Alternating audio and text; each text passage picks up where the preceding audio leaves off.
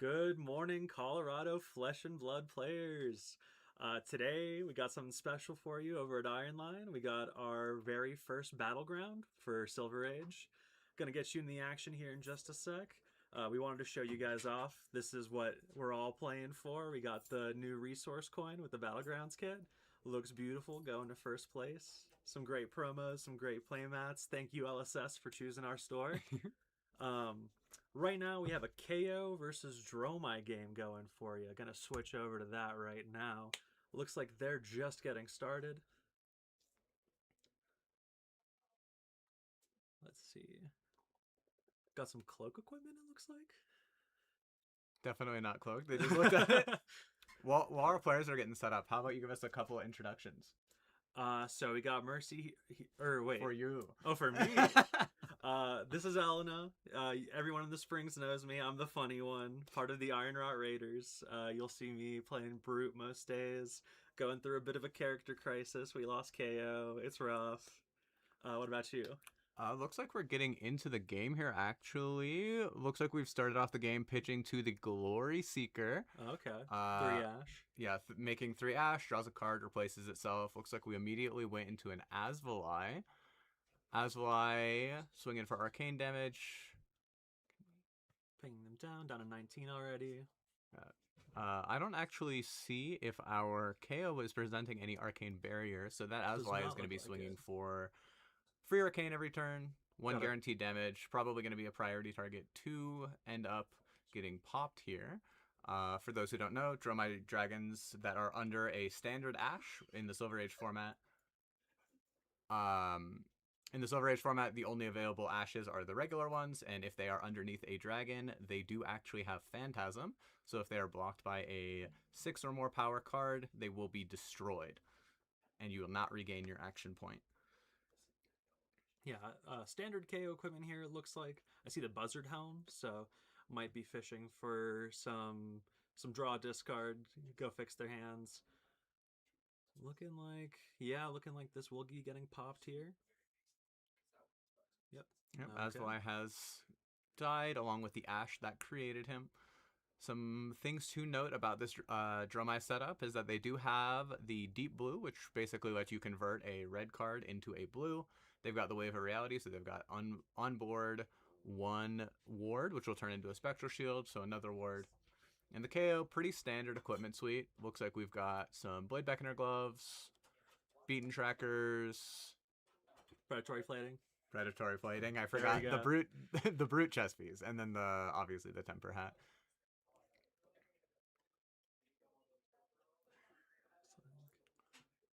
Starting off with a Wild Ride, you love to see it. Pitching what looks like a blue. Not too sure. Wild Ride is one of those classic brute cards that is definitely just gonna come in for go again, presuming this doesn't miss. As far as I'm aware, the KO deck actually can't miss with its current variation. There could be some tech in here for the Dromai matchup. There could be some forbidden tech, but nope, that looks like a Bear Hug. Looks like a Bear Hug, so KO will be making that 1 might, and Wild Ride will be getting it go again. I believe this is a... Looks like a red. 6 goes. Yeah, 6 goes, classic KO opener. Kind of exactly what they're looking to do at this early stage of the game. Put the pressure on Dromai so that she can't actually set up anything meaningful, and she has to convert her minuscule resource cards towards blocking and not just exploding. Like, we do already have Ash on board, so it will be pretty easy to just drop something like a Chromai, start sending stuff in, but yeah, that powerful start from the Dromai is going to leave these Ash on board, which is actually maybe going to give us the ability to hold on to some of these resource cards that otherwise might be forced to block in an early stage of this game. I know that most Dromai players are always looking to go first for that exact reason. We can easily convert one of these Ashes into a dragon on the follow-up turn. Looks like the Claw is the follow-up. Yep, got another blue pitch, so we are open for something like a Bear Fangs, maybe a... I don't know. Looks like took it down to 17 health. I can't actually see what card that is. Sorry about that. Something tells me it is a brute 2 for 6 though. If I had to take a guess. It could be daring. It could be a brute 2 for 7. Maybe even a 2 for 8. We'll see. Looks like all the way down to 11. Looks like it was a 6 attack. Looks like a Clash of Might. Clash of Might, yes. Pretty powerful turn from Kayo. It's actually pretty standard in this format. What he wants to be doing. Kayo is known as the big bad of the format because he has the ability to pretty effortlessly convert hands into go again, into another attack, or if on a powerful turn like that one, actually convert into a attack, a weapon, and then another attack. The crucial cards of that game plan being Buck Wild and Wild Ride, which are often pretty auto includes in this. Pitching here for a Rake the Embers. Rake the Embers, recently unbanned card. Known powerhouse in this format. Many people, myself included, are daunted by the inclusion of this card into the format. But not a fan of dragons. Not a big fan of dragons myself. I was around when Dromai was legal and classic constructed, and that card is really bad for us. It's very good for the Dromai. Looks like they're just going to be getting started off with a Chromai, actually, on that last remaining Ash. Rake the Embers converted all of the other ones to Ashwing, so we are down Ash, but the Ash that was created off of the Rake the Embers is actually going to be used... The one chosen for Dromai? For Chromai. And for those who don't know, Chromai creates an action point on attack, so this one... Insulated to poppers. While can be popped, will make it so that the Dromai can still actually resolve the rest of her turn after the fact. Somewhat curious on the decision to swing Chromite this early, oftentimes Dromai players will leave it towards later on in the combat chain as a way to sort of insulate it from getting popped. Mercy looks like she's, hopefully for her sake, holding on to a hand with at least one popper. Kayo I do see a Buckwild. looks I'm like not sure Bare what color. Fangs. Bare Fangs. Yeah, I can't block with that one, unfortunately. That is something that Mercy will have to look out for. A lot of the sixes in this deck don't block, so sometimes you'll just end up with a bunch of blue fives in hand. And the pearls aren't even able to be put on the combat chain to defend without a card that forcefully moves it, which I'm not sure if there is any in the Silver Age format. That's actually played, at least. Dromai is not playing too many Pulse Wave Harpoons, I don't believe. Looks like Mercy doesn't have an easy decision on this block. Looks like there might be just too many pearls in this hand to get rid of this Dromai, or maybe she's only got the one popper and she is thinking about saving it for a later dragon down the line. I mean, we do only have 6 damage to worry about on board currently. Okay, it looks like we're getting a blue, red, yellow Buckwild. Yep. Looks like it was enough to pop it, so we do still have an action point. Additional action point being used to swing the Ashwing with the Storm of Shandakai weapon. Because she has resolved a red card with that Rake the Embers, she does gain the ability to swing with all of her weapons for 0, and they all do have go again. So if Mercy does not pop this, it is minimum 2 Ashwings after this. Chromite is dead, though, which is a future threat removed from the board. Looks like she was debating the beaten trackers here. Yep, we could be seeing a pop-off turn here. Even something like a Bare Fangs into any other 7 or 8 in the deck would be pretty good. Even with the Buckwild actually on the arena, she might still just have enough damage to send another threatening turn, maybe another attack into another attack, or attack into a weapon. She's got to threaten that Dromai life total. Otherwise, she might be in trouble. Life total is 18 to 11 currently. She's got a bit of a life buffer. Obviously, Kayo is a deck that does really well when you just keep a 4-card hand and send face. 11 is a dangerous life total to be at in this format against him. Yeah, Mercy looks like Mercy is saying to make sure to properly represent that the my token is popping and the Ashwings are not tapped. The High Seas set did add tapping as a mechanic to the game of Flesh and Blood, so while it may often be shorthand, I think she was just making sure that there was some clarity on the board state. Might is active. Looks like she is pitching to send that Bare Fangs that was kind of the bane of her last hand, not being able to pop. We'll see what she draws here. Could always just be another blue, send Claw. Could be a run roughshod in hand currently. Trying to do a 3-card 13? Random discard, rolling for it. Discarding. Looks like a Pound Town. Coming in for that classic Bare Fangs number. I believe this is coming in for 7 off of a yellow Bare Fangs. Yellow Bare Fangs? Or maybe this is 8 off of the Might. A little bit hard to see currently. We're going to need to clarify with bigger dice in the following round. Yeah, we're getting some chunky boys out there soon. Yeah. Looks like Dromai is inclined to block. I saw a Snatch in the hand, which is not usually what the Dromai is looking to keep because they need that go again on the red card in order to swing with their dragons. Looks like it is being kept in the hand along with another card, presumed red. Going down to 7. All right. Wow, 7 very fast. Quick block. Oh, 8? Okay.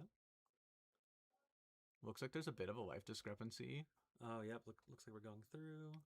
Is that a sand cover? Hard to tell. Hard to tell. Looks like we're settling for 18 to 8. I don't see a judge call being made. Yeah, we're just going to Arsenal and pass. Yep, 18 to 8. Pretty good spot as the KO just took 2 cards out of the Dromai's hand. 2 cards to send back. One of them being a Snatch, it looks like. Yeah, looks like a little hard to see. Pitching for... Oh, this is the... Oh, looks like a... Something with the deck?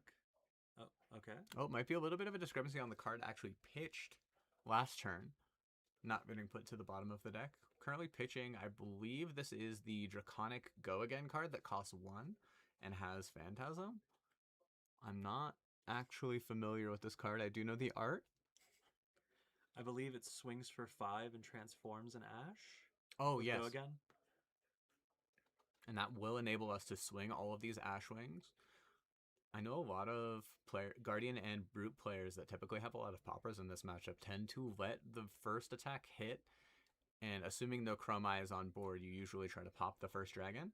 Just end the turn right then and Yeah, there. just try to end the turn, eat the little bit of damage, and send back your powerful counterattack. With Dromai already on the ropes, it looks like Mercy might be trying to conserve some cards, but also I see a respect. Bluster buff. We do have an Arsenal. Blocks with a Bear Hug. Looks like a Wind Up in hand as well. A lot of blues. We're wondering what Mercy's Arsenal is here. That's definitely going to be how this turn comes together, it looks like. Somewhat hard to see on the Arsenal there, but looks like she's more inclined to play defensively. I think if it is actually one of those... Is that a Mighty Wind-Up? Less powerful on a crackback turn. Can still get you the discard needed to get Claw Go Again, so you can at least go 2 wide. I mean, Carlos is getting low enough here, down at 8, where just blocking and sending a 2-card 7, 2-card 8 is going to be doing a lot of work. Yes, absolutely. It looks like this... Oh, we're getting the Buzzard Helm in here. This Ashwing is actually getting a lot of thought. It makes me wonder if Mercy is looking for one of those turns that she's just going to pop all of her equipment. Yeah, so she'll be drawing a card and discarding at random off that Buzzard Helm. No, not your typical Knucklehead setup, but... Trying to fix that hand of blues, I think. Maybe see if she has a stronger offensive attack on the upcoming turn. Looks like we lost the wind up. Which is probably good here. We were seeing a lot of blues. I believe it was either a blue or yellow wind up. We still have the Bluster buff. Oh, looks like we got a Buckwild off that. Okay, so we do have some Go Again for this turn. That may have significantly increased the power level of Mercy's turn. For those unfamiliar, Buckwild is a attack action card that gains Go Again if you have a attack with 6 or more power in your pitch zone. Yep, we're seeing the Predatory Plating get blocked, or maybe not.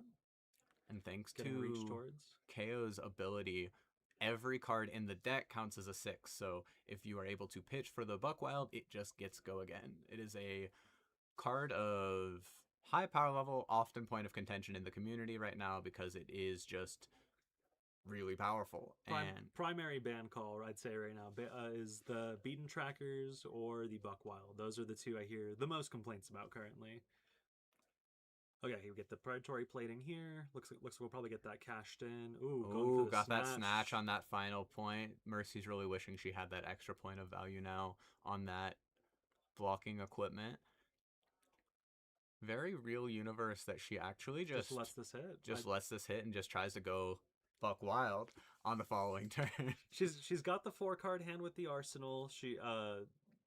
Dromai is at 8. There are there's a lot of 2 blocks in this Dromai deck. There could be a case for just letting this hit, giving them an Arsenal, and just sending across another 18 damage, ideally, on a good turn. Looks like that is exactly what the call is. Snatch hitting draws a card for the Dromai.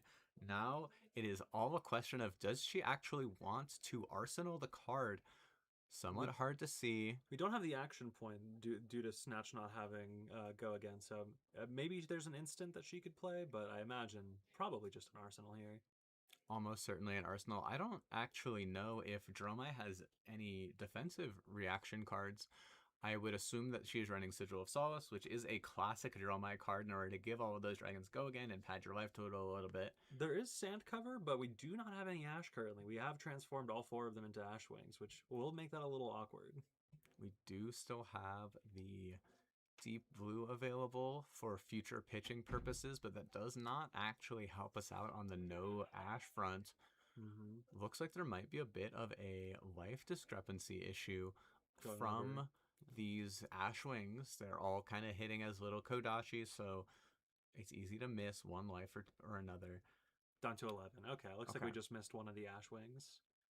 11 plays 8.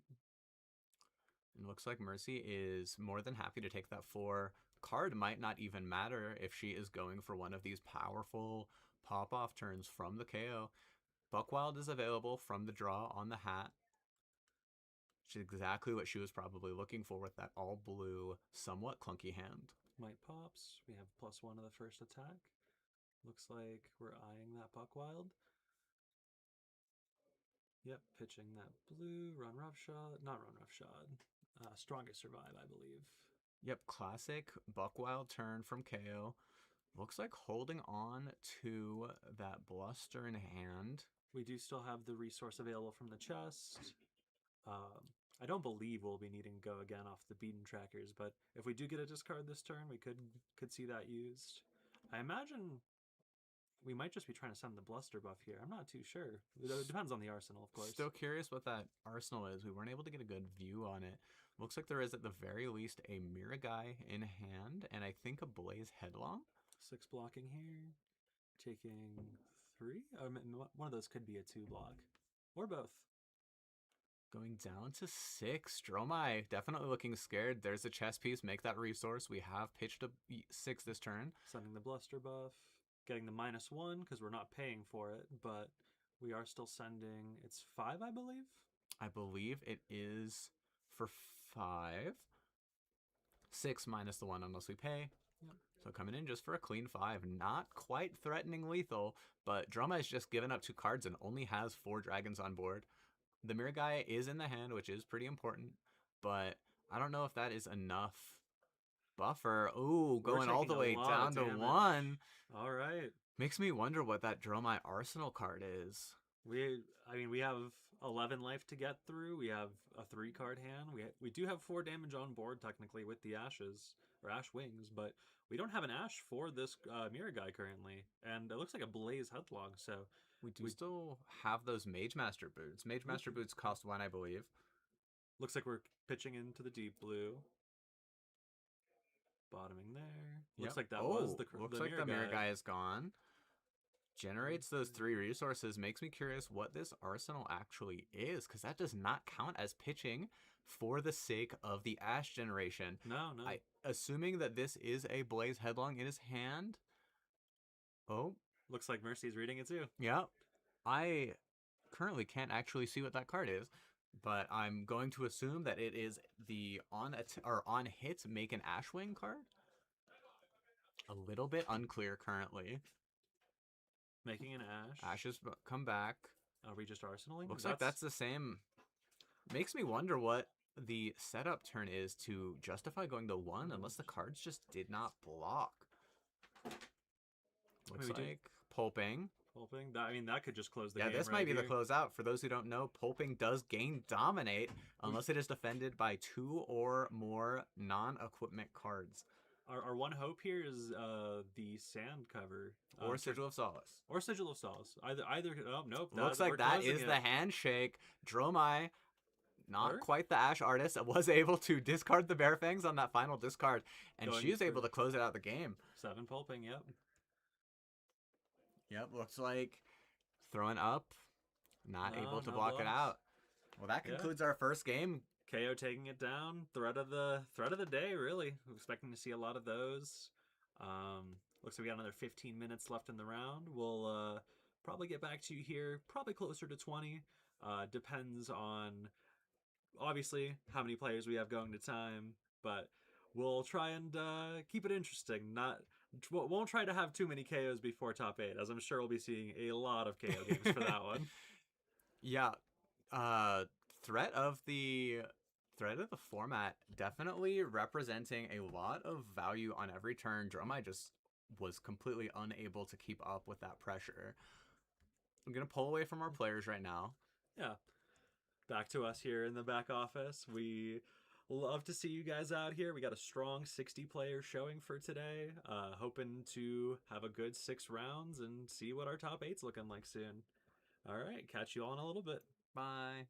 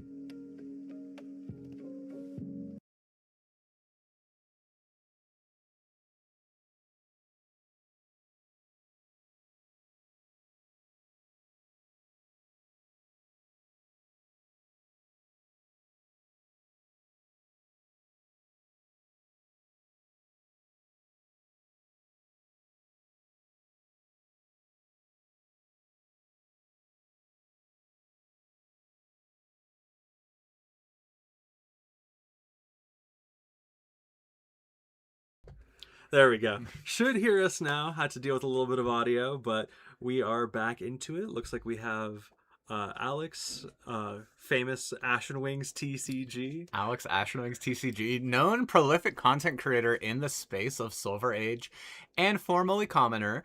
I think that he has been as the hanging up his Commoner pedigree as Silver Age has become more of a supported actual literal format. I know that he actually was one of the pioneers of the scene for the event. He was sent one of those kits from LSS as a thank you, and he is here to represent. He is already 1-0 on Ira, who Our I know most represented hero today. most represented hero today. Kind of a smooth bread and butter character. Always kind of a favorite too. First hero of Flesh and Blood. My personal first hero I ever played in the game of Flesh and Blood. And while I'm talking about my own Flesh and Blood experience, I realized I didn't say who I was in the first one. Hello, I'm Saren Robertson. I am a Denver-based Fab player, guest commentating here at Iron Lion in Colorado Springs. Full disclosure, Alex is a personal friend of mine. I threw him on stream because he told me he didn't want to. And forcefully throwing him into Icelander of all heroes too. Joe Parker also rocking that 1-0 start. Looks like we are still in the sideboarding phase. Our timer is going. And what do you think we're going to see from this matchup? I'm not too sure. I'm not sure what kind of list Alex is on. I'm not sure if we're going the more fatiguey route that I know a lot of them have been going for to help deal with Kayo, or if we're trying to get a little bit more aggressive for this Icelander matchup. I think we'll see a lot of Frostbite tokens.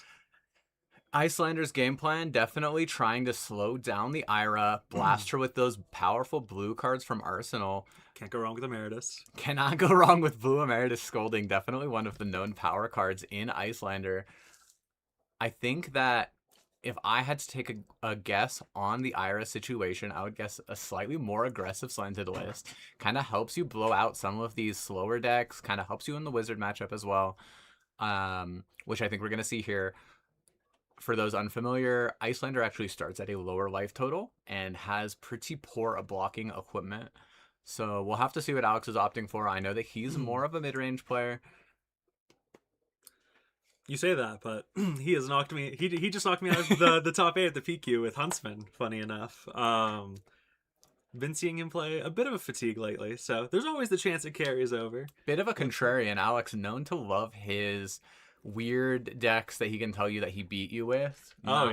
Not very popular mainstream hero, and he's actually been practicing Rhino recently, which is the most mainstream hero you could ask for. One of the most played decks on Talishar. Picking up the torch for Eugene, actually getting really mad that claws are not legal anymore. Looks like we are going into the game. No surprises from this setup on the equipment. Got 2 Kodachis. Got our looks like Crucible. Looks like Crucible, Blade Beckoner, Spellfire, and is that Bunkerbeard? I think that is a Bunkerbeard, yeah. That is exciting. That should shore up some of the blocking issues this deck has, that's for sure. Could you remind us what Bunkerbeard does? If I remember right, it's a one-time use equipment. You destroy it to block with the card out of your arsenal, regardless of whether it's a D-React or not. Speaking from last game, that actually can pop cards from your arsenal. Obviously, Kayo does have generally better equipment to utilize for that, but still kind of a funny interaction either way. Looks like Ira is just doing the classic Kodachi thing. For those unfamiliar with Ira's hero text, she actually says your second attack each turn gains +1 power. So attacks, not attack action cards, Kodachis do count for this. Pretty classic Ira lines. Generally lead with Kodachi into another powerful attack that wants to be buffed, or ending with a chain ender that has no reason to be buffed up on power. Kind of force your opponent into blocking inefficiently. Most cards in Flesh and Blood actually block 3, so blocking 3 on a 1 or a 2 loses you part of the value, which you could block on something like this red Bittering Thorns that is not hitting the chain. Going for 4. We did see the Blade Beckoner got grabbed 4 there. That is going to be a good choice of armor to help cover up these 2 damage Kodachis whenever they come through. It's more just a question of when we'll see them. Ideally, you're trying to buff one of your on-hits, but getting the cards out of hand here, I mean, probably going to see Gonna see armor blocked with here, or these last two cards out of Icelander's hand. This Bittering Thorns often represents a pretty interesting conundrum with the on hit of your next attack will gain +1. Looks like it got absorbed in Aether. 1 cost blocks your next arcane damage is increased by 2, but it looks like we are just blocking out. As this is turn 0, you will draw up at the end of your turn. We do strip the whole hand and get an arsenal. Spellfire nice. Cloak also down to pay for that Absorbent Aether, notably does cost 1 in exchange for its power, in the sense of it being a 4 block. That also increases your arcane damage. We are over to Icelander. Looking like a pretty... I see a Fandle's Fighting Spirit in the hand. Is that a blizzard? Looks like that is a blizzard, which will force Alex to discard unless he pitches 2 resource cards. Or 1 resource card, pardon. Yeah, I believe it's a blue blizzard. Alex just showing his equipment. The Spell Void Helm. Spell Void Helmet. Or is it the Phi deck? The new compendium hat that does enable you to spell void based on how many active chain links you have. So can it quickly enable yourself to spell void 3 or higher if you're on that Kodachi into an attack. So expect Icelander to play out these instant speed spells on an earlier chain to avoid walking straight into the Spell Void Helmet. Looks like we're going just with a classic Bull-Lander Icelander attack. Fandle's Fighting Spirit. We are down on life, so that is active. We are going back up to 19. Yeah, like I had mentioned before, Icelander actually starts lower health, so the downside of Fandle's Fighting Spirit is that it is only gaining that life on the... when you attack low. Looks like we've got a Tiger Eye Reflex. Actually, a favorite card of mine. Has the ambush keyword. The only keyword in the game that lets you block with a non-defense reaction card from your arsenal. And this does have the 3 block and the text, when this defends, create a Crouching Tiger in your banished zone. I'm you sure may you play it this turn. A lot of these while playing Zen back in the day. I am a known Zen enthusiast. Good time Tiger Eye Reflex can actually just turn on a lot of things. Looks like Alex went down to 18 on that attack, which enables the Scar for a Scar. Actually, reverse effect of the Fandle's Fighting Spirit. This gains go again if we are lower on life. And now that we're at 18 to 19, we've got that powerful go again. On the horizon, blocking for 4. One of the best block cards in the format right now, really. In the absence of Sink Below and Fate Foreseen as the kind of staple defensive cards in this format, On the Horizon is actually a pretty important card in this format, just presenting a 1 card, 4 block, no cost. It does have a other text, not the most relevant in the world. It says you can look at the top card of your deck. Looks like that Tiger Eye Reflex Tiger is coming in for 1 off of Ira's ability, going from 0 to +1. Still has that ephemeral. Gets the Blade Beckoner here. Interesting. Gets that Blade Beckoner.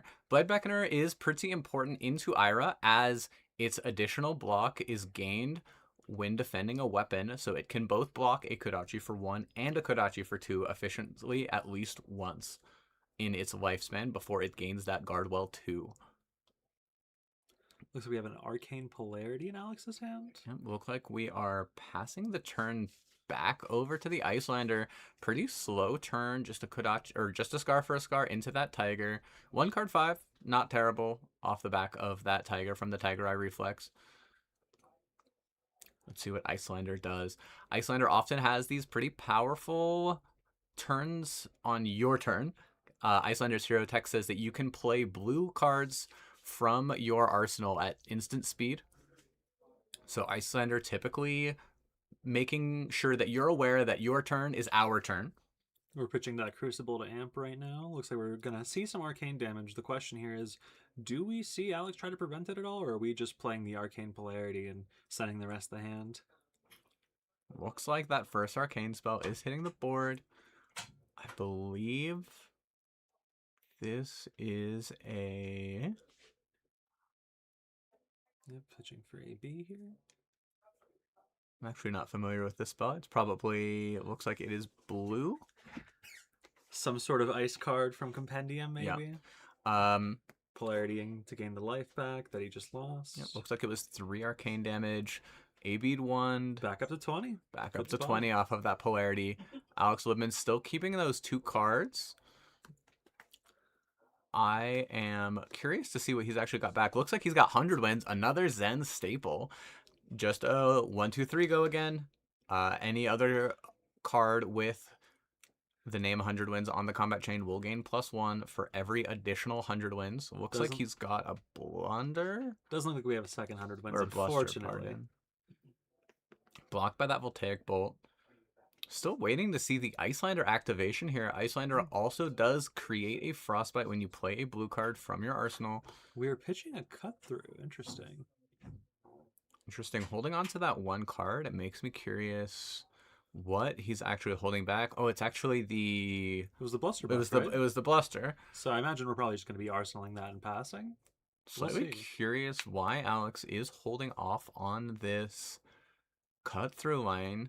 Maybe he just assumes it's going to get blocked out and then it won't have any text. Or maybe he's saving it for a late game pitch stack. We do still have Blade Beckoner Gauntlets and Boots able to block 2 on that Kodachi. So probably just good to play around it for now. Looks like the answer was no blocks. Alex arsenals that pretty important card for the Ira line. As I had mentioned last game, it's pretty common for Iras to go Kodachi into that bluster because it loses a power that it regains from Ira's ability. So pretty easy 1-2 line from Ira. Looks like we're just getting that red Voltaic Bolt thrown back at us. I believe that represents 5 arcane.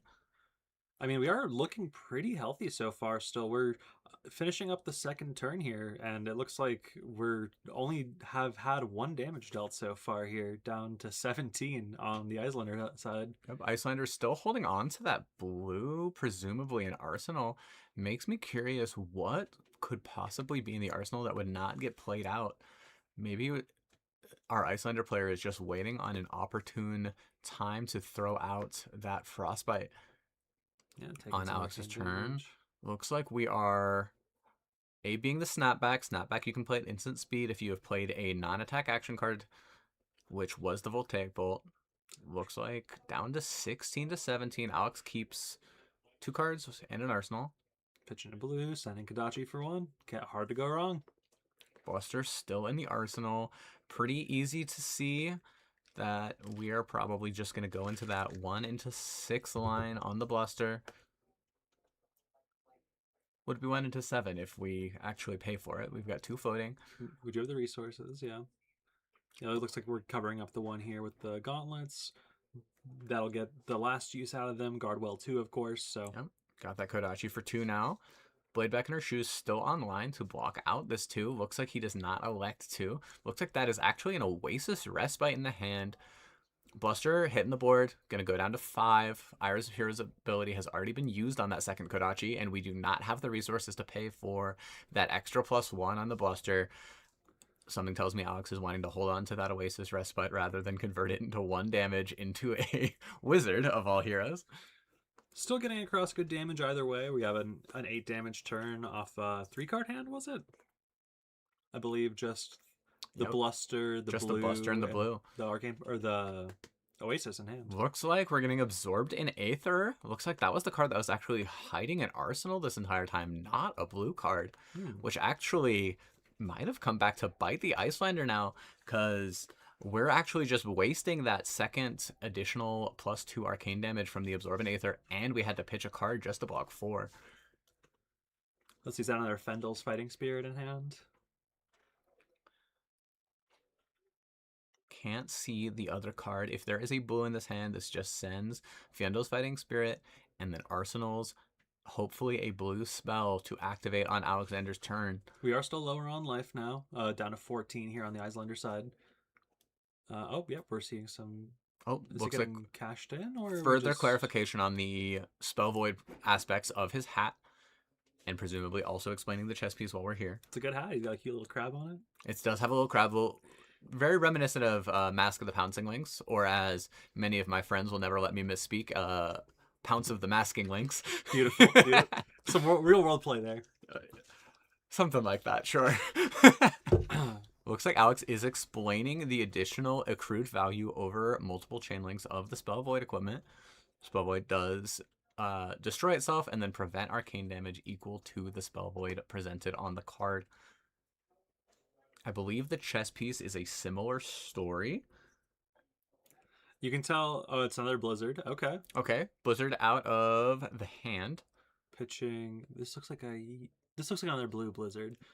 So we're Yep, pitching. looks like FFS, Fyendal's Fighting Spirit, shorthand, coming out of the hand, gaining that life because we are lower, swinging for a big 7. How will Ira respond? Looks like we actually have the second Oasis Respite in hand. That's not really what you want to see when physical damage is being thrown at you. Looks like the Tearing Shuko and the Pouncing Paws are being cashed in on defense, along with a Key Unleashed. Very powerful Chain Ender if we do have that Crouching Tiger in our hand. I don't know, Sarah. Me personally, I think I'd be a big fan of letting FFS hit. Looks like Alex also agreed with you because he took 2 damage down to 14. Could have another Scar for a Scar in hand. Let's see. Looks like cut Pitching through another getting cut through. pitched towards that Kodachi, just converting it into 1.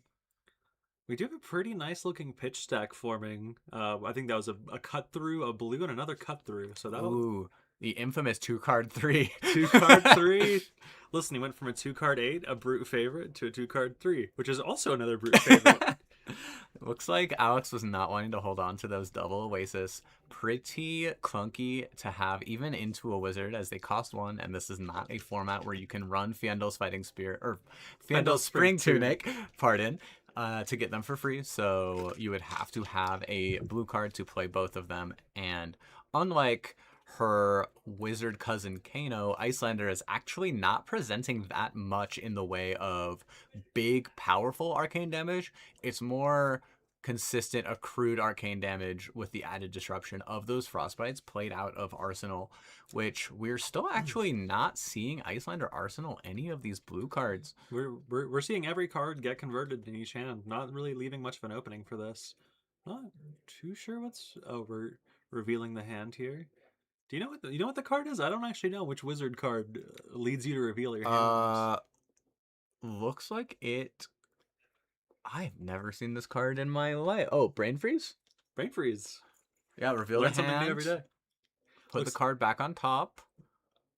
Crucible getting pitched. And Arsenal just filtering that with the Crucible. Looks like that was also maybe an Oasis Respite. Looks like we've got the other...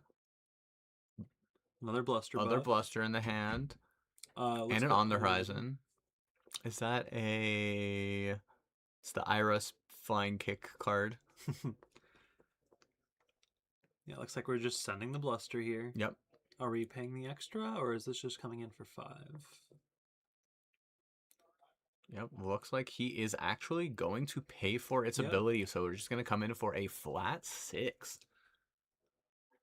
Pretty powerful that we're able to convert our cards on defense. Alex showing that he's got no hands, which crucially leads you to believe that he has no arcane barrier either. So this might open us up for a spell from the arsenal. Yeah, we only have Spell Void 1 Chain Link, so... First of the game, maybe Arsenal spell. Let Icelander really tell the Ira, like, hey, our turn. Looks like we're just blocking. We're seeing the Arsenal picked up. Do we see that is an played? Ace Eternal from the hand. Now, remind me what Ice Eternal does. I remember that's one of the power cards, It right? is the main win condition of the Icelander deck, actually. It is a XX that makes X frostbites and then deals damage based on how many frostbites your opponent controls. So seeing that blocked with here is pretty big. Yes, massive for Alex. Looks like he actually got away without the arsenal getting cashed in. It makes me wonder what kinds of cards we are arsenaling here. I wonder if they're more defensive cards like the Absorbent Aether that we actually saw in the arsenal before. The external block is interesting too, because we do still have the rest of the hand. I mean, It must be a great turn to send back if that's what we're blocking with. Yeah, I wonder what... Looks like we've got at least a Voltaic Bolt in hand. From what I can see, our hand cams aren't actually set up the best. Unfortunately, I don't actually have a good read on what is in our Icelander player's hand. But it looks like there is some... Maybe a question with the table judge about what card is in our arsenal and what time we are able to play it. Maybe we skipped over the priority of Alex actually ending his turn, not properly allowing the Icelander to play out their spell from Arsenal. Might be what we're trying to revert to right now. End of Alex's turn, maybe. I see his hand is face down, so. Yep. Looks like it is another one of those ice spells from Arsenal. Icelander being activated for the first time this game out of Arsenal. Pitching in a Crucible. No, maybe not. No, oh. Looks like we are still... Maybe the judge ruled that he's actually unable to play out this card from Arsenal at the end of Alex's turn, as the priority window has already been passed back. I'm not too sure. We have Alex's head in his hands. Well, it looks like he might be having a morality crisis here, allowing this to not be run back. Obviously, unclear on that being the case. It looks like we are sending a Frostbolt, Ice Fuse. This makes a Frostbite when it deals arcane damage. Is that correct? I believe so. I believe the red version is coming in for 3 or maybe 4. Pitching to AB. Oasis Respite. Oasis. That is just going to cleanly cover up that arcane damage. No life gain due to not being higher up, but still, 4 damage covered. Yep, and the AB1 looks like that has fully covered up this damage. Looks like it was 5 arcane. No Frostbite being made for Alexander Lippman on the Ira. No action point available for this Icelander. Makes me wonder if they are kicking themselves for not resolving that at instant speed at the end of their next turn. Looks like they're just going to have to take an intellect penalty and draw up 1 less card, seen on the horizon in the hand. At least we're blocking. At least we're blocking. Staying alive, pretty important in the Ira. You don't want to get put into a thing called the Kodachi lock, where you are actually put at a low enough life total that you have to just give half your hand just to the Kodachis every turn. So blocking is pretty important. Looks like that is an up sticks and run being resolved, which will give your next dagger attack, Kodachis or daggers, +4, with the ability to retrieve, which we currently are still locked and loaded with 2 Kodachis, so we're not needing to retrieve. There's the first Icelander activation of the game. For real this time. We got a Frostbite token coming in to make this a little more awkward to swing that first Kodachi. Yep. Looks like we are ABing 1. Taking 2. That 3 arcane coming through. Icelander, as I said earlier, makes a Frostbite when you play a card out of Arsenal. Looks like that is going to get swiftly paid by this Soulbead Strike getting put into the pitch zone. Paying 2 to that Kodachi. Kodachi will be for 5 from that upsticks +4 buff. 1 card in hand. We do have to go again because the Azuro was pitched here. We'll see if we see that card cashed in or if this is just going to be 5 and an Arsenal.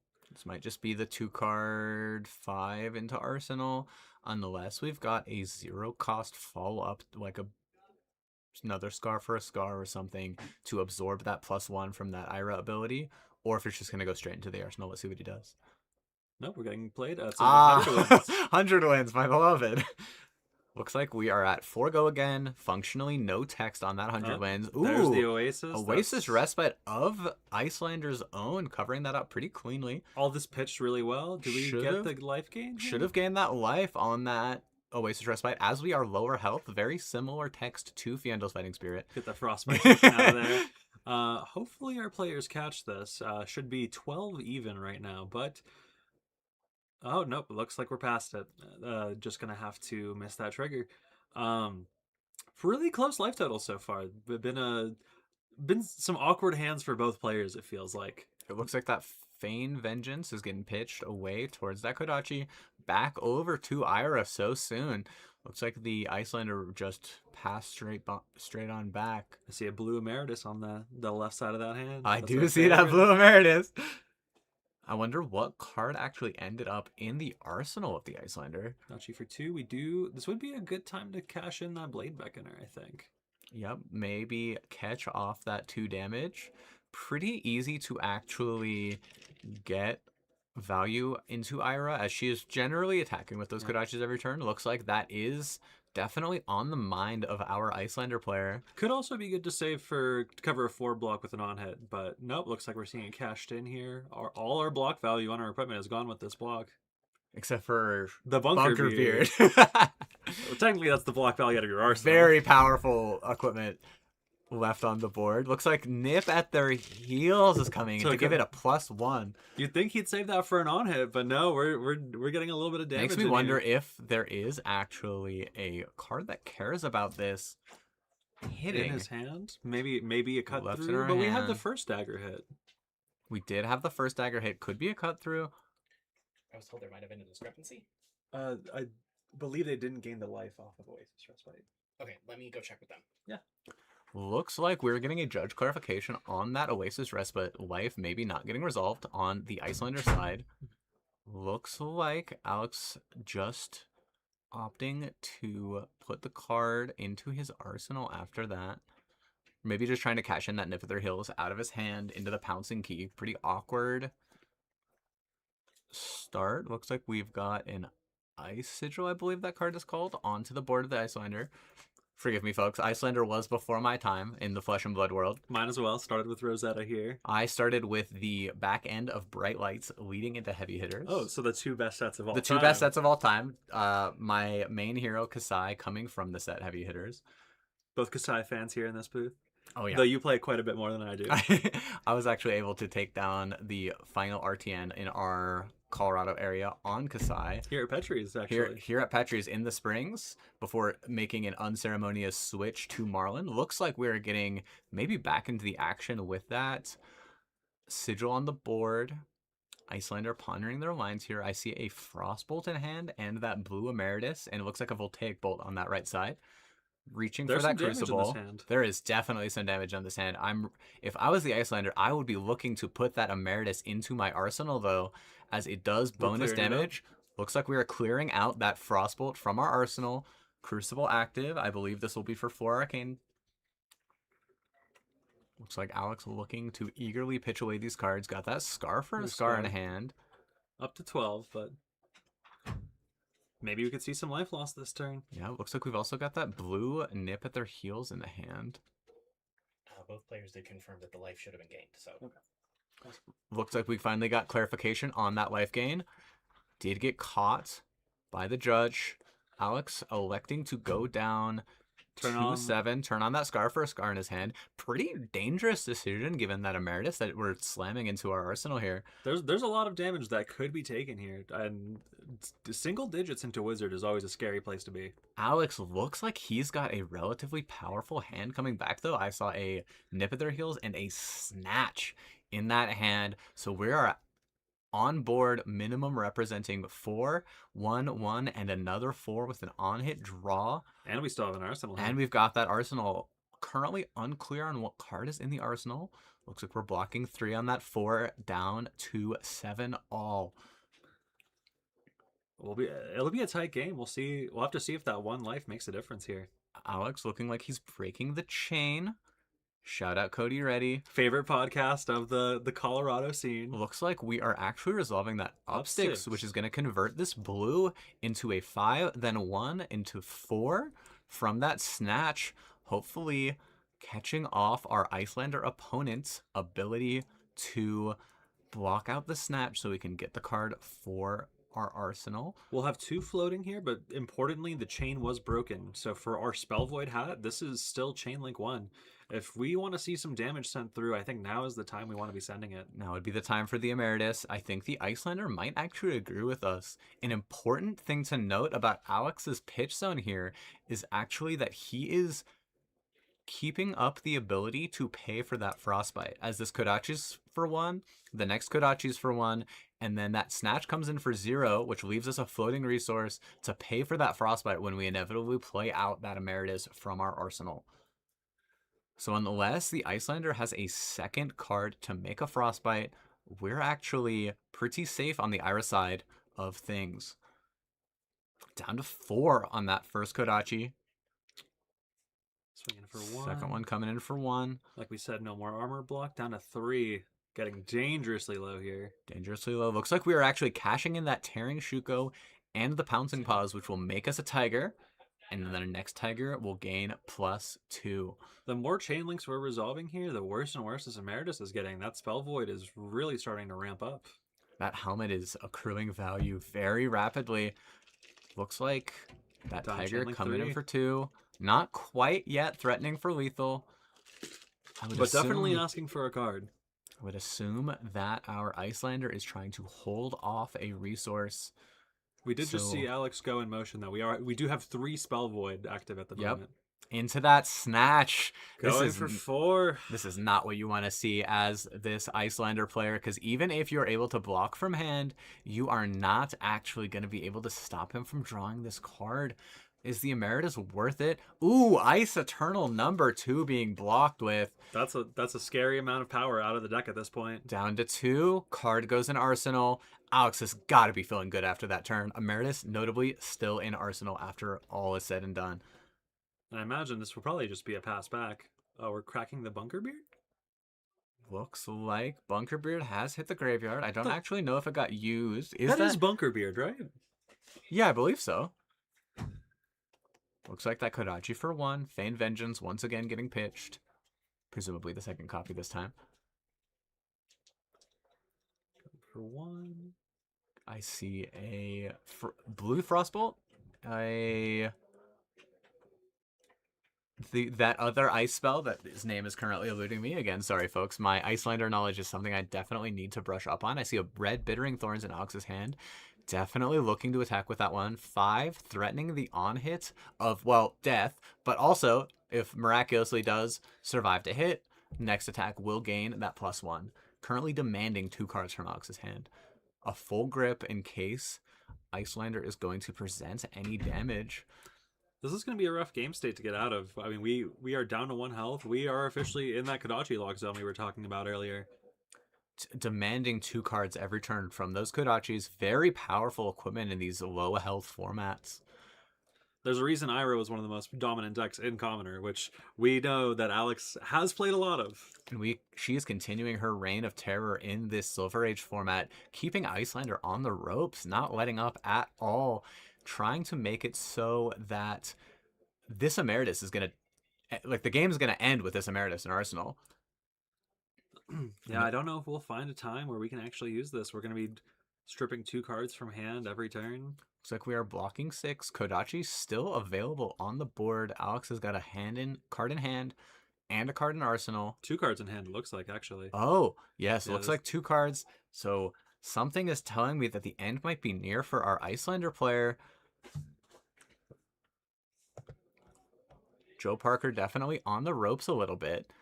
Getting put into that classic Flesh and Blood experience of Kodachi's just putting you down. 1 card left in hand. We see On the Horizon pitched. Yep, looks like that is a take the tempo. Hitting the combat chain. 5 on hit, go again, but something tells me that go again is not going to be enough, and the fist bump is called. And Alex Libman is your winner for this game, going up to that 2-0 bracket, making that YouTube audience proud. Alex Ashenwings TCG pulling through despite the valiant effort from Joe Parker on Icelander. And now I know we were saying that Kayo is the boogeyman of this format right now, but actually one more Ira player than there are Kayos here. I mean, the Colorado is notorious for being full of ninja players. We are also definitely known for being a state full of contrarians. Many of us would rather play the deck that beats the best deck than the best deck, unless we're talking about Aurora. Oh, yeah. Everyone jumped up on that bandwagon here. Well, yeah, we'll be going to a short break here before our next round. Keep in touch. Hopefully, should be able to get some more decks that aren't Ira and KO on here. We'll see, though. Yep. I'm imagining a lot of that today. Great showing from our content creator, and we'll see you after a short break. Thanks for sticking with us. Stay tuned. Cool.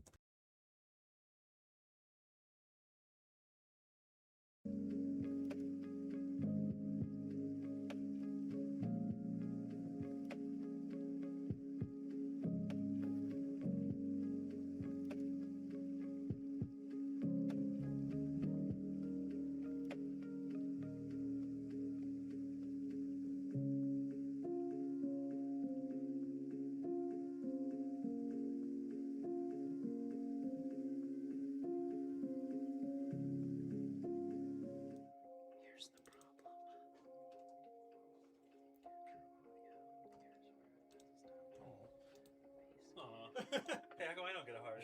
She sent me this. Yeah! Amazing. Oh, I love that. Okay. She said, "Yeah, let's go, Alex." Let me pop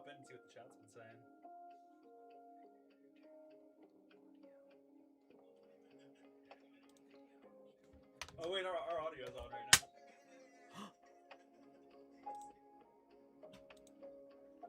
So the audio is still playing.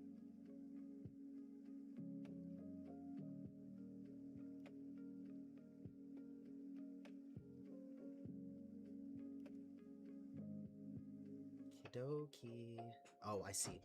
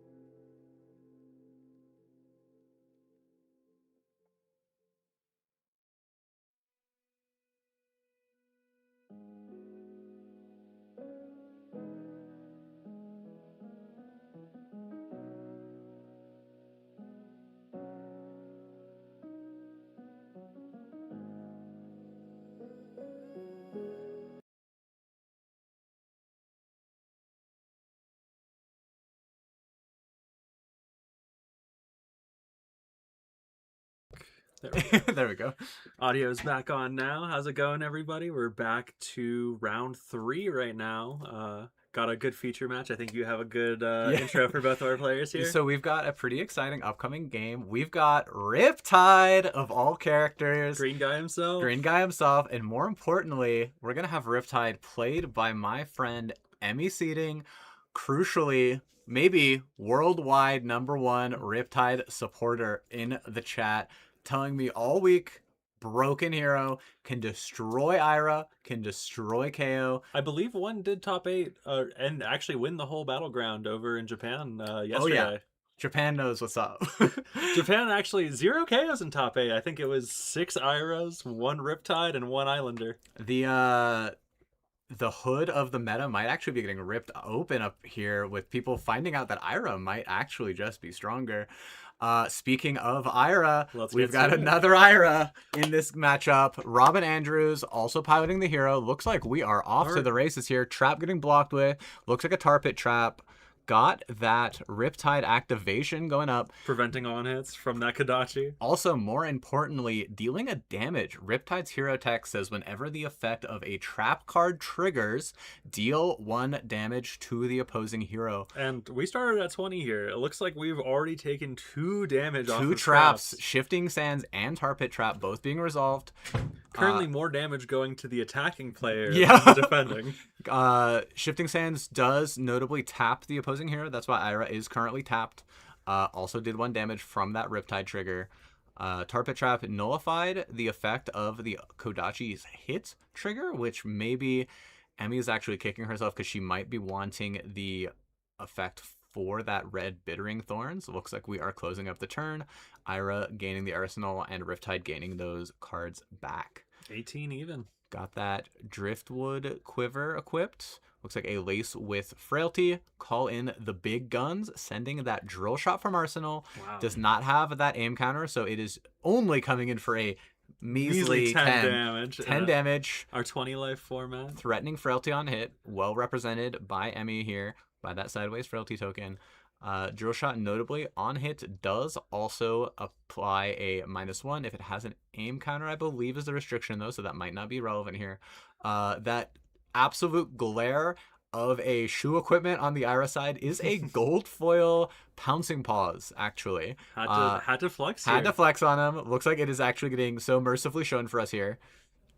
Looks like the Tearing Shuko is also getting defended with a Ooh, Legacy of wax on. Akaro and a Wax On. Wax On notably, when it defends a 0-cost attack, it gains +3 defense, so it blocks for 5.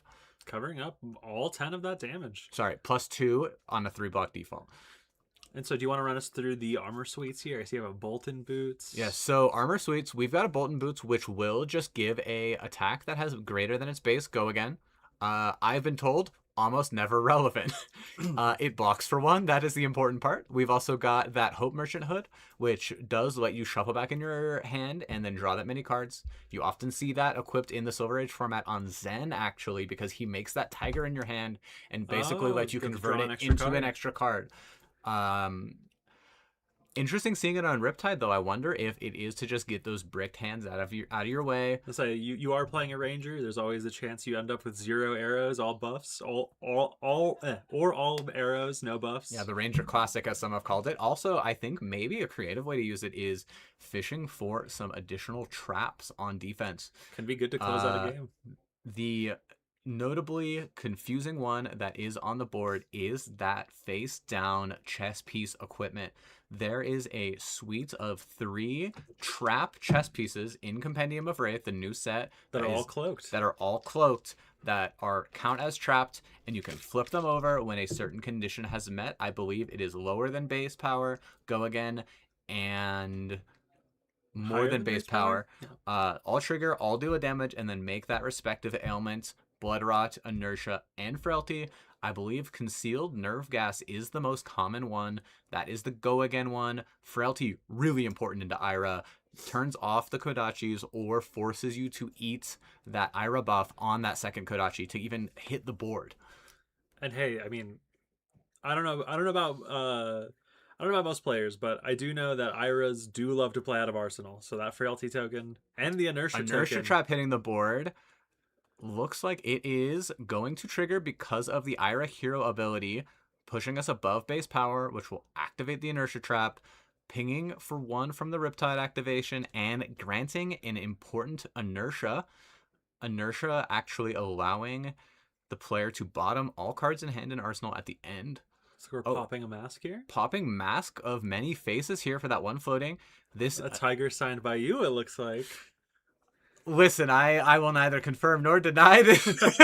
Yeah, so signed by me when Zen LL'd. Pretty much everyone in the Fab community was given a tiger from me to say something about, or they gave me a tiger to sign to talk about Zen when he was passing away, rest in peace. And I gave them one back about something I liked about them. You did give me a green tiger. I don't remember the exact card, but you know, brute love here. I believe this one says playing Prism is unlucky, but keep at it. For Robin Andrews, our known local Prism enthusiast, actually just day 2'd calling Memphis. And won a PQ with Prism. And won a PQ with Prism, directly responsible for my descent into playing Marlin. I told her before our event ended there, hey, if you win this event, I will play Marlin at the next PQ. And now I'm addicted. Like, I can't help but love heroes that play blue cards. Looks like this was Life the Party we used Mask of Many Faces to name the tiger Crazy Brew, which Wow. actually enabled us to get every single mode of that Life of the Party. So we've got the Dominate, the Plus, and the Go Again. We're seeing some tech here today. Definitely some interesting tech. As much as I would love to see Crazy Brew actually in the list, typically this is an archetype of Ira known as Life of the Party Ira. Oh, that dry powder shot's coming. Dry in. powder shot coming in for 8 off of that Lace with Inertia, threatening that same Inertia token. I mean, keeping Ira off an arsenal. I mean, that's where you want to be in this game, I think. 5-card Ira hands are very scary, so... Something that is worth noting about Riptide is unlike some of these heroes that have powerful weapons, Riptide has a finite amount of threats in their deck, a finite threat density that if you opt to play defensively rather than offensively, you can often run Riptide out of threats in deck and force them to rely on the damage from their traps triggering in order for you to kill them. So it might be a valid strategy for our Ira player to actually Go for fatigue. play for slow, block out 3 cards every turn, maybe 2, It may- and then play out those Kodachis, 1 and 2 into pass. It may be a little hard. We are already seeing all of the armor gone for this Ira, so we're stuck blocking with what we have in hand, and I'm seeing a lot of 2s in that bottom left corner. Yeah, got a lot of resources used just for 4 damage. Riptide obviously starts at 19 for some reason. It's like he got trapped initially walking into the arena. Looks like we're electing to just take that damage, which definitely denotes to Emmy that Robin is looking to send an aggressive, powerful hand this turn. We're racing. We are in racing mode. 8 health, not a place you want to be into Riptide, though. Those traps can get you really low really quickly. There's a non-zero chance that there's 8 traps left in the deck. We could just see our 8 damage be dealt, by blocking alone. Ira in a tough position here. Inertia is showing us that we are looking to convert this entire hand on offense. We got that Scar for a Scar, and I'm thinking a blue. No, looks like that cut through is actually just getting pitched on offense, so sending in a crisp 5 damage. Again, retrieve not super relevant, mostly just being used as an action speed +4 for our dagger. We're not seeing a lot of flicks in this format. Not a lot of flick knives, danger digits, only once per game. I think Tearing Shuko is a little bit stronger than that. Just a little bit. Got that Frailty Trap hitting the board. Shutting off that second Kodachi. Yeah, interesting thing about the Frailty Trap is when it defends an attack with Go Again, you will make a Frailty, which will make it so that your weapon attacks and your cards from Arsenal do not, or gain -1. Apologies. And so clean cover up. We are now sending Sound the Alarm for 6, which I believe you search the opponent's hand. And if they have a reaction, I believe You search your deck and put one of your own on top of the deck. Yeah, I remember this card getting a lot of attention back when Needle's Ira was around for a whole week before getting banned. Oh, Zephyr Needle, what a card. Looks like that is a hamstring shot. Going for the block, taking 3 damage after.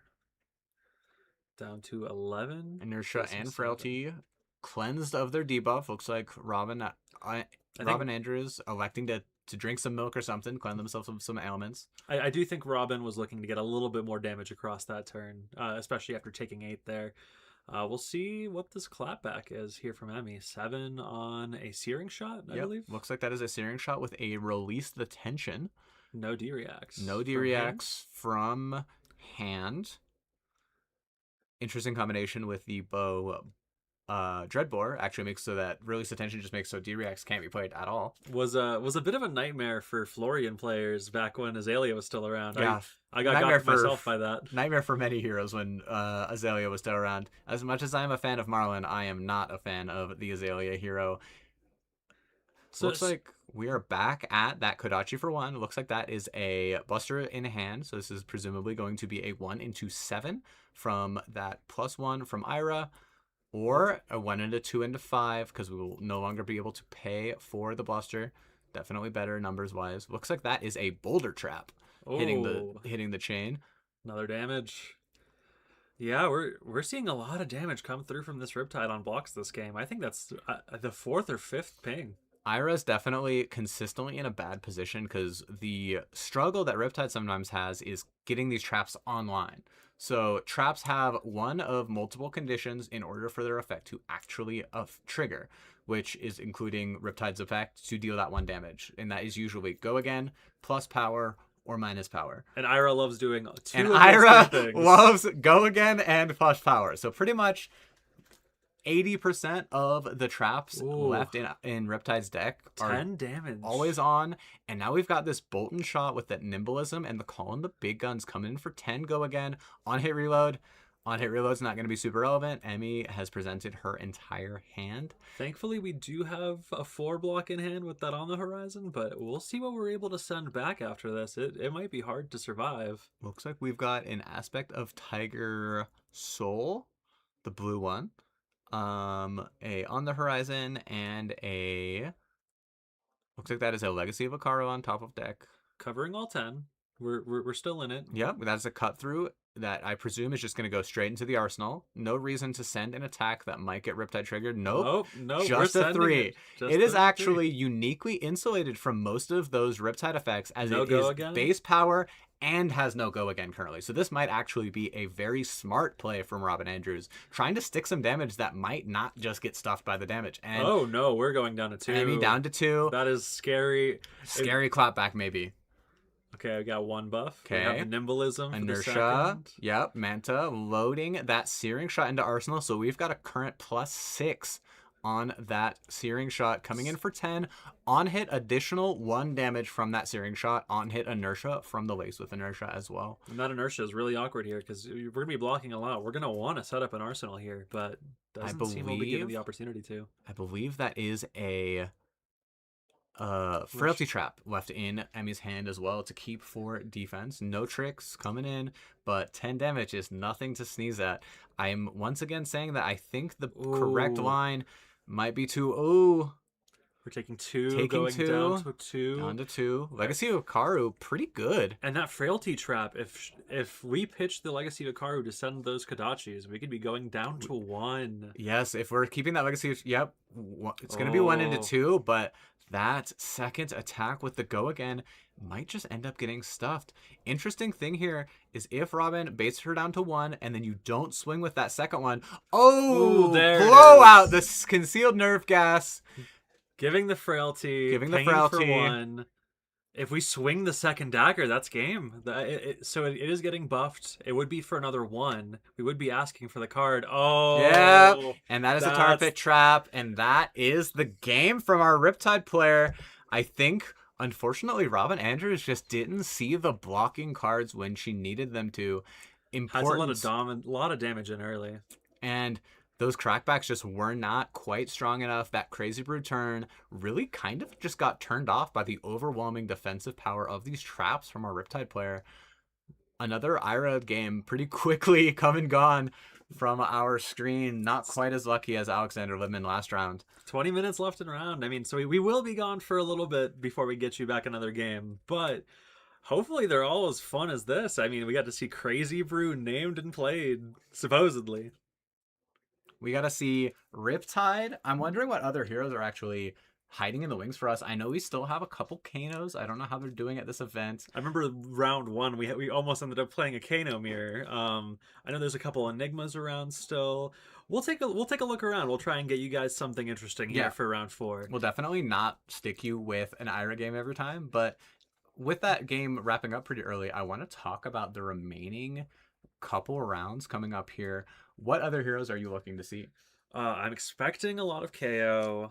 I would like to see more Icelander. I don't know how they're doing so far. I just know we have the one unfortunate loss on stream. I believe we have 2 Icelanders. If I am correct on that, I will give a quick check on our stats on the players. I am a known Mystic Talent lover, and I'm looking to see some Enigma on stream if there is any present at this event. Looks like we've got the stats here. Looks like we actually might not have any Enigma at this event. Wow. am definitely looking forward to maybe seeing if we can get one of those Florians, because I've heard some murmurings of a very interesting, really cool strategy from Florian that is kind of like a mid-rangey chant stacky deck, kind of akin to the one that was in Classic Constructed, where we are trying to ping away with that Scepter of Pain that will make us rune chants turn Or by chance turn. stacking. Okay. But I know that in the aggressive matchups, so like an Ira or like a Kayo, you don't have the time to set up these big stacks that you can send with Amplify the Arc Knight, and you're actually waiting to send a couple bursts of damage before you just, fade away into nothingness from... And CC Florian had a much bigger fridge to work with. So Oh, yeah. it's a lot harder to block out those KOs This than is it a was format in CC. where Blade Beckoner is King. and that's not a lot of block value into some of these aggro decks. We do have Alexi. That could be a fun one. We've also got 3 Oldhams, 3 Valdas, 3 Vincets, 1 Terra. 1 Terra. We have a Flush and Bad fan here. We've got 1 Flash of Bad fan. Shout out Aurora. I don't actually think she made it here today, but Unfortunately. we are definitely thinking about you if you're watching. Hi, Aurora. And Tegan, I guess. Anti. I'm definitely looking forward to maybe catching another one of these KOs just to see how the the decks meta are deck looking. is playing into some of these decks, because KO is definitely a deck that forces you to respond, right? It's sending the Buck Wilds, it's sending those Bear Fangs, it's got those Pulpings to give Dominate and close out the game. Claw, disgustingly powerful weapon in the Silver Age format as well. And But- in CC. Rest in peace. Yeah, rest. We are definitely in a format where he's the big bad, though, right? No, 100%. And so I am curious to see how some of these decks have been teched to defeat the big bad. Like, I'm wondering how our Riptide would fight into that. I'm expecting a lot of defense reactions. Just across sideboards everywhere, because shutting off the go again on that pulping can just end a KO's turn. There's a lot of times where that is the go again you see to start off your turn, and being able to have something that turns that off, turn their 3 chain link hand into a 1 chain link hand, that is how you win that game. Interesting thing about the Silver Age format is No Sync Below, no Fate Foreseen banned. Shelter Like, from the Storm not legal. We've only got those like really powerful class-based defense reactions to work with here. On Hey. the horizon, shockingly not very good into pulping. You're forgetting the classic Drag Under. I was not forgetting Drag Under. the 0 block react that goes and gives -3. And there are a few attacks that the KO could run that could do some damage into. Like we said, it does shut off pulping if you block with the second card. And there are cards like Flex Speed that we might not be seeing a lot of them around currently, but attacks that do care about having power greater than their base. Also, those, to mention Florian earlier, we've also got reduced to rune chance. Or we've got like all of those powerful in-class defense reactions. We saw a couple of them with that Icelander game with the Absorbent Aether, the 1-for-4 buff up your next arcane damage. And I know there's at least 3 Kanos lying in the wings here. I know, unfortunately, they had to pair round 1, so we might only be able to see one of them in these rounds. But I would love to definitely see a Kano. I know there's a Briar Truther out there. And I believe that's Xavier, yeah. And I'm also interested in seeing the Valdas and the Vincets, because like I mentioned with the KO, there's actually a lot of people who are mainly bringing Valda to counter KO, because an interesting thing about the Brute class is you swing with Bear Fangs, you swing with all of these powerful like draw, discard a card. That actually makes Valda a Seismic Surge, which can be really important for just like turning on that Dominate. Block 3, send an attack back. It's got Dominate, or like block 6, block 9. Like we are really in these situations where we can just kind of outvalue them as KO. As Valda, pardon. KO's versatility is partially the fact that the deck can block. It has a fridge. Yeah. That is one of the decks in Silver Age that has, I think, 7 block value. And a lot of 3s, a lot of 0s too, but KO is a deck that is notorious for being able to mid-range. So Valda being able to go give her attacks Dominate and force those crush effects through, that's how she wins games. Spoiled for choice on good defending equipment with Brute in the format. There's at least 2 good defending hats for both Brutes. Yeah. Buzzard Helm and Knucklehead. Yep. And Rhinar also has that powerful Monstrous fail. Yeah, monstrous fail from heavy hitters, the rare spec hat equipment. I think that I'm definitely going to be looking out for those. I'm also, maybe this is just me wanting to see a little bit of spice in our room. I'm looking for these Vincettes. There's 3 Vincettes There's at 3? this event. Wow. Yeah, no, And that'd be good to get on stream. so we'll definitely keep our eyes peeled a little bit. We will be searching for a really good matchup for this upcoming round. Thanks for staying with us, and we'll see you when we come back from our break. Be back soon.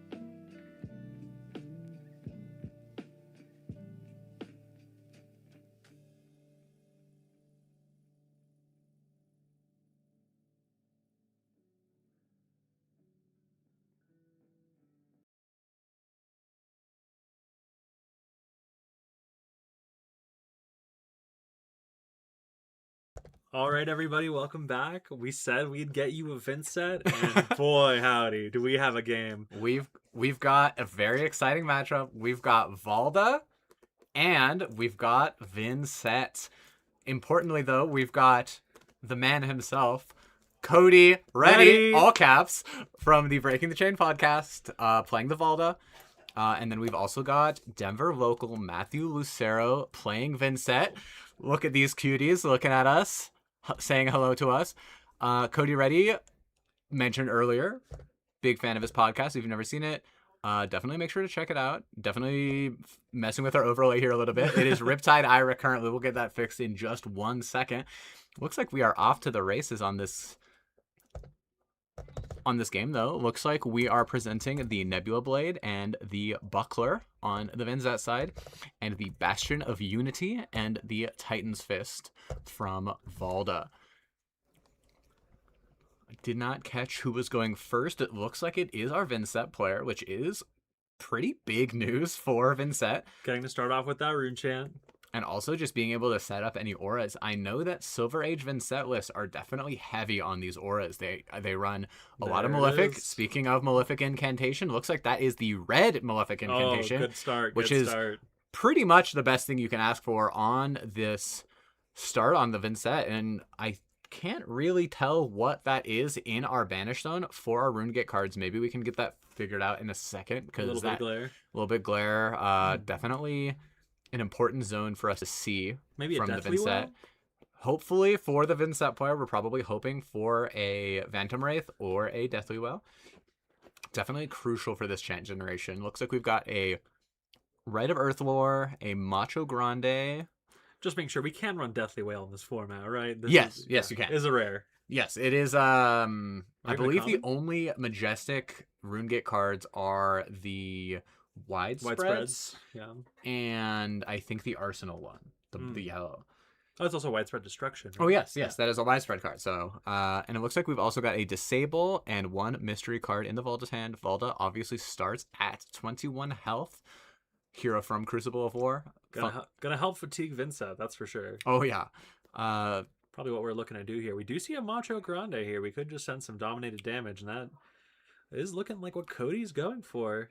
Pretty clear-cut game plan from our Valda, but sending an 8 dominate off rip is very powerful from our Valda player. Ideally would have liked to do that going first, but definitely still not bad going second. Vincent definitely has been given the room to set up on that turn 0, which is going to make this hurt significantly less. Got that 1 chant, 2 chants from Vincent activation, and that Malefic giving us another chant on the back end.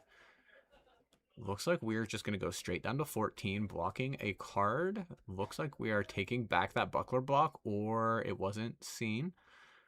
Going up to 2 chants on that Banish. We got to read the runes. Even up to 5, yeah. All the way up to 5 rune chants. Valda notably has AB1 and a whole fridge available to block with. No Seismics yet, but I imagine we'll be seeing a lot of these coming up.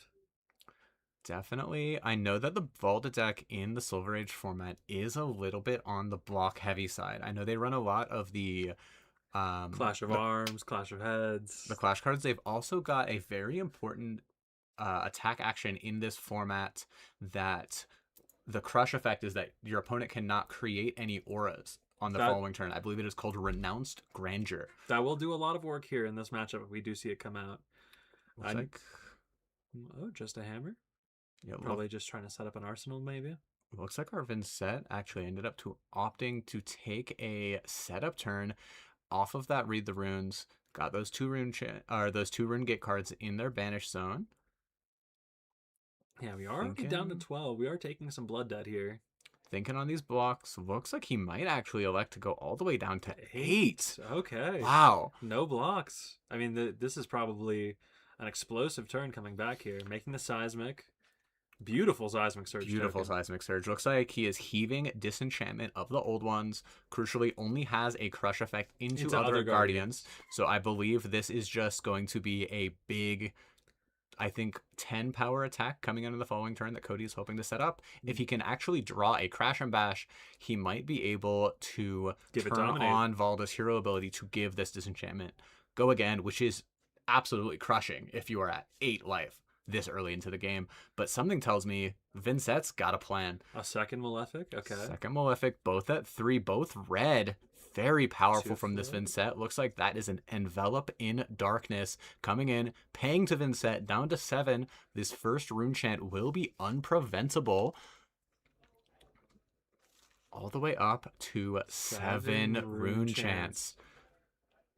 Deathly Wail, classic Vincett card. Asking to make some more runechants on the back. Reads when the combat chain closes, make a runechant for each hero that has been dealt damage this turn. Vincett has hurt herself from her own ability, which I believe is currently not being represented on our life counter. I think should be at 7. So let's just assume that our Vincett is at 7 while we get that figured out. But definitely 2 chants being made on the back end from that unpreventable runechant, which should lead us into a follow-up attack, ideally from Matthew Lucero on this Vincett. What a scary clapback. 7 and 8, I mean, could be worse. I mean, we aren't threatening lethal just yet, and I do believe there's quite a number of blues in that hand. My main concern here, we're starting to take a lot of blood debt damage this game, and I don't think we have a good way to shut it off here. If we don't find a way to clear out this blood debt, Vincett's dead in 4 turns, no matter what Cody's crackback is. It doesn't look like he drew into that Crash and Bash to enable the Volta hero text to give it dominate, but he might not even need it if the Vincett is scared to defend cards as fear of to not convert. Looks like the Vincett is going to be at 4 chance once this combat chain clears. Cody looks like he has taken all of the chance. The one unpreventable was a foregone conclusion, so there was 6 remaining. Down to 14, opting his options for this ace block. Yep, all 8 covered here. I think we're revealing a crush card, making a size. Oh, that was the Crash and Bash. This is huge for Cody's offense. That means at the start of turn, his crush attacks will gain dominates. Boots expectedly cashed in from the Vincett, giving this Deathly Will go again, which will definitely help us clear out some of that blood debt, because we're going to go up to 4 chance once this combat chain closes from that Deathly Will. And we do still have the 2 Malefics out. We are chance stacking. Looks like we've got a Deathly Wail and I think a Phantom Wraith in the blood debt zone, ready to swing again, assuming that this is going to send 4 chance with between 6 or 7 physical damage, threatening that life total from Cody. But I think there's a real chance that this Disenchantment of the Old Ones just pressures. Looks like he opted for the Phantom Wraith. We did pop the Tunic here, or the Blossom of Spring. I do wonder what we're using these 2 resources for. I mean, maybe it could be swinging a Nebula Blade here if we can find a way to give this go again. If we have another way to give this go again, the thing is, Spellbound Creeper is not legal in this format. Unfortunately not. No Jordans here. no Iron Rot Jordans to give this go again. So it makes me curious what we are floating these resources on. Maybe we're actually just electing to get this card out of the hand while Cody has to ponder this another 11 damage that is all coming at him. Disenchantment of the Old Ones is no cheap card. If he wants to swing it out of his arsenal, he's gonna have to keep a card. I believe it's a 6 card cost, right? And he's got three seismics, so he's gonna definitely need to hold on to a blue. Looks like Cody's taking those chance down to 10. Life totals are looking pretty even now. I'd listen. I might say that this was a turn worth taking 8 damage for. Definitely. I'm still curious what those 2 resources are going. Some of the fridge getting thrown in front of this. We've still got that Civic Peak ready to block for 3 on board still, but taking a good chunk of the remaining armor block that just... Oh, the pummel! Looks like Cody was scared of that pummel. Pretty telegraphed on that, too. Not all Vincetts are running pummel. Caught me off guard. Definitely would have caught me off guard, too. I think if I was in the player situation, I might have thought about the 2 floating equaling a pummel a little bit more. But it looks like that has gone up to 11. Cody blocked for 6, I believe. Oh, yeah, there we go. Yep. Looks like we are missing the ping. There we go. Yeah, there we go. Travis Got said it. The life totals are at parity now. This is what it should be, I believe. Yeah, wonderful. And then Blood Debt is going to bring us down to 6 6 at the even. end of the turn. Pretty powerful position from our Vincent, but we're still asking the very painful question of what do you do Against when 10 damage. with Dominate, too, importantly. This is a pretty massive swing. We do still have that Blade Beckoner. We do still have the Runic Hold. The Civic Peak is no, sorry, wrong. Wrong here. is still on the board. But I believe that the most we can block here is 5. Unless, does Runic Hold block? I do not believe Ooh, so. looks like we've got a reduced to rune chance being pitched from us using all of our remaining rune chance last turn. So that is blocking 5 down to 1. Makes me curious. It's close. What the Vincent has planned to not die to Blood Debt on their turn. If they banish a non-Blood Debt card, they can send it out, and they have to block everything the Valda is doing.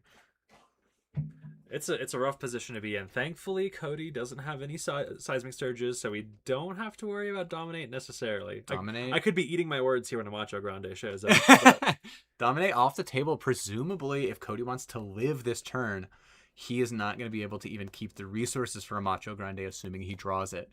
This is actually a very interesting endgame state.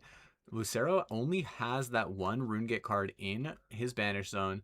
I believe he is still pondering that Vincent activation to see if he wants to put a secondary Blood Debt card into the into the Blood Debt zone, into the banish. Runic Hold still online. Buckler still on the board. Both red Malefics still at 2 counters apiece. good to spend some time in the tank here. This is going to be the play that makes or breaks this game. This is definitely, without a doubt, the game Ooh. deciding. Looks like that is a non-Blood Debt card Is that a denoted. shadow puppetry? I believe that was one of the Go Again cards. Oh no, Deathly Delight. Deathly Delight. Coming out of the arsenal with the 2 chance, Deathly Delight, similar to Deathly Well, will do something once the chain closes based on the number of heroes who have taken damage. Unfortunately, We Vincent, cannot pay into Vincent anymore. which that will lead to death. So it is up to Cody whether or not he takes any damage here. An interesting conundrum about this playline is that if Vincent does not connect with damage, she's still a 1. She's still a 1. The Blade Beckoner keeps Titan's Fist away from being too scary of lethal range. Yeah, we Obviously do can only block have the one. breakpoint, Yeah. but we've only got that 1 defense. So if Cody can actually find a way to live at 1, he's got 5 health to play with. We might see Cody just close this out next turn. We could take these rune chants, give a 3 block, taking 4 damage total down to 2.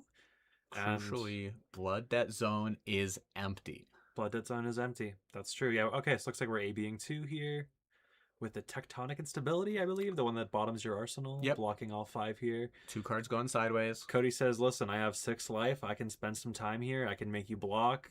I mean, we're like you said, we're gonna get the Blade Beckoner here probably no matter what. Yep. Along with a card from hand, and a card will be leaving hand at the start of turn 2. So I we're see having... another pummel.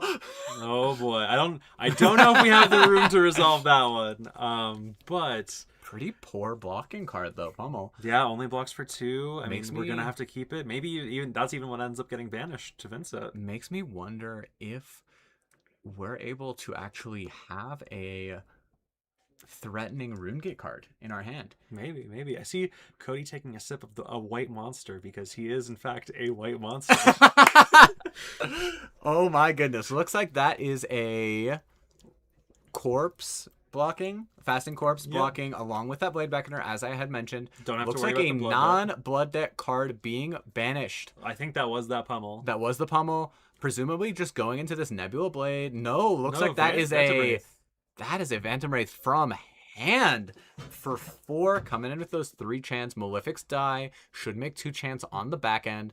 We will still have that Runic Hold for next turn in case Vincent is around long enough to survive. Not something you see often. Vincent pitching a blue to play Blood Debt out of hand. Yeah, ever since June had that big run at the calling, some Vincents have found out about the pitch zone. Listen, it's, Previously, they did not know. Like, it's new to everyone. They're like- Everyone has to learn about it eventually. they're like, I've got my banish zone. I've got my other banish stone that I can play the Rune Gates out of. I don't know what this like thing on the side is. Listen, it's very easy. You either start off playing Guardian or you start off playing Ninja. And one of those characters, one of those classes doesn't have to use that pitch zone. Is this the fab equivalent of sandwich and salad? I believe so. The Guardian players are out here eating their veggies. Let's say that. Well, shout out to June for actually letting the Vincent players of the world know that A, their hero might be better than I think it is, and B, there's a pitch zone available. Like, normally you're not the one having to think about it when you're the one sending the arcane damage. You can put your cards back in your deck and use them later. What? I, of course, as a well-known warrior and Marlin lover now, have always... You only use the pitch zone. I only use the pitch zone. I actually have an image of me having 10 cards in my pitch zone all at once to kill a Katsu. Looks like Cody is thinking long and hard. Looks like he has pitched those rune chants. Funnily enough, same card used to pitch. Got that. Edge of their seats. Taking one. Phantom Wraith, crucially, a Rune Gate card that does not have a trigger on life loss. So unlike that Deathly Delight, which would have gained us life, instead, he is just taking one and probably sending that Titan's Fist back. I believe we still have our Rusted Buckler to, once again, block the breakpoint, block a 3-block from hand. But after that, we're kind of out of luck on our defensive options in this matchup, and Cody might just be able to slam the door with breakpoints alone from the Titan Fist weapon. And we do have 2 rune chants on the back here, so we do have some availability for Rune Gate if that is what we banish from our hand, if we have seen any. Obviously, the Rune Gate density is not as dense in Sage Vincent as it is in CC. There's always the chance that we just don't see a card to play. We actually saw our deep recesses of existence pitched last turn when we were talking about that pitch zone too, and I know that's one of the more powerful compendium cards. Yeah, end game state Rune Gates. As looks like that is an envelop in darkness being blocked with, and a reduced to rune chance being defended with. So that is actually a 6 block on the 4. This is the power of those breakpoints, being able to take more defensive value than they're swinging for. And even better yet, in the case of a weapon, it isn't even taking a card. No. We are... No, sorry. We are making another rune chant and opening up this Rune Gate. 4 chance is not an easy cover up. We will be having to ask for 2 cards or just taking one here. Looks like that is an arcane polarity in Cody Reddy's hand. That is exactly what he wants to be seeing. Exactly what he wants to be seeing. For those unfamiliar, red arcane polarity, which is what's in his hand, says gain 1, but if you have taken arcane damage this turn, you instead gain 4 health. So that one rune chant that you take functionally becomes all of them being covered up by this one singular card, which might give Cody Reddy the space he needs to close out this game on this Vincent on 1. Definitely will, if any of this connects in that scenario, will make one chant on the back end though, crucially. Yeah, and we do have one chant already that will give us a second one that'll set us up for another turn, I imagine. We do have an arsenal here too, though. I mean, there is a chance that Cody just ends up wanting to take more just to send a big attack, ask for more cards out of Matt's hand. Looks like he's pondering his options. I think we've got a Promising Terrain, a Disable, an Arcane Polarity, and a Thunderquake. Sir, no, I don't want to interrupt you, but I don't believe his deck makes Ponder tokens. I think those are Seismic Surges. Hate that for me. You may be correct on that one. Promising Terrain, though, will definitely give us some interesting opportunities to make some powerful Seismic Surge effects to close out this game if Dominate is that final option. Something is telling me he's going to take this chant, gain the life, and then not care about the rest of the chants because they'll functionally be negated. There is always the chance. I mean, so part of last turn I noticed is that we did not block with the Bloody Devil. As Vincent, we are hedging against that hammer. We did have to give 2 cards, but we did make a rune chant on the back, so which enabled us to swing this Deathly Wail in the way that we are right now. Pretty smart play on Lucero's part, but 1 health is just so low. It's scary into a deck with breakpoints on board. That Bloody Devil is only going to buy us enough time to take 1 more hit, and especially on a deck that can be forced to just banish a card with Blood Debt. You can just die to your own deck here. Yeah, if you end up with a hand that doesn't actually have the opportunity to not banish Blood Debt when you can't send it out, can be really, really bad for our Vincent. And something crucial about this deck is it doesn't have any life gain outside of those Deathly Delights. And if we don't have the health to buffer with Vincent's hero activation, we can't actually gain any life from it. Looks like that Civic Peak is getting blocked with. We took one chant, pitched through with that Promising Terrain. That means Arcane Polarity is online. So Cody Reddy is functionally at 8 health currently, which is massive. Civic Peak does let Mountain draw a card here, but without the action points to make up for it, I do think that will just be drawing for your turn early. And importantly for Cody, him drawing the card is actually giving him that seismic surge, which might, with the chess piece, with the Promising Trend is now in the pitch zone, so he might be looking to use this to smooth out his resource curve to send this Disable. Yep. Okay. Yeah. Looks like that's coming in, and I believe Red Disable comes in for 7. So he's going to need 3 blocking cards and the his oval. oval. If he wants to send anything, he might be able to actually get away with blocking with 3 cards and banishing a card like Deathly Whale that is a Rune Gate 2 in order to send it with the chance that he has on the back end from last turn's Deathly Whale and Malefic combo. It's a scary spot to be in, but it's going for 8. Sorry. 8. So that's definitely asking for 3 cards. Definitely out of getting he just the whole throws hand. that hand down. One step closer to fatigue in this matchup. Looks like it was Malefic Incantation, 2 Mauvern Skies, and a Deathly Well at the end of his turn.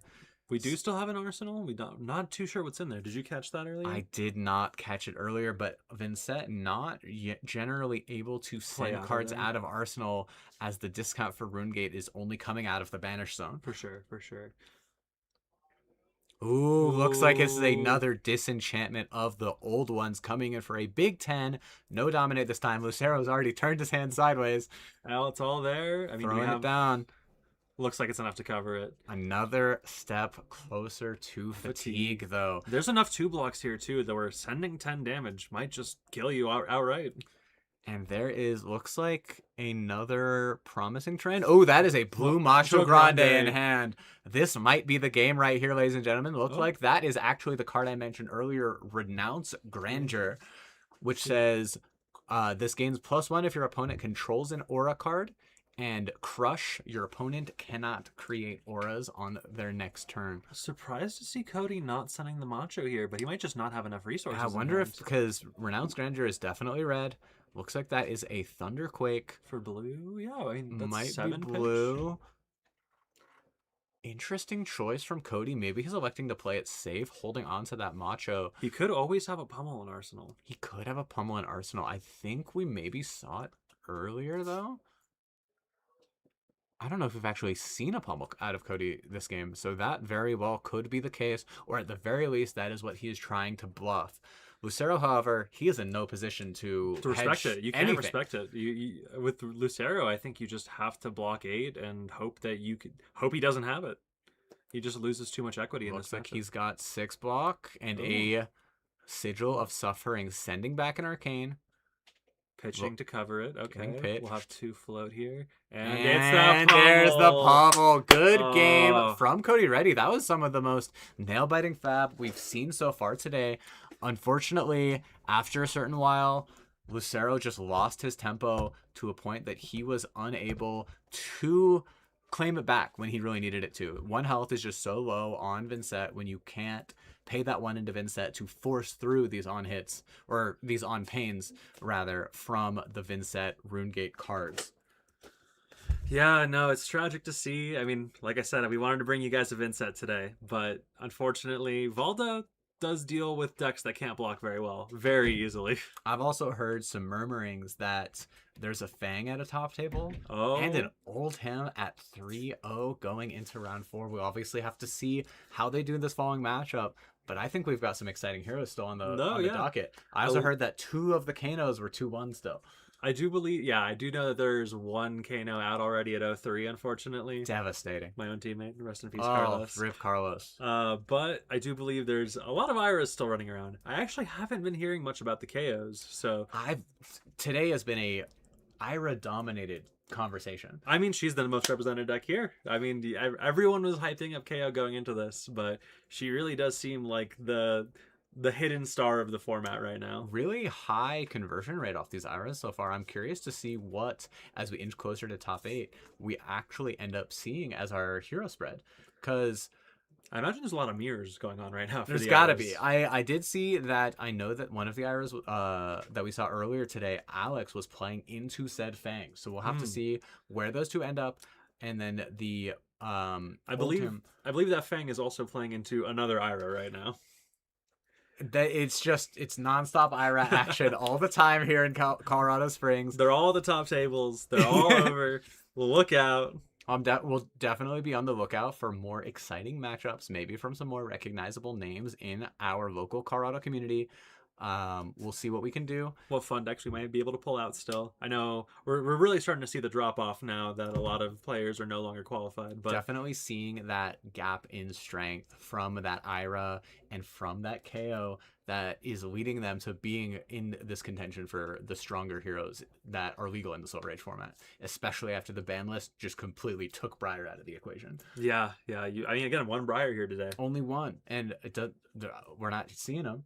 So, interesting ban list. I'm interested to see where the Dromais end up as well, because she got a massive new card a card back rather, from that ban list, with Rake the Embers being back in contention. We definitely saw it not be quite enough in round 1, but I'm curious to see where they're at. So, we'll see where all of these heroes stack up, see if we can get you an exciting new game, and we'll see you on the upcoming round. We'll be right back. Have a good one.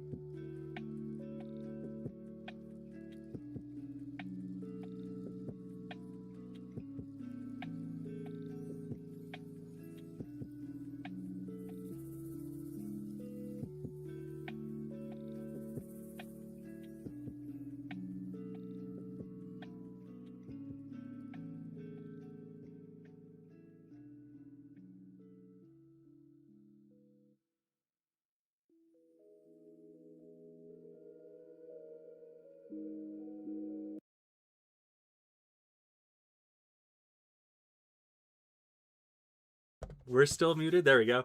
Hey everybody, we're back for round 5. You wanna show who's off? We've got another exciting game. We do have another KO on the Okay. board, which, not super exciting, but we do have The one of Terra. the one of Terra with our friend Nigel. He is kind of known as a bit of a block slot player in Loves his the Jarl. local Colorado scene. He taught, I believe He won his PQ on he Jarl. made finals, I believe, on 2 PQs this season. Won one of them on Jarl. Pretty prolific Oldhim player, and he decided that he just wanted to rip Oldhim in half, play the Earth half. Ice doesn't matter anyway. The cards block too. We don't want that. And he is going against Benjamin Fraser on KO on this exciting game. One of, I believe, only a few remaining 4-0 tables going into round 5. I will say, notorious Vincent player getting caught playing KO today. Caught in 4K, meta-slaving away, not actually believing in his girl Vincent. I believe our players are getting started here. Let's take a look. Yes. Yeah, okay. And Just here we revealed are. The equipment. Again, pretty standard base for KO. We're going with the Knucklehead instead of the buzzards that we saw earlier. Another pretty standard blocking suite for Terra too, I believe. I can't really tell what the legs are with the glare here, but Looks like actually we have is that an iron rot gloves? Or is that I believe it's a Guardian piece of equipment. I don't remember the name. I believe that's the pay one, and it defends for 2 or defends for 3. It is a card that I've really only seen played in, I believe, Dromai, who played it for the Ash generation. Looks like Nigel is starting off with a Staunch Response in hand, which is perfect for this Fandol's Fighting Spirit that is getting thrown at us. Looks like we started the game with that Fruits of the Forest, so Nigel actually gets punished for that with the Fandol's Fighting Spirit actually gaining life. 21 to 22 is a weird life total to start at for Silver Age. It's almost like we have 2 Valdas on stream. Ooh, beautiful looking Staunch. Staunch Response from these tournament packs, which are actually one of the very exciting entry participation promos available at these Battleground tournaments. You get a cold foil art card, which is the first time that's ever been done, of some of the more Popular heroes. We've got Victor, Vincent, Acilio, Dorinthia, and I believe... I think that's most I think of that might be all of them. But Ira. and Ira. And come in a beautiful cold foil with a Marvel staple card from each class available, I believe, except for Necromancer. Still left behind. Still left behind. not Still a in single- a watery grave, if you will. Still not a single legal Necromancer main deck card, right? It's all been equipment so far. It's just been equipment so far with the Headstone and the equipment suite from Compendium of Wraith. But that Marvel Staunch Response perfectly blocked out that Fandol's Fighting Spirit, which I believe was blue. If I had It was to a blue. see, so it was only swinging in for 5, got blocked for 8. Looks like it was just a Titan's Fist pass angle from our Guardian player here. Moved over to KO. Definitely slower paced game so far. I see that we've already blocked. Oh yeah, we're seeing the beat Savage trackers Feast, cashed in here without a doubt.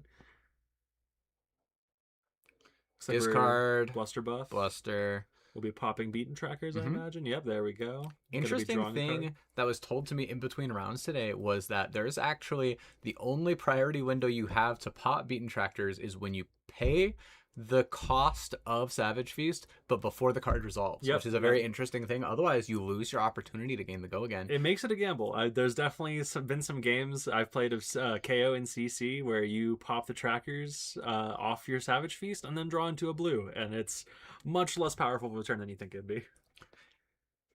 Wonder what he drew off of this Savage Feast. Looks like... I believe I saw a bear hug. I'm not too sure though. Okay. Looks like we're popping the pred. No? No, -2. Okay. Savage Feast coming in. 1 action point remaining off of KO. Looks like we've got a Glacial Footsteps and a Thunderquake in hand. And a Fandol's Fighting Spirits. Covering 6. Pitching that to... Strongest Survive. I mean... Ooh. Strongest Survive not looking very scary in the face of this Fandol's Fighting Spirit. Unless... Is that also a blue? We're seeing blue Fendels on both sides. Interesting. I mean... The blue Fandol's actually is very awkward here for Nigel because he can't actually get away with keeping it to send it back. He has to send that second Staunch, which means this is probably getting pitched to the Titan's Fist, coming in for 4. Classic Guardian line, hammer forward, block with everything else. I mean, Nigel's still a healthy 22. We have not seen any damage come in from Benji yet. And the beaten trackers are already gone. Yeah, looks like we're just taking the 4 here, down to 16. I see a Buckwild, though, in the hand of Kayo. Got the bite popping. We do still have the predatory plating here for an extra resource if we do need one. Oh, Buckwild in the pitch zone. It's a blue, I imagine. Going for a rip off the top. Interesting. That's one you see often in Tough Nut, but not really in KO. For the audience, what does this lesser known brute card do? So this was a new one printed in Compendium. It's a rare yellow. I believe you just reveal a card off the top and gets pitched. He gets pitched while also giving the value or the pitch value to the next attacking card, if I remember right. Okay, non-attack action. To the next, yeah, it's a non-attack action, so no damage being sent here. That means that there's misses in Benjamin's list. That is a miss. Yeah. So whoa. Is in much more interesting than the KOs we've been seeing so far. There's not a lot of KO lists that are running misses now, and they have to be very good cards to be worth running in a deck as consistent as KO. Interesting. That looks like a bear hug. Yep. Looks like this is going to be coming in for 9. Okay, Yeah, so blue bear hug coming in for 9 with getting +3 off the rip off the top, and then another +1 off that might token. And what does bear hug do exactly, Elena? So bear hug, very simple card. You can just only play it if you have a 6 in the pitch zone. It's just a 2 for 5, or 2 for 6 in yellow, 2 for 7 in red. That tear off the top definitely helped us get that. Nigel, once again, hammer, shipping it forward. I mean, did take 1 damage there, though. That we have seen blood shed on Nigel's side. Still, the life total would not have you believe it, but still somehow above 20 life from that 1 turn 0 Fruits of the Forest play. These staunch responses have been just coming in huge. Looks like a run rough shot is getting put on the combat chain as a defending card. Taken 1 down to 15. Nigel is just seeming so in control. I don't know. I was gonna say with how Canopy much shelter. with how much Nigel's blocking currently, I do think that like fatigue is a genuine concern for him in this game. KO is only spending 1 or 2 cards to be getting 2 to 3 out of Nigel's hand. So as this game goes long, if Nigel's not sending damage, Benji's gonna run him out of deck. A lot of these powerful KO cards do have the downside of and a pummel comes through. Up to 10. Looks like it's a yellow pummel. Looks like that is a yellow pummel. Oh no, yellow strongest survive. Red pummel, yellow strongest survive. Which means the strongest survive on hit is actually potentially relevant here. Might strip the remaining 2 cards from Nigel's hand. Discard. Oh yeah, he has to. Yeah, he has to discard for. He's needing to stack the triggers still, but and that is the runic felling song, I believe, in the hand. The card with Florian on it. Yeah, I believe so. And I believe that will probably be getting thrown into the arsenal because I believe it is a red card that will be saved for later. I believe it is a red 7 attack action card. Another staunch here. Looks like we got a disable, a Fiendo's Fighting Spirit, a staunch, and another runic felling song. KO coming in with another 6 attack. Pitching into a howl here, making a vigor token. Due to that unexpected backhand and pitch zone being a blue 6, technically due to KO's ability. Looks like we're just probably blocking here, I imagine. Looks like we're pondering our lines. Something tells me that this runic felling song in the arsenal is getting thrown in. I believe that is a blue staunch response. Might be a runic felling song from arsenal. Unknown card into our arsenal. It's another runic felling song. Is that a runic felling song? I believe this one is, or maybe this is actually this is a guardian attack. Oh, it looks like Benji's reading it too. Yeah, so, new to everyone here. Compendium cards do have this same-ish looking art, so my apologies if that was in fact the incorrect card that I'm bringing up here. Looks like no matter what card it is the same card as the card in his hand. Obviously, Benjamin we do know Fraser, it is swinging for 8, so yeah, Benjamin Fraser does not know this current card, that it could just be coming back the following turn. Looks like Benji is pondering his blocks. It seems like this is a little bit more of a fatigue slanted KO list, so I'm wondering if he is actually looking to block just as much as Nigel is. but Nigel is still firmly sticking in the lead here. 16 now down to 10. Kayo is getting dangerously within striking range, and Nigel, like I said, just seems so in control. I'm curious to see what these deck sizes are, though, if fatigue is genuinely concerned, because pretty much none of these KO cards have been discarding. No, Benji has been keeping pretty light on the randomness aspect of this deck. I haven't seen him resolve the Wild Ride yet, even. It was only the Savage Feast, was it not? Yeah, just the Savage Feast. And that, obviously, you stay card neutral. You're discarding one card for that. It's like the Civic Duty and one a of the card clashes. from hand. Looks like that is a Clash of Legs. I believe it's legs. Yeah. Unfortunately, no Guardian on the other side here to be clashing with. Yep, and the Civic Duty does make a Vigor when it is defended with. It is the cost of being a Temper 2 equipment in a format of all rares and commons. And a lot of Guardwell. A lot of Guardwell. And then we're seeing a rough up here. Again, since we do have the 6 in pitch, that is getting buffed up to a 7. Looks like Nigel's pretty cleanly covering that for that 7. It looks like that. I think that is a Runic Filling Song, actually. Getting that Decompose online. Cleanly blocking 7. Card in a 4-block D-React. Rootbound Carapace is so powerful in this format. The ability to be a 0 for 4 with a potential upside for Earth Heroes is just very powerful. Banned in CC. For a while. Back now. It should be said that alongside Terra, Florian and Verdance both only need 4 cards to get online in this format. Yes, the distinction between the young and the adult heroes is that they actually do only need the 4. I do not. Does Terra have text for being online? No. Terra just makes a might token whenever you pitch Earth cards. Earth pitch, yeah. Which I believe will be coming online at the end of this turn. Let's see. Making a might? No. Interesting. Okay. Looks like that is a blocking card. A Staunch Response.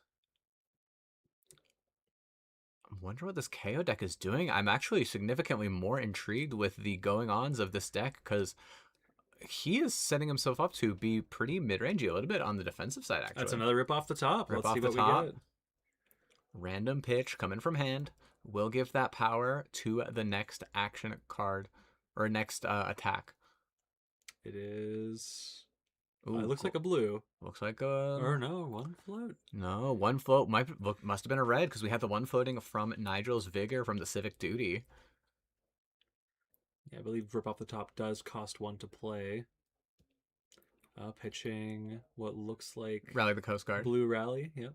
So, first Wild Ride of the game. KO classic card, discarding, looking for a 6. If it is a 6, it will gain Go Again. That is the strongest. That will be a 6. Will be online here. Like this is red, so it should be coming in for 7, I believe, with Go Again. With the from that Rip Off the Top. Oh, might be 8 from the might. Or no, he didn't have a might coming into this turn, so it should be 9. Yeah. 9. Okay. Let's get the text of Rip Off the Top. Yeah, here, just to make sure everyone reads correctly. Yeah. As my resident brute expert, I am kind of going off of your interpretation of what this card might do. Looks like Rip Off the Top says... Draw a card, pitch it random. If it's 6 or more, +3. +3. We had the wires crossed on what actually gave it the plus. Apologies on that one, audience. But looks like that Wild Ride for 9 got covered by that Staunch and another one of the Clash cards. Looks like that was the Civic Steps, making a Quicken, which instead of throwing the follow-up Claw, Benji actually... decides to keep the Quicken token. I mean, it gives him a lot of potential here. Very powerful card in the Brute class. Oh, and Nigel's just passing. Oh, this might be a absolutely devastating clapback, especially with the Savage Feast. Whoa, this could be backbreaking for Nigel. Looks like he did draw that Rootbound Carapace and at least one blocking card. Looks like it's one of the Clash cards, a Boulder Drop, and a Macho Grande in his hand. But Savage Feast with Go Again is just so backbreaking. We have 2 float. We're drawing another card. Drawing a card. Claw can come in, and a follow-up. Imagine if this is Claw into Bear Fangs. That would be absolutely devastating. Well, I'll say he has 3 cards in hand. He has floating resources. He might even need to Sun Claw if he has another Go Again attack. Yeah, he might have a Buckwild. Yeah, he can just go 7/7 into 6, maybe even 7/7/6. Looks like that is one of the Clash cards. Okay, into a High Pitched Howl. Okay, looks like we're High-Pitched Howl. saving the next card for Arsenal. Again, we're not seeing Benji expend cards nearly the rate Nigel is. I do think Benji's ideal here might be trying to just fatigue Nigel. Steelblade Buckler got that second. Rootbound Carapace defending, decomposing up to 5 Earth cards and banish. I do not know how relevant that is for some cards. Falling of the Crown is obviously not legal in Silver Age. Not yet. Don't speak that into existence. I think the best we've got is Runic Felling Song. Looks like Nigel was able to eat that. Stay at a pretty comfortable 13, though. Gonna get some Runic Felling Song text here. Imagine if that's not what it's called. Oh, this is a Runeblade attack. Oh, that's a Runeblade attack. I've been calling it the wrong thing this entire time. So it's some Earth attack. I've just got Florian on the mind. Can you blame me? Listen, he's He's everyone's so favorite dreamy. heartthrob Earth hero. Somewhat gender nondescript, broody Earth character. What more could I ask for? Everyone's favorite. Everyone's favorite. Looks like this is a boulder drop coming in for 7. Got to shake off that embarrassment for the wrong card. Yeah, no, let's see. I mean, Benji here only needs to give... We'll need to give 2 cards Card to and stop some that. armor, or card and... Or 2 cards. Boulder We- drop obviously has that clash that says 4 or more damage. It means you put a card from your hand on the top of your deck. We do have... Oh, no, we're given 2 cards. Okay. Let's say we do still have 1 temper left on the Knucklehead, so if we need to prevent a crush, we do have that there. Looks But like that's a Smash Instinct and a Wind-Up. yeah, getting let's take an blocked Agile with. wind-up. Looks like But we do a have the agility already. Flourish in Nigel's hand. Could be relevant. Looks like there's also a Wild Ride and a Buckwild in the arsenal. Benji did open one of those very nice-looking red Wild Rides. Wow. Powerful attack coming in. Immediately getting 2 cards slammed on board. 8 damage off of Buckwild, and then we're passing. 8 damage off the blocking cards. Wow. Looks like we're Nigel's showing- deck is just defending so flawlessly. He is still at 13 while Benji is at a measly 6. measly 6. But I will say, I do think it's going to be hard for Nigel to close the game out. I don't think that Terra has the inevitability with the Dominate quite like Valda and Flavo have. When life totals are getting this low, Titan's Fist just becomes an absolute nightmare. It does, it does. As we saw earlier with that Kodachi lock, looks like Nigel is taking a judge question away from the table. Looks like he is taking his Titan's Fist Fist with with him. him. He heard me talking about it. He says, I'm taking my ball and I'm leaving with it. This might be the perfect time for us to also address last round. We did get word that the Vincent was did have a 2-handed weapon equipped. The as Nebula well, Blade could not have been equipped with that Bloody Devil. with the Bloodied Oval. Luckily for the integrity of the game, he didn't swing with the Nebula Blade was not used a single time. and neither was the Bloodied Oval. So we are very sorry about that. I know that's pretty almost as embarrassing as me calling a Guardian attack a Runic Felling Felling song. Song.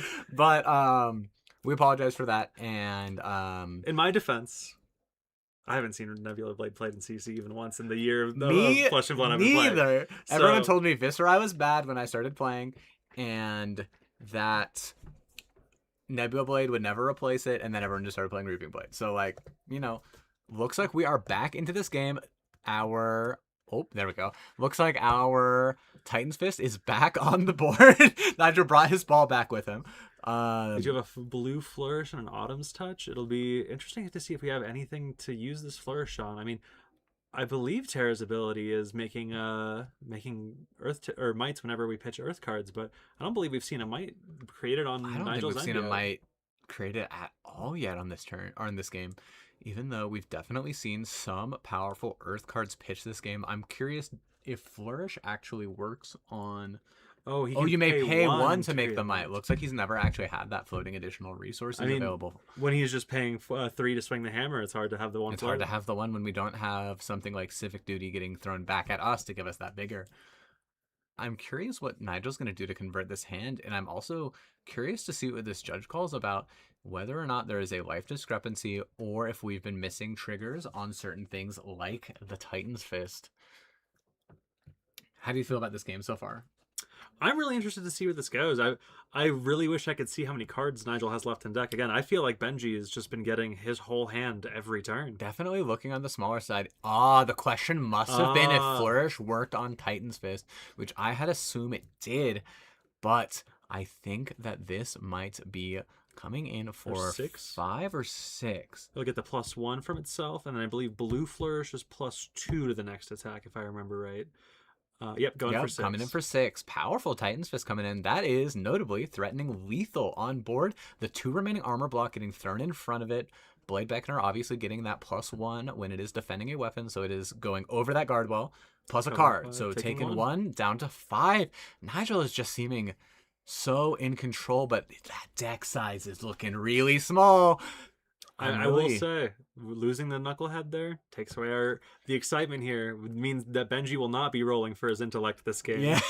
Oh no, Knucklehead not activated again. Last time I saw Knucklehead activated a roll of 6 because it was naturally Alexander Lipman who had rolled it, who, in case everyone is curious, he's been on his Rhinar streak in Classic Constructed recently, and that man can only roll 6s.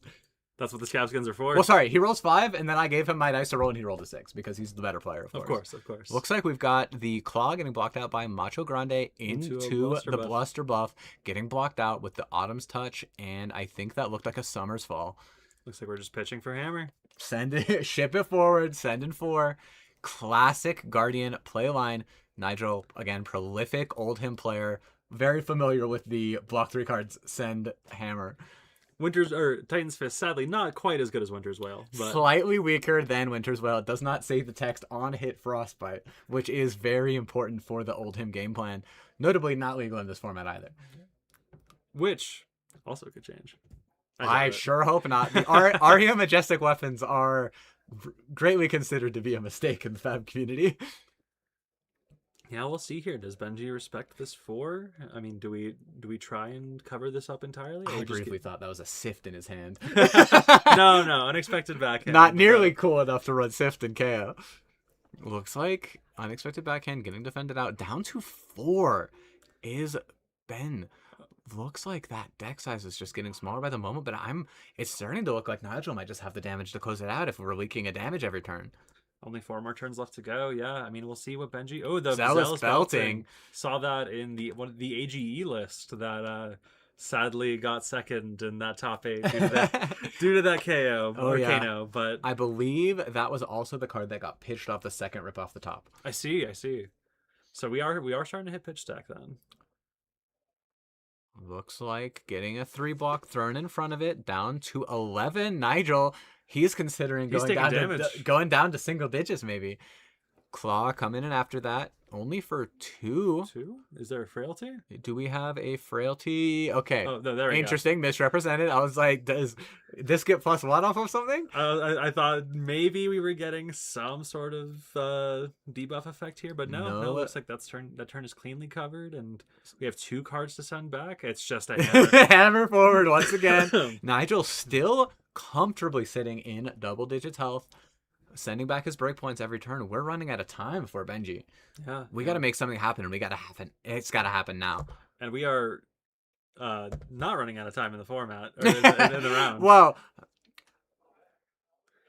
let's see. Strictly speaking, from the standpoint of our deck size, I think we're getting a little bit closer. Something important to note about this is that Nigel is actually sitting on a lot of his armor block still. Yeah, he still has the charge on the civic steps, the civic duty. The blade back in her head hasn't been blocked with a single time yet this game. And he's just got another staunch response. He's just going to block out all the remaining threats and just keep sending forward that Titan's Fist. We inched 1 turn closer towards this inevitable clock where he's going to have to start giving cards to this Titan Fist. It's another wild ride, and I believe it will be another claw coming in afterwards. Powerful turn, but is it enough from Kayo? Looks like Nigel 2 damage. Taking 2 damage. That was a Clash of Legs, I believe. And there's that blade back in her helm. There it is. Currently covering up 2, taking 1, down to 8. Nigel is showing that he can bleed. Ben throwing together a pretty powerful turn, but he looks like he's running out of cards too. It looks like he might be down to his last 2 hands. Yeah, it'll be interesting to see who fatigues here first, or if we end up just seeing someone die. This is going for 5. Yeah. Tara's got those powerful 5 hammer swings at the end. Routing the Coast Guard. Discarded? Yep. Blocked up to 5. Interesting play from Kayo. We do have a might token, so something as simple as just a Bear Fangs is... Yep, Buckwild. Buckwild for 8. threatening lethal. I will say, actually, I don't know if we've seen Benji resolve a Bear Fang. So there's a good chance that, like you said, he's going the more fatiguey route. I It think might his not be on the list. It doesn't block. doesn't block, and hey, I mean, he doesn't want to be discarding cards in this matchup. Ooh, something important in Nigel's hand is he has that Macho Grande. Looks But like it might be a pitch for later type situation. I'll say we don't have the arsenal to nest it in, and if we're blocking Yep. this 8, then Got that card Okay. out of his arsenal. Looks like he just covered the 8. It doesn't seem like he took any damage there. I'm not sure. Do you know what card that Yeah, was? what It is looks that? like- Well, that's the card that I believe that I thought was Runic Felling Song. I'm sure the chat is yelling at me for being such a poser and a fake Earth fan because it does look relatively earthy. Looks like we're sending a blue disable. Blue for disable 6, if I should be remember right. for 7. Red disable is 8, right? Oh no, blue disable Yeah. is 7. Yeah. Okay, we'll see. Gets Covered blocked there. out by 2 cards. Benji sending that Fiendl's Fighting Spirit back up Gaining- to 3. Gaining him the life that he desperately Only needs right now. blue, though. It's not even enough to threaten lethal. There's a real chance that Nigel just says, "Send me the bill, And eat sends this this Macho 8. Grande." Yeah, with Ben at 3 life, I mean, Nigel yeah, electing we're to getting- respect it. gives him all the armor here. Blocking 3, taking 2. But that shows me that he's looking to send this Macho Grande. Oh yeah, I think that may be game here. Benji just unfortunately taking a little too much damage. Yep, dot his eyes. I think this might be a foregone conclusion. Yep, there's that Macho Grande. 8 dominate hitting the board. There Fist it bump is is. extended, and Nigel is your winner of round 5 on that Terra, looking thoroughly in control. And I think entire that game. locks him into our top 8. Definitely. First top 8 contender we have locked in, so we can be expecting Terra to be on one of our future stream matches. That is so exciting, Elena. I am so curious what that Earth card is that I don't know what it does. I need to look into Terra cards and Oh, Compendium of Wraith. That was so exciting. We're gonna come out there and ask him probably because I'm gonna be like, Nigel, tell me the card. don't want to be going to top 8 still not knowing what his deck does.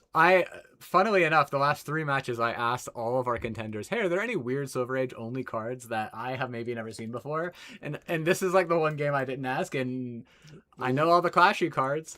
We got to see a rip off the top for the first time. Yeah. Pretty interesting card, actually. Very interesting interpretation on that KO deck list. Blocky, not very discard heavy at all, which is generally where a lot of the power level comes from the Brute class. I like the rip off the top, actually. I do think the having the insulation, pitching your cards in that deck, it just really sets you up for being able to last longer in these games. Because one thing that, I mean, obviously KO is still struggling into the Guardians here, but one big thing with him struggling into Guardians is, much like Dash, he can just fatigue himself. Mm-hmm. I think if you're building your deck with things like Rip Off the Top in mind, you kind of have to insulate yourself from these discard effects because, as anyone who's ever resolved a Blood Rush Bow can tell you, sometimes it just hits your other Blood Rush Bow. Or, in this case, it would hit your Rip Off the Top. It would hit your other non-attack action cards that don't actually fulfill that condition of discarding that 6 to get the Go Again, to get the Dominate, to get the +2. Sometimes you play your Blood Rush Bellow turn, you start off nice and strong with your Wild Ride, and you draw that next Blood Rush Bellow off the top, and your whole turn's over. Yep, and you're like, well, I can't, use it now. So you kind of have to hedge your bets, ship in with the Claw, do what you got to do. It's what I've heard is the Brute life. It's not an easy one. Yeah, it's a tough life. That's why you're abandoning ship, huh? I'm not abandoning ship. We played 6 months of Reinhardt. I think I did my time in the mines. I think I'm allowed to have a little vacation. I'm calling Eugene, who's apparently also jumping ship. You're joining him on the sinking ship here. Is Eugene quitting Reinhardt? Was he playing? Probably not. I've just heard that he's malding that he misses claws. He is. As a member of his Patreon, he has been malding very heavily. Big Eugene fan. I've heard. Oh my goodness. All right. Well, we'll get back to you guys soon. We'll see what we have for round 6. Obviously, going towards the top tables, but maybe there's still some interesting decks yet. A unique other Riptide also at one of the top tables. There's also, I know, at least one Oldham that is 4-0 going into round 5. So maybe we'll see that Oldham on that last round. More Guardian block slop, I know. But Let's just talk to you longer. Yeah, let's just talk to you longer. Let's just hopefully have some more interesting games of Flesh and Blood on the way. We'll see you after a brief break. Thanks for watching. Have a good one.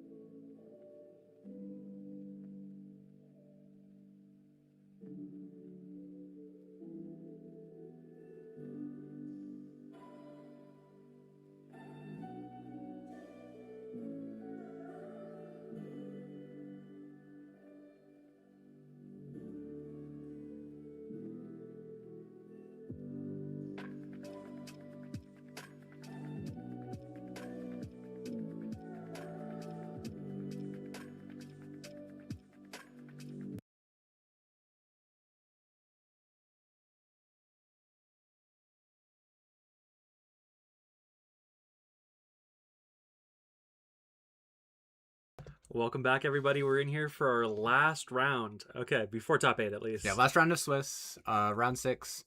Got some fan favorites coming up here. Member of the Iron Rot Raiders. We got Justin here playing his Ira deck, X and 1, playing against another crowd favorite here of Team Stroopwaffle. We have Brian Lorenz coming up. Looks like we have Oldhim versus Ira. We're starting off here with the fabled Kodachi for 1. Brian Lorenz, known entity in the Fab community. Funnily enough, also the partner of Mercy Bickle, our round 1 Kayo. Looks like he is over pitching to Oldhim's ability. Getting getting our reacclimated. Looks like he's just filtering with Oldhim's ability. Blocks out the Kodachi for 1. Got a Razor Reflex in hand, a Blunder. Oh my goodness. So I'm still recovering from Runic Felling Song from last game. By the way, for all curious, I did find out that it was Renounced Grandeur. The card that I had talked about in the previous game. So apologies for all stream audience for that somewhat embarrassing blunder. Looks like we've got a Thunderquake for 10. Classic. Looks like it's red, coming in for just a crisp 10. Makes me curious what the Oldhim strategy is actually with this red Thunderquake in the deck. Usually you often see the blue one because you use it as the heave outlet, but coming in for 10 is just, maybe he's here to play. Maybe this is one of his few big attacks. Makes a little bit more sense than some of these big dumb Guardian Mastery Pack attacks, like Disenchantment of the Old Ones. They all kind of have a little bit of a weird cost curve and swing for a little bit different. But it looks like we are just taking 4 here. Going down to with the ambush from Arsenal again, making that Crouching Tiger. Looks like we're just starting off with a Tiger for 0. Yep, looks like that is another Saren Tiger that we've got. I actually wrote him that one this morning. Oh. I believe it says... Oh, it's another ambush in pitch, Oh, too. Yeah, got that Bluster for 7 off that Ira ability. Tiger Eye Reflex in the pitch zone. Card not yet in Arsenal remaining, but it is definitely being denoted that is where it's going to end up. Makes me curious what this Oldhim's game plan into this Ira is, whether he's going to weather the storm a little bit or just send big attacks like that first red Thunderquake to try to snuff out the Ira before she has the chance to do anything too dangerous. Equally, Phrygia equipment suite from the Terra. Got Civic Peak, Civic Steps. Civic Peak, Civic Duty, Blade back in her gloves. Pretty important into those Kodachis. Gets blocked out on that Bluster. So, Zarin, I have to ask, how many... There it is. I was like, how many hammers do you think we're going to see this game? Do you think it's going to be like last game where half the game is this? A few, if I had to guess. Oldhim, definitely more known than maybe any other hero in the history of Flash of Blood to pitch cards away, block with cards, send the hammer back. For those who don't know, Oldhim's hero ability reads pitch 3, defense reaction, the only hero text to ever have defense reaction on it. If an earth card is pitched, prevent 2 damage. If an ice card is pitched, your opponent puts a random card from the top from their hand to the top of their deck like a boulder drop crush effect. It does cost 3. It costs 3, but most importantly, it does not cost a card in deck. No, it does not. Crucial for these hard fatigue game plans, which I can imagine the Oldhim is trying to implement in this game. And so we can expect a lot of these hammers coming in for 4. Pretty powerful. And we can even see him over pitching here. I mean, we pitched a yellow and a blue for that hammer. Yeah. We were just trying to keep this deck healthy. Something tells me Brian, who is known for his ability to play these longer style decks, might be setting up a pitch stack. Looks like, well, you see, Brute Player. It's when you order these pitched cards, which Vincett's just learned about, in an order that makes it so that you can draw the cards you want. So when you draw and discard, you know what's in there. So when you draw and discard, you know it's not your Flash Blood Rush Fellow. Because you will certainly still be alive by the end. Looks like we are pitching that Legacy of Ikaru, getting that Kodachi, into that Kodachi. Justin showing off his cute little heart inner sleeves that he's got with that little subtle foiling. My favorite K-pop stan. Yeah. Classic Ira gameplay. I'm wondering if Ira's going to be able to go over the top of the blocks of this Oldhim. Oldhim is known for these hunkered down, deeply defensive lines. I mean, that's where the Kodachis help out, right? We're making him block inefficiently on these. Yeah.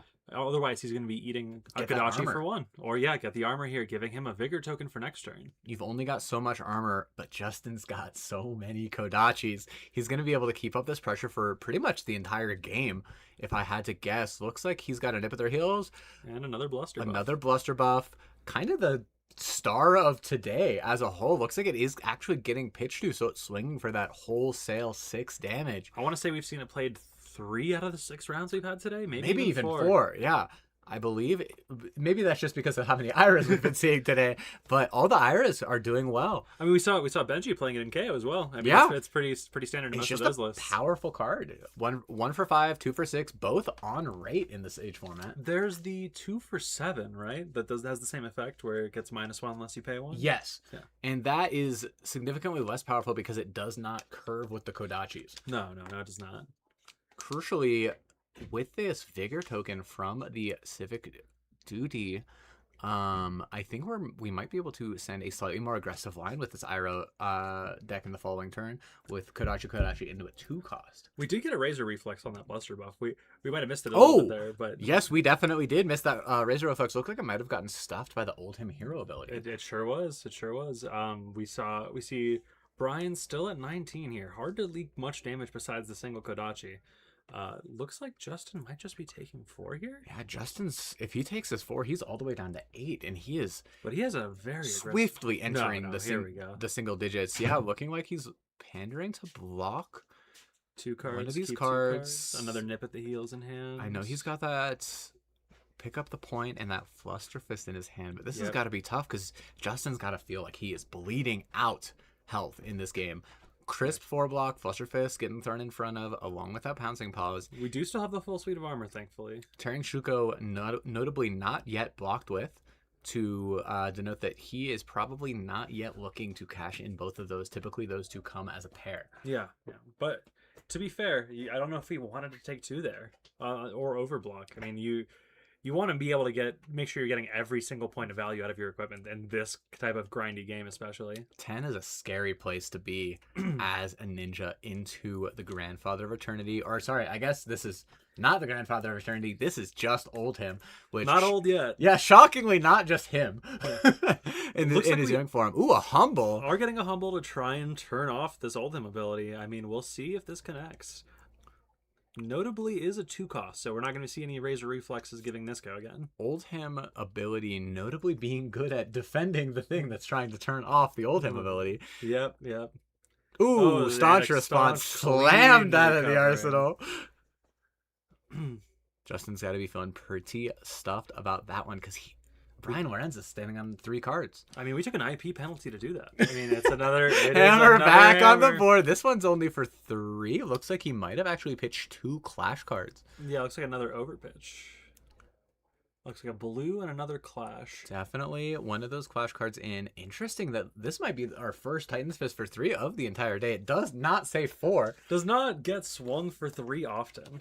Oh, and while we are talking about it There on the it is. stream, yes, there is the Tearing Shuko. Looks like we might be pandering. I see a torrent of tempo in his hand as well, and I believe a sound the alarm. I Or imagine maybe he that's just, a nip at the heels. I imagine he just has to take the 1 here, right? He has to. There's no way he's giving a card and this equipment. So Yeah. I think he might be just thinking about what is his crackback, what is his line, and how do I get over this insurmountable defense I'm from almost- the Grandfather of Eternity. I'm almost surprised he doesn't give him the headpiece here instead of the chest due to covering it a little bit more cleanly, but probably wants to keep it for a more relevant on-hit. Makes me wonder if he's using all 3 of this equipment suite this turn. I wonder what's could be. powerful. Looks like that is a key unleashed in his hand, which is definitely, and a growl. And a growl. Oh, this is definitely looking like a turn. Growl, for those unfamiliar, is a 0 for 3. Go again. Your next Crouching Tiger this turn, it gains +1. With the Tearing Shuko and the Pouncing Paws, that is going to equate to 3 damage on that Tiger into the 7 as the Chain Ender from the Mauling Key in his hand. Yeah, Mauling Key. It's so beautiful having his end player here in the booth with me. Definitely going to be a powerful return line from Justin, but I have to ask, what is it going to look like when all this dust settles from this turn? What are the life totals going to be? Is old him going to have a dent on him with all of this armor, all of this health, and this powerful hero ability? I'm not much of a psychic, but I think I can tell you what Brian's turn might look like. Well, something I would be scared of as Justin is that Oldhim hero ability as a defense reaction. They can really stop this turn. If you send the Tiger, what is stopping you from getting that key unleashed? Tucked away at the Tucked top of away your at the top of your deck. If he has an Ice Blue in his hand, what can you do to stop it? Very interesting play line from Justin having to play around that, and I think I saw a blue ice card at the very left. Oh no, this might be a disaster for Justin. Unfortunately for him, though, I think you just have to play and make him have it. It's a random card, so hopefully he can keep that Torrent of Tempo in his hand and hedge his bets as a 50-50 because he does still have an arsenal as well, though. 7 damage is nothing to scoff at. 7 damage is nothing to scoff at. We But do have the one float. We do have the benefit of the... It's getting blocked with. Oh, okay. We're safe. He might be safe. Interesting thing about this line is that he would have had to pitch the Torrent of Tempo to the Key Unleash. So if the Oldhim actually hit the Torrent of Tempo, he wouldn't have been able to. His turn might have just ended right then. But no, here we go. Here's 7. Brian's got the 1 card in hand. He does notably take still the have Tempo. leverage. I am bad with card names today. Sorry. Torrent of Tempo is a majestic card. It is the water-based ninja card. To be fair, both the tempos have very similar art. They do. This one has Ira on it, though, and that's Ira. That is Ira. That is, unfortunately, another name-based blunder on my part. I do apologize to the greater Fab community. Please don't cancel me. See, this is why I let you commentate it, because I know I'm going to mess it up. But, if you say something confidently enough, people will believe you. Yeah, that's true. I was believing you this entire time. Let's go. So, interesting line. I think that might have been a blunder to walk with that Glacial Footsteps rather than activating the Oldhim ability. Maybe Brian Lorenz was hedging his bets on the Oldhim hero ability. I mean, with 2 cards in hand, you don't... It's a little risky to go for that without knowing... I mean, we have perfect knowledge, of course. Of course. You know, with card names and game states and arsenals, we know everything that's happening right now at all times. It makes me curious what Brian Lorenz might be thinking about on this block. 7 damage, nothing to scoff at, would notably even up our life discrepancy here. This does seem to be the time to block with Civic Peak. I don't think Justin has any way of giving this go again. So yeah, shoes are gone, which is usually the equipment that would give go again on a piece. Looks like Civic Peak getting thrown in front of this. He draws a card. Super stoked about it, I'm sure. Ooh, Rootbound from Carapace. Looks like another red as well. So going to be covering up 6 total of the 7. Definitely a powerful defensive line from Brian Lorenz. He ends this powerful turn at 18 health. It's brutal. Justin is getting across 1 damage on his best turns. And that Titan's Fist say? getting slid across. One day we might see a different card, but Block Slop Guardian is called this for a reason. Oh, down to 16. Looks like we missed some damage. Yeah, looks like Brian is down to 16, but knowing Brian as a player, he probably has his own life counter on the board, making sure we keep that life counter on the screen as legible as we can for you at home. Makes me wonder, how does Justin find himself out of this situation? If Oldhim is just going to continuously throw cards in front of him, what can he do to run him out of blocks? I mean, unfortunately, I think this is just a brutal matchup for Ira. I think Brian picked the right deck to bring to this tournament. Absolutely. I think this is one of 2 Oldhims who are actually sitting at the top tables at this big event. Yeah. There's a good chance. I mean, we're seeing Tarot, we're seeing Oldhim, and we're seeing a lot of Ira. And honestly, a lot of Riptide. We only had the 1 stream game, but there, I believe, are 2 Riptides at the top table. Pretty interesting spread of heroes at these top tables. Funnily enough. Justin punishing Brian for taking the 1 off the Kadachi, getting to send this cut through for 5. 5 go again because that dagger has hit. When a dagger has hit on cut through, it gains +1 and go again. It looks like chips another 1. Yeah, one of those block cards getting shipped down to 14. But Justin is sitting on 7, which is not where you want to be. Notably, just eating the hammer to play this turn. Hopefully, this is. I mean, it's a good start. We'll see where this turn goes, but it's going rough. Got that growl. Tiger has +1. Don't know if we have a Tiger-based follow-up. Notably, we do have another blue 3-pitch card in hand for that Oldhim ability if we do want to use it. And Justin, this time, does only have 1 card in hand. Yeah, this is definitely looking scathing. Brian might be hedging his bets on the possibility that this Arsenal card is the threat. So he might be playing it safe. Yeah, there playing it is. conservatively. Yep, there's Oldhim. On the top, it goes. Does this card from Arsenal have any sauce to it? Looks like it is a flying kick from Arsenal. Going for 7, which is actually quite powerful. Maybe a dream scenario for Justin. Punishing Brian a little bit for using the Oldham ability here. I mean, Card. that card that he pitched would be great to block this right now. Oh, yeah. That Winter's Bite chilling. I mean, that's got to be Damned the if you risk. do, damned if you don't, right? Yeah, that's got to be the risk associated with Oldham, because what if this was another card in hand that could threaten damage? He kind of had to hedge his bets here, but dare I say, he's got the life total to kind of play around a little bit. And God knows he has the armor block. So 6 armor blocks still sitting on board. Looks like he's taking 6 all the way down to 9, choosing to conserve that armor block for when he really needs it most. Especially as we get lowered with these Kodachi territories. That Oh, armor is yeah. going to be doing a lot of work. I know Brian is definitely a smart enough player to know how scary that Kodachi lock that we mentioned earlier today can be. Just really, really clean play from Brian so far, keeping Justin at pretty hefty arm's length and absolutely no chance of fatiguing him. Looking like a really close game so far, though. I mean, we are 9-7, and that for a deck built around fatiguing, Oldham's taking a lot of damage. Oh yeah, he's taken over half his health. It took a couple turns to get there, but Justin has been having on turn after on turn. He's been taking a little bit of damage to get there, but the ending with a flying kick for 7, that was. Oh, he's going down to 3. Down to 3 is an interesting place to be. Looks like he's got a Soul Bead Strike. I believe that's an Upsticks. Yes, Upsticks and Run. Okay. Soul Bead Strike getting pitched to it. This is going to be a Kodachi coming in for 5. Ira Hero Text active on the next Chain Link. Still. Brian's got a fruit, it looks like. Looks like an unmovable? No. That is a Buckling Blow. And I a believe, Debilitate. And a Debilitate. Civic Steps getting thrown in We're front of giving him it. the Quicken token. Looks like that is a Interesting. cut through in the hand. Is there anything Justin can use here that he didn't plan on having go again for? Maybe the Torrent of Tempo? That might be I think no matter what, easy opportunity could be to just throw that Torrent of Tempo. 5, go again, or sorry, 6 from the Ira Hero ability, go again no matter what, no longer needs to hit from that Quicken token, from those Civic Steps. Really helps insulate this turn. Interesting point of contention is that last remaining card in Justin's hand, I believe, is a cut through. So if the second Kodachi for 1 ends up connecting, that is a free 4 points of damage that he will be able to convert. Yeah, Otherwise, I imagine it's going into his arsenal. It'll be interesting. I mean, we do still have armor to block the Kodachi with. I mean, I do think Brian is getting low enough that he's trying to avoid every bit of damage he can take, but he does have another 2 life to gain here off this Fruits of the Forest if he's able to discard it. Fruits of the Forest, 2 prevention from Oldham's ability, as well as this is a blue card. That's true. And an earth card, so I think he's probably going to be recycling that card as much as he can until he might need the life total at the end. Notoriously a 2-block, so Notoriously a 2-block. Getting the same prevention whether you block with it or pitch it. Yeah, 3-block or 2-block on 3 different axes.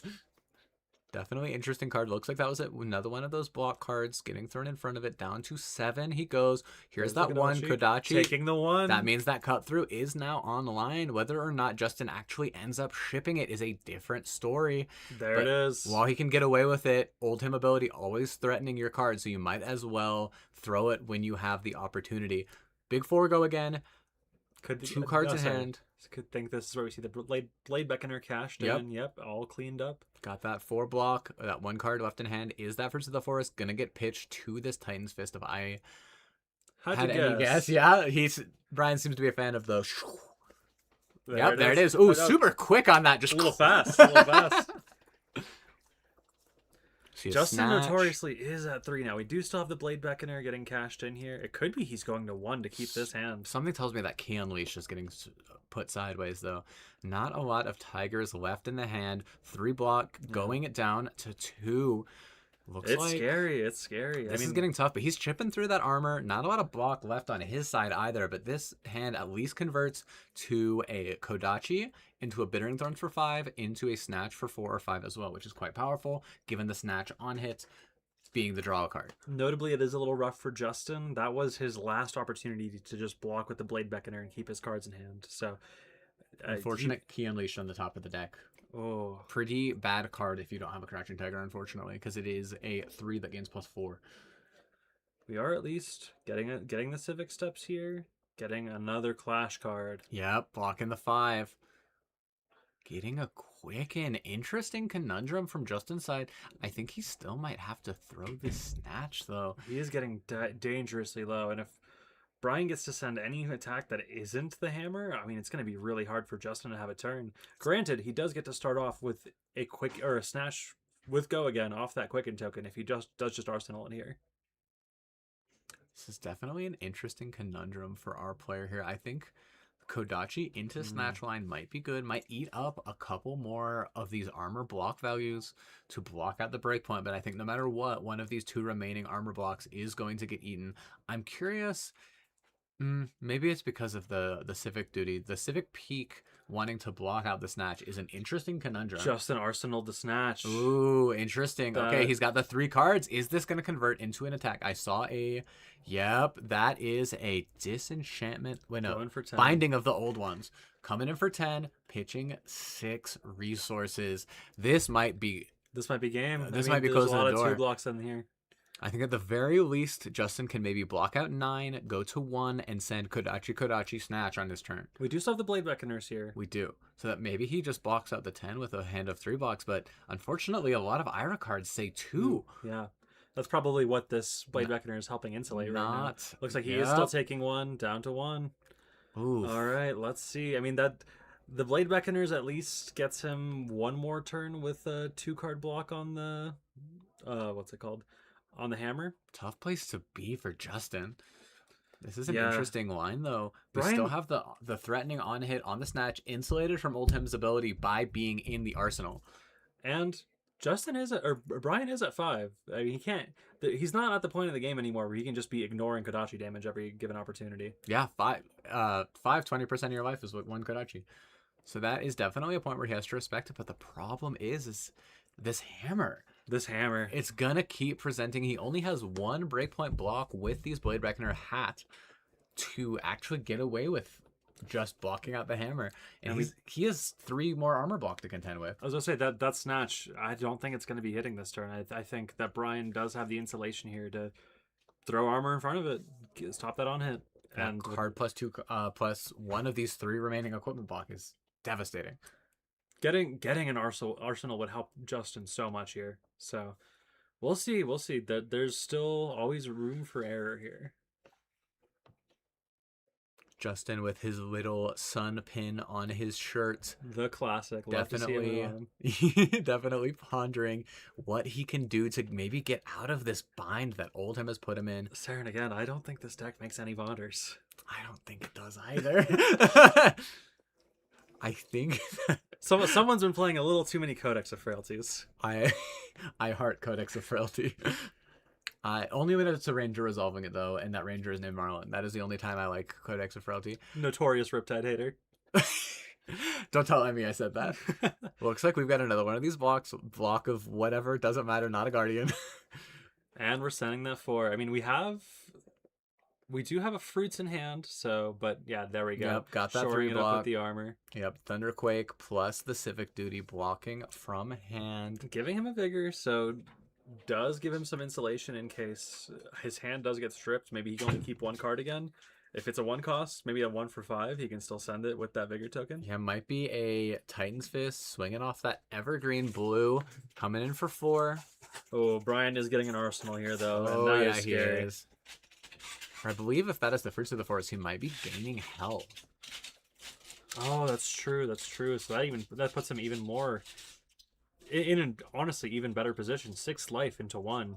It's going to be really hard for Justin to leak 6 damage through this game. How does he get out of this conundrum? He's got There his it is. last armor block used, and it's the Fruit of the Forest hitting the graveyard. Gain plus 2 life. It is now 1-6, looking like a devastating position to come back from as the Ira. There your token pops. Yeah, we will be getting 2 cards for each hammer from this point on. Looks like we don't even have that threatening of a hand. We got a Pouncing Key for real this time.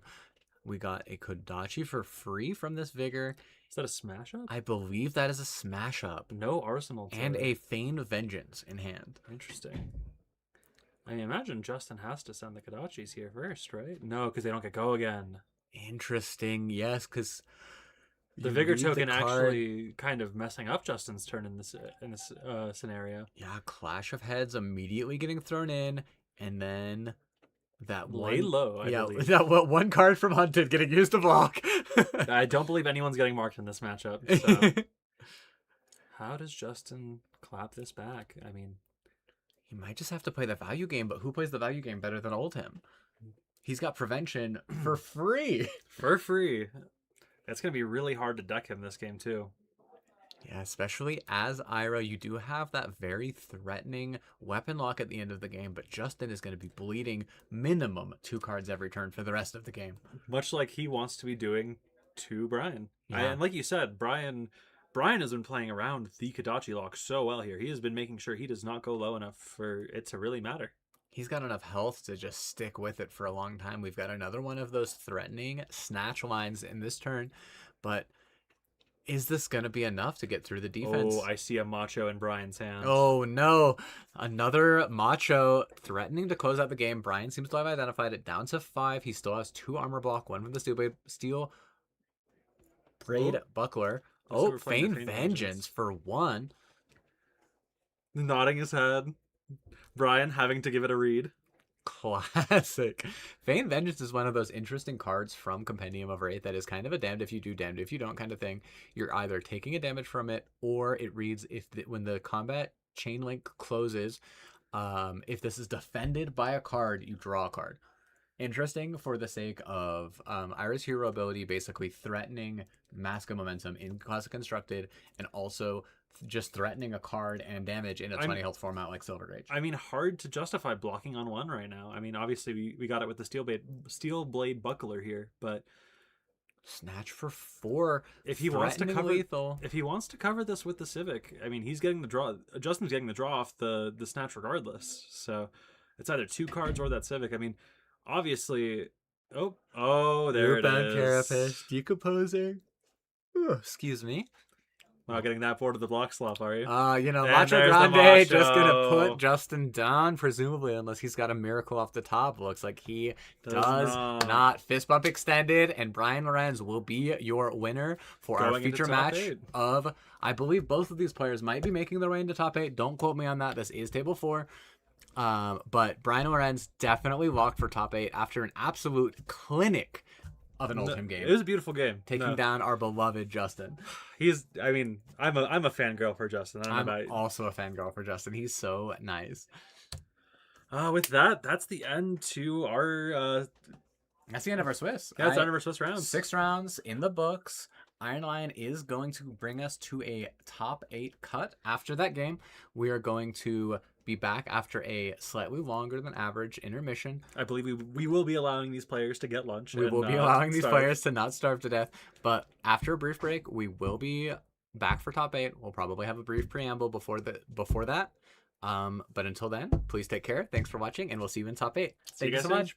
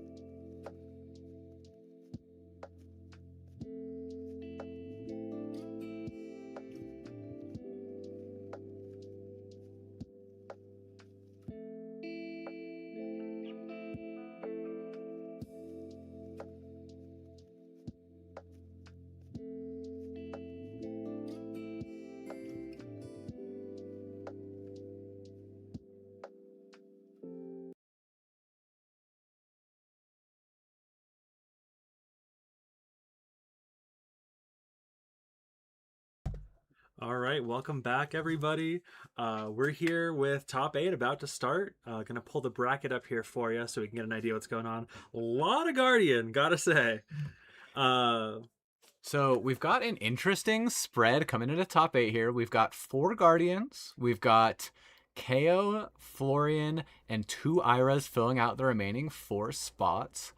Interestingly enough, our first table, which will be our featured match, is actually a run back of the Terra KO matchup Round 5. from round 5. Same exact players, same exact deck. Maybe Benjamin Fraser can actually lock it up this time with that slower, slightly more fatiguey style KO list. All right, give us just a second. We'll get you guys into the action.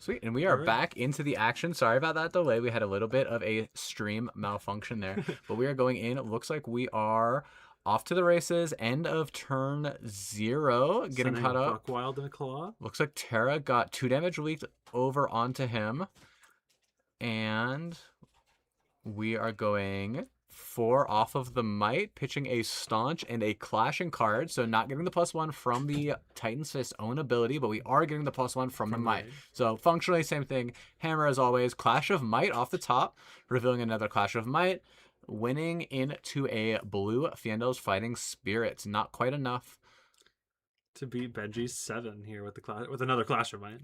Yep, looks like it is blocking for 3-on-4, taking 1 down to 19. Interesting thing, like I said before we went into this top 8 game, this is the run back of our round 4 matchup. Same players, same deck, same setup. I'm wondering if the turn order will have anything different, or if Benji will just be able to draw his cards in a slightly different order that can get over this blocking fortress that is this Terra deck. You can never run out of 4 blocks, and you can never run out of staunch responses, it feels like. Yeah. Here's a second one coming in. Probably. Oh my god, dude. Oh. So leaking 1 damage here looks like, unless we pay into that extra ability, but I doubt we do. Yep. Taking 1.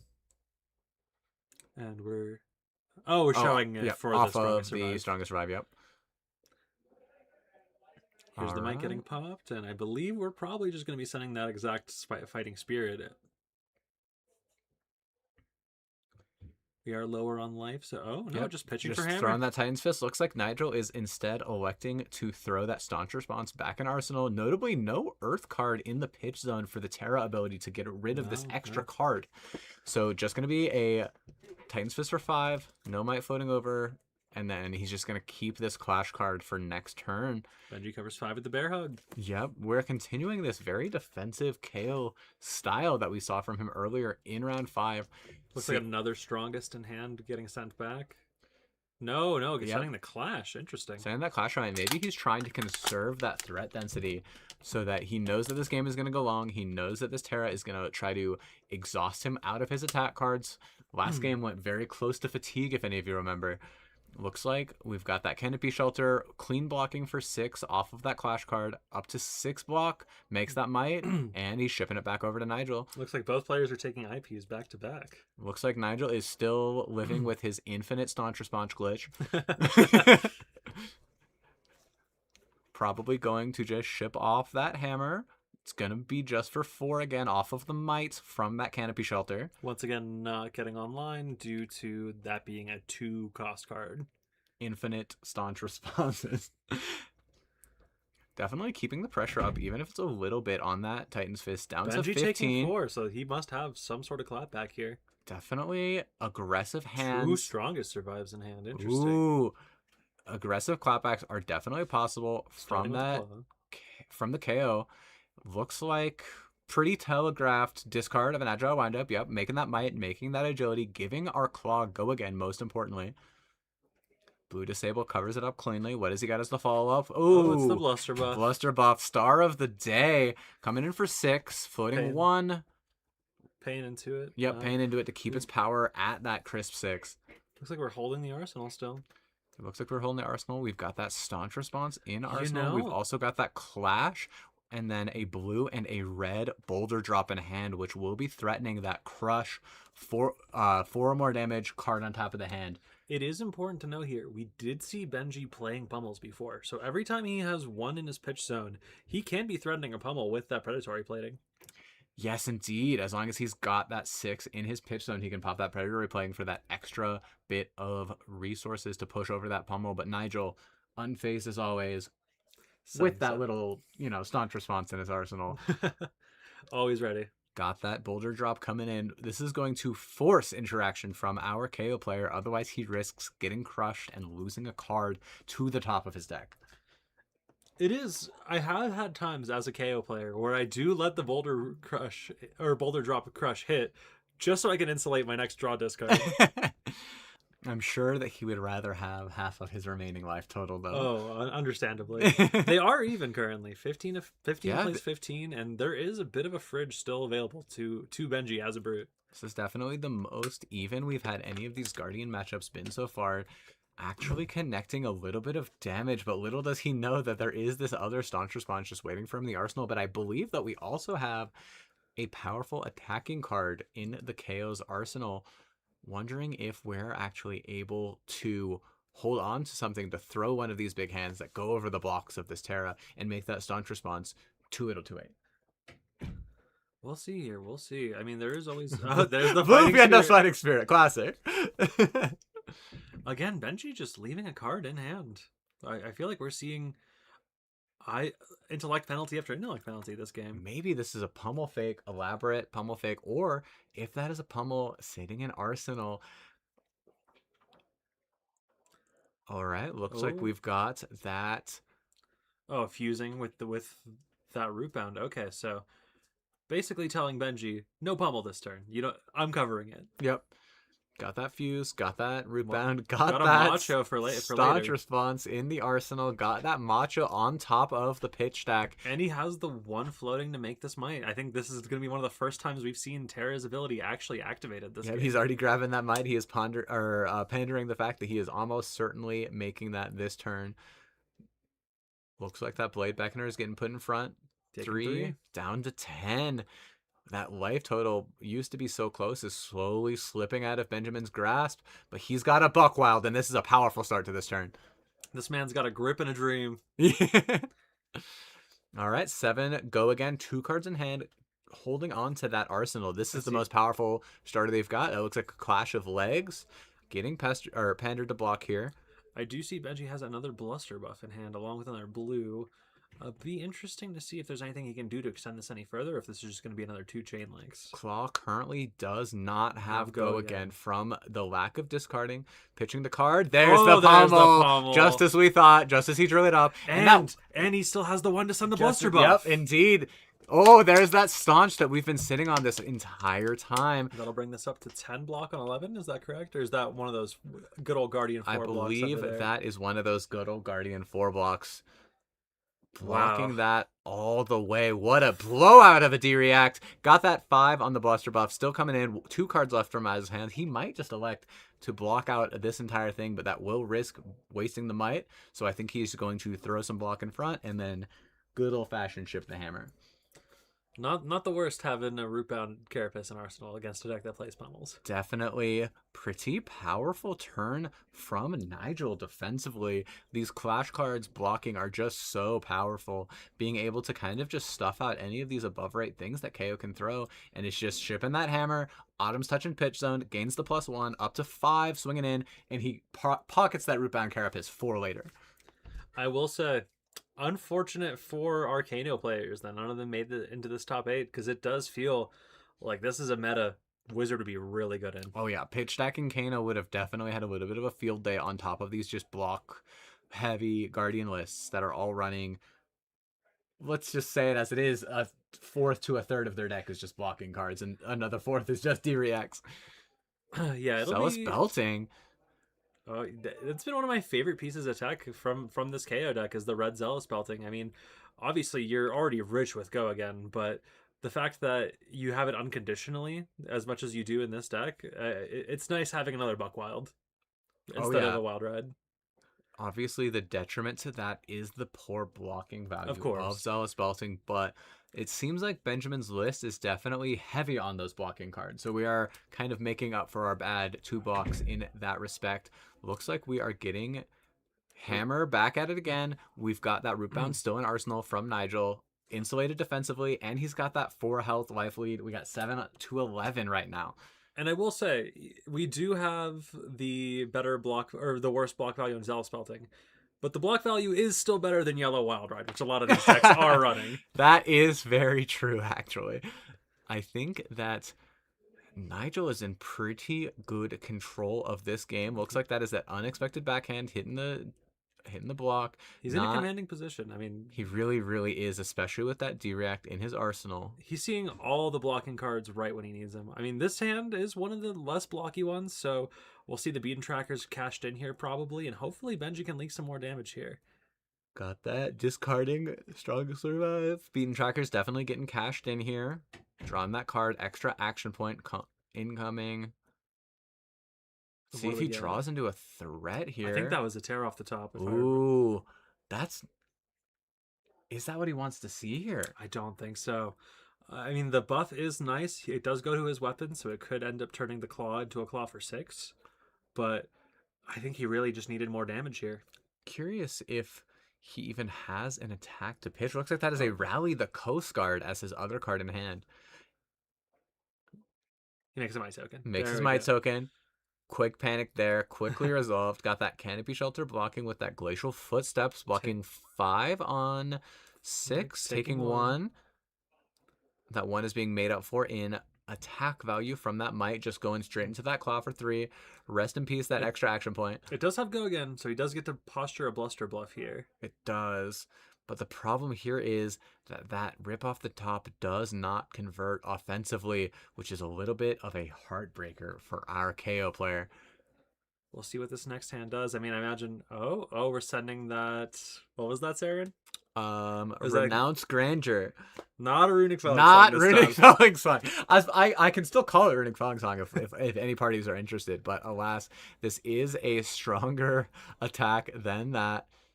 Benji is respecting it, throwing down 6 and the Temper Helmet here. Yep. And for all parties that were curious, much like myself, this does have the effect of Crush. Your opponent cannot create auras, which includes Might and Agility from Agile Windup. Okay, we slam down that rip off the top. Got that rip off the top. We'll see what he gets to play off of it. Dice off into a void. Zealous. Oh no, that gets pitched. Benji. Yep. There you go. Up to 3. Next attack has +3. Currently +4 from that Might. Let's see what we have to play. Curious what's coming after this. Is Benji arsenaling? No way. He still has his weapon. Yep. There's the strongest. That's good. That is quite powerful. Up to 11. I mean, we might be getting the whole hand here. And Nigel sitting at 9. Definitely a comfortable life total, but cannot just take 11. You cannot just be... I mean, you die. Covering 9. Taking 2. Revealing his last card. It is a Fruits of the Forest, which does attack for 5, which is more than the Strongest Survive. And he's just shipping in the Titan's Fist. Classic Nigel. Like I said before, not a psychic, but the lines are a little telegraphed. All right, and I'm starting to think this glove slot for Nigel is for aesthetic purposes. We haven't seen him actually activate it in 2 games yet. And we still have that root bound in Arsenal. I mean, Nigel has a fridge here. It's going to be really hard for Benji to actually get through. He's got Civic Steps, Civic Duty, root bound in Arsenal. You know, there was a part of me that was really hoping Benji was going to try and roll a 6 on that knucklehead here. You know, sometimes cowards don't prevail. I mean, it does genuinely feel like that's the type of hand that Benji's going to need to get through this fridge. Maybe his only opportunity to actually get through. But now the knucklehead is gone. We're sending Ooh. another rip off the top. Which card do we think is going to get pitched? Looks like it is a 6 even number. Goes pitch. Oh, yeah, I think he wanted to send that. But I think it's another Fendel's Fighting Spirit. No, it's a Bear Hug. I mean, it's not for nothing, but he is... The rough up getting pitched to Arsenal means he's losing at least 2 points of value on this. So this will be going up to 8 points, I believe. Bear Hug coming in. Buffed up by that tear off the top. Coming in for 8. Yeah, we're going to start seeing this fridge blocked with. Might mean Nigel's looking to start trying to close out the game. I mean, there's another... That's Renounced Grandeur in the hand with a blue. Blocking out 8, full block, make the vigor off of that Civic Duty. Oh, he has 2 vigor tokens this turn.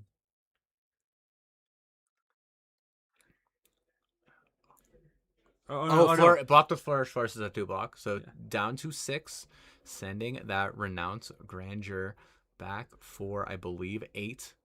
Yep, another 8. 8 for 8. Yep, it gains +1 if your opponent controls an aura token, which actually pairs really well with these Civic equipments, which are supposed to have a downside, but a lot of things, think Valdo with Civic Peak, think Renounced Grandeur in this Terra list. We've seen a lot of Quicken tokens get handed out today. Oh, yeah. And we have not seen a lot of them get used as efficiently as they could be. This is a heartbreaking hand to have to lose from Benji. 2 red Buckwilds. Having to get thrown in front of this 8 makes me wonder if he just wants to block 9 in front of it and Arsenal one of them. I do believe that is what we're showing here. I mean, he's blocking 5 on it currently with Rally the Coast Guard, and he can discard 1. Yep. Discarding that. Covers Exactly up like you 8 said. clean.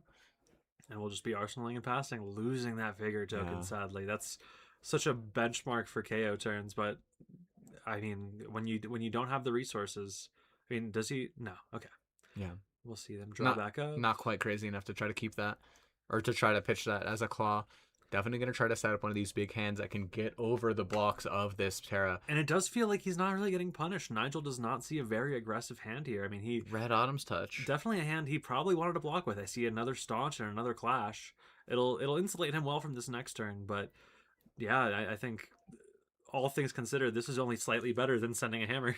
Crazy thing about this hand is just how well it blocks. He's got a Clash card that is getting pitched away, but he still has that Staunch and still that root bound in Arsenal. That's true. He has been sitting on it for, and there's another Staunch. Oof, this is a potentially clunky defensive hand, actually, but it perfectly is going to cover Buckwild into another attack, which is almost certainly what Benji is pandering. I imagine you probably pitch the blue Staunch to block with the red Staunch. Or wait, is that another red Staunch? Is that a Marvel red Staunch, or is that another blue? Looks like either way, it's covering blue. I think. I would say either way, it's covering the Buckwild in its entirety. We're gonna see a claw here for 3. And I'm no psychic, but I think this might be a Titan's Fist in our near future. Breaking Titan's Fist in your area. My goodness, Titan's Fist for 5 in my area. This is basically another Autumn's Touch. Oh no, I see why you root for the brutes often. Although I kind of have a soft spot for just sliding that weapon across. I'm a warrior player at heart. I'm sorry. I mean, listen, I've played my fair share of Kasai. I've played my fair share of Assassin now. Buckwild getting thrown in front of this Titan's Fist. And I gotta say, having a whole deck that just goes, here's my weapon, here's the reacts for that weapon, nothing else to worry about. It's kind of nice. We got that Zealous Belting coming back in, pitching that Buckwild 5 go again, hitting the combat chain, floating 1 resource left up. Looks like that is a Rally the Coast Guard left in hand. I gotta say, these hands have just been a little awkward for Benji. He's not... We haven't seen him go 3 wide yet this game. Definitely not the powerful offensive power he needs to get over this absolute Goliath defensive Terra deck. This is clearly denoted by that Rupan Carapace having lived in the Arsenal for pretty So much the long. entire history of Fab at this point. Oh, there it is. Yeah. Coming out of Arsenal. You know, they say talk about it and it will rear its head. Yeah, no. As we're inching towards the end here, I do feel like Nigel's looking to clean this up pretty clean. Oh, there's the Macho. Ooh, Macho Grande. There's definitely. a chance he just takes this 3 off this claw here. I He's mean, he got still the has health to armor play block. with. He hasn't blocked the Civic Steps yet this game. Yeah, he's got the Civic Steps, he's got the Buckler, and he might just be able to throw this Macho Grande, just absolutely close out the game, as we've seen so many games today. Closed out by Macho Grande. That is how the Guardians are liking to end their games today. 8 dominate pretty hard in a 20 health format. Looks like they are cleaning up. That's a full grip. Definitely. Yep, looking to There it page. is. Macho Grande is hitting the combat chain. That is 8 dominate. Will this defensive slanted deck find any tools to get through, or is he just dead in the water? If only there's a no fear in this format. And fist bump is presented, and that is Nigel L. moving on to the semifinals on Terra, the Earth Guardian. Kayo, the boogeyman? No, I'm not Never heard not of so him. sure. I've That's got 4 blocks on staunch responses. What more could you ever truly want? And if we go back to our top 8 bracket, as these games start to end up, it looks like the winner of that might actually be having a tough run-in with the Florian. I've heard that Florian is actually kind of the boogeyman for these block slop decks. These Guardians really struggle with the chance that he puts out. He's stacking chance, and what do? He's just blocking them. Like we were saying, Florian really arcane damage is how you beat these Guardians. Oh And yeah. I'll be honest, it looks like Andrew has a really good path to winning this. Oh yeah, especially if either of these Guardians on the other side of the bracket, Tyler and Braxton Palmer, both definitely looking to Prey on those Iras. and they're already knocking each other out. So there's not a whole lot of wiggle room for any of these players into this Florian, assuming he was able to take down his first opponent of our round 6 champion, Brian Lorenz, on that old him. So this is just shaping out to be a very interesting top 8. Yeah, we'll go take a look. We'll get back to you guys with an updated bracket, and we'll get you guys into the semis. Yep, wonderful. See you there.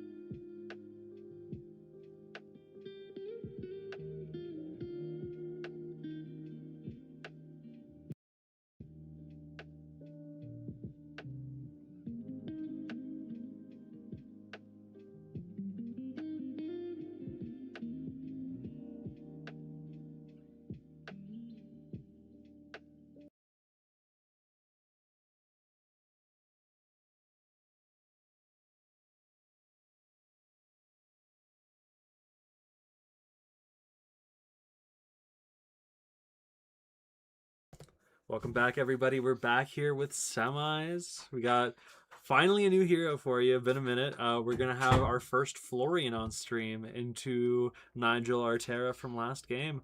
I believe they're getting set up right now. We're gonna just get you right into the action.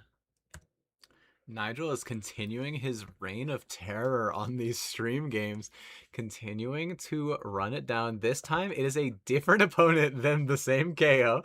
As we had mentioned earlier, it is our Florian. Florian in Silver Age is actually pretty interesting compared to his classic constructed counterpart, in the sense that while he is runechant stacky, which is what got Scepter banned in the classic constructed format, he actually has a couple interesting avenues that he can play around, such as instead of just fully chant stacking, he can kind of send these like bursts of runechants, but into a Guardian like Terra, whose deck is full of defensive cards. He's not actually going to find much in the way of looks like we are going for a runechant mat. Oh my goodness, what an absolute power move by our Florian player. He actually, interesting thing about these two players, both from up north in Colorado and actually very close friends. I believe they drove down here together, and they've probably been communicating, talking all day. So it's got to be somewhat vindicating to see each other in the top 4, but it's got to be a little bit sad to knock the homie out. I mean, Saren, you can say they're good friends, but I think that's been applicable to every single matchup we've had on stream so far. Almost certainly the case, but having the car friendly fire in top 4 of a over 50-person event has got to be some amount of irony. Imagine if they were on other sides of the bracket, is all I'm saying. Can't be that bad. You're both in top 4. That means both getting a Rock Yard Rock promo. Oh yes, incredible promo. Incredible promo. I'm not entirely sure I know what that card does. I know it's a brute card. It's a it's not a brute card. It's a generic. Awkward. It's a blue 3-block that can be a 6. Oh wait, what? What does it do? Rockyard Rodeo literally just has the text, this is its power is equal to your weapon's power. Ah, okay. So big rock fan. Big rock fan. Hey, it's Leviah got another 6 with Hexagore. Mm-hmm. Hexagore. Ooh. You know, if there's a rugged roller Reinar out there. Rugged roller is actually what they call every Reinar player who plays Reinar. Especially Alexander Libman, who we saw earlier today. Looks like we are getting started, I believe, because Nigel is still the undefeated first seed. He did get to choose turn order. I'm going to assume he's just going to go first because it's Florian. Got that expected Scepter of Pain and Bloodied Oval combination, a little bit of extra block. We finally see a sledge. We've been seeing Sledge Titan's Fist all game. Is definitely going to denote that Terra is going to try to smack Florian before he gets the opportunity to set up these massive chant stacks. Plume of Evergrowth. You missed that card, Saren? You missed Plume? Oh, I miss Plume. I know that we've talked about all of my former loves on the stream, but I am a known Vernon's fan before they banned Plume. But before they made her cringe. Before they made her cringe. Sorry. Air quote, before they made her cringe. Looks like this is just a classic sledge, Oh. Arcane Siege, and a Bit of a tech Shelter card. of Summerwood Shelter. Gives a defending elemental card or earth card plus 4 defense, so that went up to 7 on that sledge hit. Mike created from Terra's ability. It's interesting about this matchup is that these clash cards that we have seen do so much work into these KOs on this defensive guardian list doesn't actually do much into the Florian, who's not attacking. For those who don't know, the Florian game plan into a slower deck like Guardian is going to be to just stack as many chances as possible and shoot them with 1 attack action at the end of the game, where they can no longer pitch over to AB however many chants are getting sent at them. I've been seeing some insane Talishar screenshots of this deck. Yeah. I saw a game crash where it goes detected enough rune chants to end the game, closing client. Yep. And he's already starting off that chain with 3 rune chants from that Read the Runes and Rune Blood Incantation, starting us off at 3 counters. Basically, a reverse Malefic Incantation gives you a chant at the start of every turn.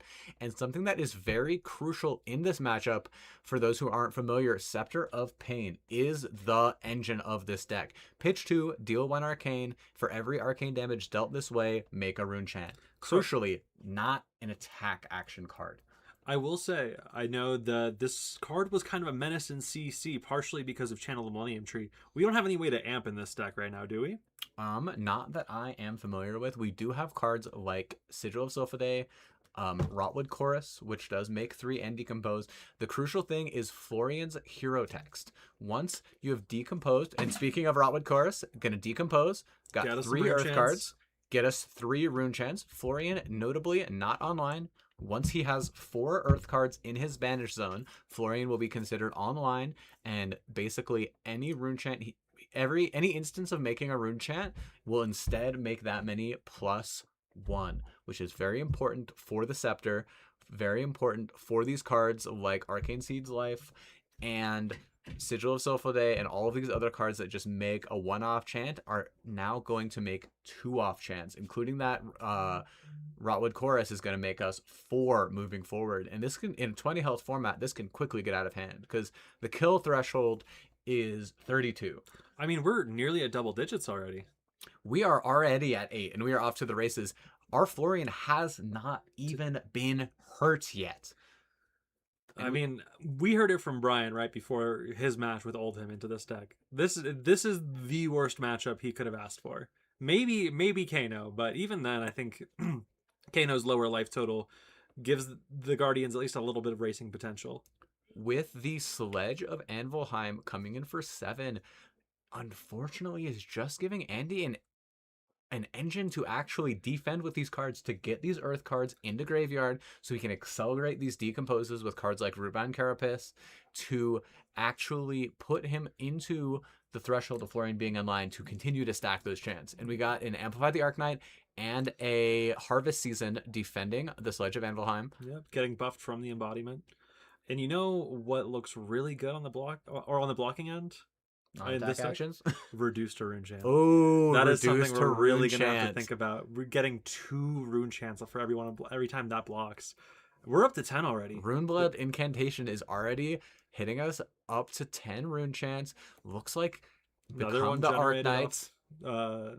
Not become the Arknight. That's Oath of the Arknight. Oath of the Arknight. Yeah, Oath of the Arknight gives his next Runeblade attack +1. Don't care. Don't it makes have a any. rune chant. Would genuinely Rootbound Carapace in the hand. This might actually have the opportunity to get Florian online. Oh, he's already online. Remember, young Florian only needs 4. Young Florian is only 4 actually, and the Colors of Arya counts as Earth in the Banish Zone. Yeah, so we are already online. It only took 2 decomposes to get us here. Yeah, looks like we've already got that Renounce Grandeur. Not Runic Felling Song. You think we'll see any Runic Felling songs resolved on the Florian side? When I saw Alex on the floor and I saw that he was playing Florian in our next top 8 game, the first thing I said to him was, "Hey, Alex, are you running Runic Felling Song? This might be able to save my reputation." And he looked at me right in the eyes and said, "Saren, I am not running Runic Felling Song." And I was like, I know, but I just really wanted you to tell me you were. So there's one in the room today. We got that Summerwood Shelter on that Autumn's Touch, defending Oh. for 7, taking 2. Notably not Crush from the Announced Grandeur. Well, I will also say we do still have the Rootbound in hand, so I assume we're just keeping that to Arsenal. Try and prevent a future Crush effect, I assume. This seems like the move. That Runeblood Incantation is going to pop, this bring us turn. up to 14 Runechants. He's running out of dice really fast here. He might need a D20 before we know it. Oh, different colored dice. Ooh, even. and a different size dice even. He's also got those gloves that can pitch to make a bunch of Runechants. Scepter sent for the first time this game, sending 1 Arcane, quickly pitched away from the Terra. I almost expected Nigel to take the damage here just so he could use the Arcane Polarity in his hand. I think he can't actually afford to Let them generate the chance. The 2 chance is just too much value than that extra 3 health. Yeah. I mean, it's hard, you never want to give them the chance, but I feel like trying to buffer your life total is one of the only ways that you can really extend this game out and give yourself the space. Problem is, if we can actually live long enough to see that polarity. Florian, a historically slow deck into Terra, who is definitely more than happy to pitch. Pretty challenging to actually get around some of these Runechant generation cards. I mean, there's been turns now where Nigel just gets to keep a 4-card hand going back, and he's having to take intellect penalties. He has no way of going and using every single card here. Ooh, there's speaking the of reduced to reduce. Runechants. Gaining some life here. Yep. I mean, that's Up to 24, kill threshold getting constantly moved. If we assume an all blue hand from Terra, that is a 12 life buffer from Runechants at the end of the game. So the kill threshold has been pushed up to a crisp 36. Now, Saren, do you think we're going to see any of these Runechants cashed in before we hit lethal amounts? Absolutely not. I think we're just trying to count as high as we can. I think in a defensive game, we are often going to go just absolutely over. If you recall, in our Kayo games, Kayo had a really hard time getting over the defensive value because it's every turn. You have to get over 20 health over their blocks every single turn. With Florian, you're kind of forcing them to dirtle around with their hand until you just kill them all in one blow. Well, part of me was thinking just because these Guardian decks are running so many yellows, that means their pitchability. The kill threshold is going down. Yeah. So I said if we're assuming an all blue hand, the odds of them actually having an all blue hand lower than you might think, and it looks like we bought back that Rotwood Chorus. There's our D20 from the hat. Immediately cast it, which makes us 4 Runechants. Oh, we're up to 20 Runechants. Absolutely insane chant generation. Nigel is looking closer and closer to death with each passing turn. And don't forget, we still have like things like blue Autumn's Touch, blue summer, a bunch of 18 health. We're not just sending 20 Runechants. There's probably gonna be physical damage behind it too. Ooh, that looks like another reduced to Runechants. Renounce Grandeur is hitting the combat chain again. Once again, 4/8, trying to turn off this hero ability. We do have one floating. Threatening a pummel, which I'm not actually sure if we saw if Nigel was running pummels is the thing. I mean, we saw him block a lot of them last game. We definitely saw him block a lot of them. Also, I learned that the unknown card that fused from Nigel's deck is called Turn Timber. I do want to say, I do see another reduced to Runechant in that hand. That's going to push us all the way up to 22 Runechants? The count just keeps going up. There's the Rootbound. There's the Rootbound. Do we see he might just be keeping the reduce again to keep having a D-react in Arsenal. I mean, he is leaking. He's leaked 2 damage this game. Where this is, I think, turn 6 or 7 now. Absolutely. Absolutely insane from this Florian. Oh, and we have the Arcane Seed's life. We're making a lot of Runechants. Runechants. That represents 4 Runechants and a health in the hand of our Florian player. There it is. There it is. Up to 19 health. He's almost back at his full health now. And he still has his gloves, too. This is brutal. Which you can pitch 1 billion resources in to make 1 billion Runechants. Interesting stuff in the hand. I wonder if he is thinking about pitching to this Scepter. Can you imagine? Can you imagine if this deck had Ninth Blade? That's a second reduced to rune chance. That is reduced to rune chance. I peed actually from last turn, and then was that a staunch response? I think it's an unmovable. Unmovable. Got Macho Grande for 9. Good thing Florian is strapped with a million D-Reacts. Yeah, I mean, turns out the Earth Talent and the Runeblade class both get access to quite a few. Perhaps the strongest defensive cards outside of the Guardian class. Reduced to rune chance, back up. Looks like we're up to 26, 20. Double reduced to rune chance. Rune chance already at this time, and he is only down to 17 health from this blue Macho Grande. We have more rune chance than there is health across the board. Absolutely we are unbelievable. And we are seeing a lot of reds in this hand. That is a lot of red, significantly more. And another Runeblade incantation coming out from our Florian. I mean, it might be a little early to call it, but I do think we're starting to see this turn pretty definitively towards Andrew's favor. This is definitely looking doomed for our Terra player. The sledge has just not been enough to present enough damage to get him to that room where he has to actually start respecting what the Terra is doing. I think we're using Terra's ability on the opponent's turn here with pitching into AB. That is neat. We are going to get a little bit more damage on the sledge, but I don't know if we're going to see.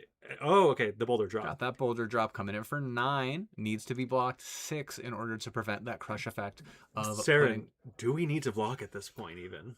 I think I see the other Rotwood Chorus in this hand. Yeah, I think this might be the turn this game gets closed out. I am seeing, I believe that is a Read the Runes, but I think he's got a D-React in Arsenal. I think this might just be a... He might be looking for that Amplify the Arcanite that we saw him pitch earlier. I mean, this is a deck that also is perfectly fine blocking. Yep, there's the Unmovable. unmovable. There it is. Getting the +1. Yep.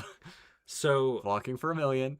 I gotta say, can you imagine if this deck had Ninth Blade? Oh god, can you imagine if this deck had Tree? Yeah, no, that Tree would be disgusting. I mean, I think 30 rune chance. The kill range is just, he's almost there already. I mean, that hand, I see 2 yellows and a blue. I mean, honestly, I think if Andrew sent this, or had a way to send this, I should say, he might just be able to close the game right now. Read the runes, or not read the runes, Rotwood Chorus coming in, decomposing. This is going to make 4 more chances. This is going to push us up to 34 rune chance, 2 away from basically systematic death, assuming no arcane polarity from Nigel. Nigel is staring down death right now, holding a Fendal's Fighting Spirit, and he can't even gain the life from it. He cannot. This is absolutely devastating. I mean, I see why the other Guardian players were so doomed about this matchup now. This feels unwinnable. I just don't know what Nigel could do to get out of this bind. It's just, there's too many rune chants on the board. I just think... This guy needs to get a Zen State token. He just needs a Zen State token. You know? I used to have a really good chess piece that can make one of those. Rest in peace.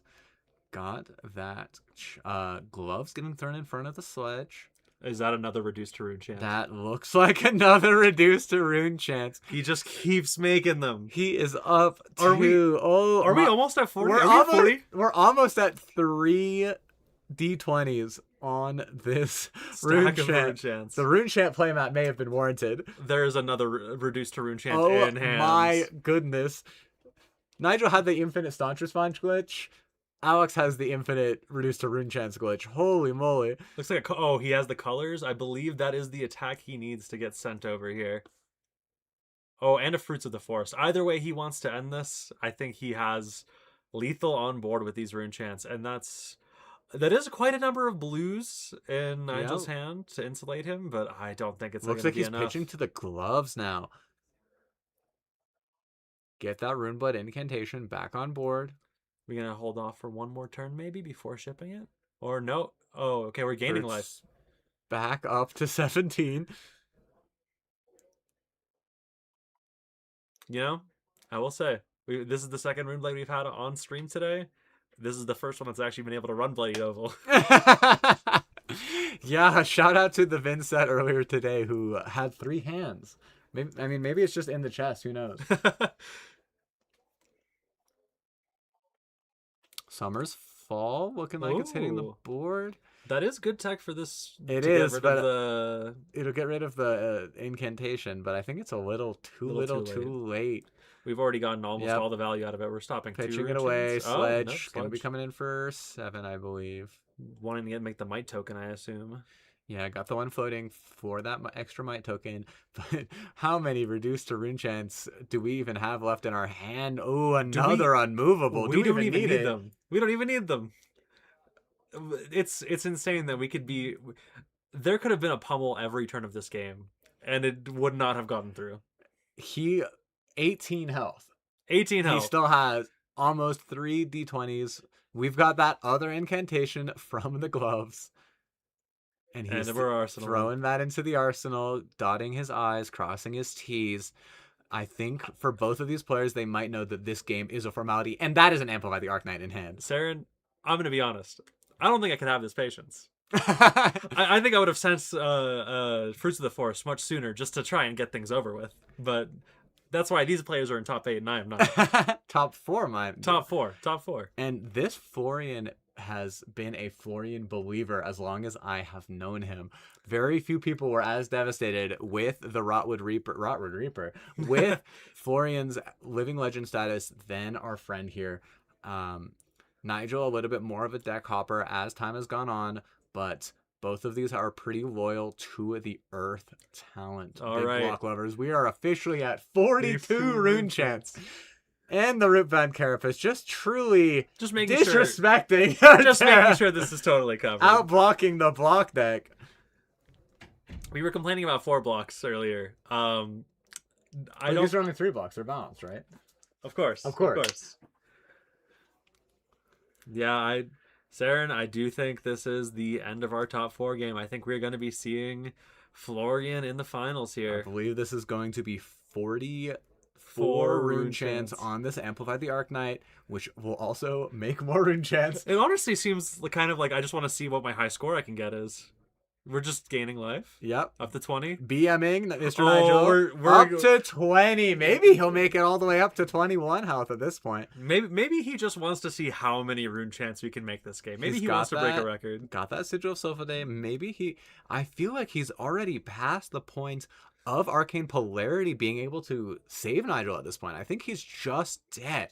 He could take this, go down to 11, and still overkill Nigel by almost twice. I mean, like you said, these two are close friends, so there's a good chance we're just having some fun here. They might just be clowning around. They might just want to see how many times I can talk about these runechants.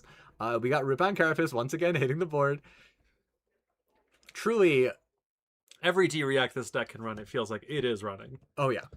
I mean, pretty similar on both fronts as far as our as far as these decks are concerned. Just every card that blocks well, tossed in there. Just run it. Oh just run it. I mean, what more could you ask for when you can run a D-React that makes you 2 chance? All right, 2 Both more of the chance. Arcanite. Notably, 48. his next attack does have +1, which he might actually use this time. We are getting another 2 We are up rune to chance. 48 runechants. 4 different dice. He looks like he is explaining the fact that he doesn't think he has enough runechants. I think he might. Oh, there he's we finally go. sending the Amplify the Arcanite. 48 chance. +1 on the Amplify. +1 on the Amplify, which might be crucial to his survival. Hey, he just countered down his dice. Yeah, he just took the chance away. Broken. And Rip there Nigel. it is. Excellent work. Fist bump extended. Like I said, this was a bit of a foregone conclusion of a game, but excellent work, Alexander. Congratulations, moving to the finals. Getting one of those beautiful playmats, and like we said earlier, in contention for that awesome resource. While we're token. talking about it, with the Battlegrounds format being a relatively new one, could you remind us what we're playing for? We've got that beautiful resource coin that we showed off earlier for the champion, but what are the playmats? So we have, I believe, 2 of the same playmat. I don't remember the card name from Compendium, but it's the one where Blaze has her arms extended, surrounded by Glyph sigils. Power Spell. Glyph Power Spell. Which is a beautiful, it's actually that art right there on the Battlegrounds, yeah. Beautiful, beautiful art. Both of these players known for playing Arcane, so it would have gone to a good home either way. And then obviously we are playing for that gold foil. The gold foil, of course. Gold foil, of course, and those and that beautiful, beautiful champion resource coin. Some nice promos too. Like we said, the new generic 6. Never heard of that card in my life. Congratulations to Alexander, good friend of most Colorado community members and a big friend of Arya and the Earth Talent. That means if we pull up our bracket once again, we will show that either our Florian will be meeting either a Oldhim or an Ira, and I hope for the challenge of it all that maybe we see that Ira trying to take down that Florian, where he might actually be tested to not just block slop it out and kill with the trillion bajillion runechants. I do feel if we do get that Oldhim in finals, we might be seeing another stack of 48 runechants. We might be seeing another stack of 48 runechants blowing up the young Oldhim. I was going to call him the grandfather of eternity again, but after a brief break, we'll be coming at you with the finals. I'd like to say thanks for sticking around with us. If you've been around here nearly 6 hours now, 6 hours, 8 rounds played so far. I know I for one have been having an absolute blast. Yeah, and we're happy to be here doing this. It's been a great time seeing everyone come out. We're sad whoever's watching right now wasn't able to make it out, or maybe you just made it home already. Yeah, maybe you scrubbed out and left, and you're actually like, I wonder if that Florian that beat my ass is still moving forward into the tournament. And yes, he is going on to finals into Ira or Oldhim after the break. Have a good one, guys.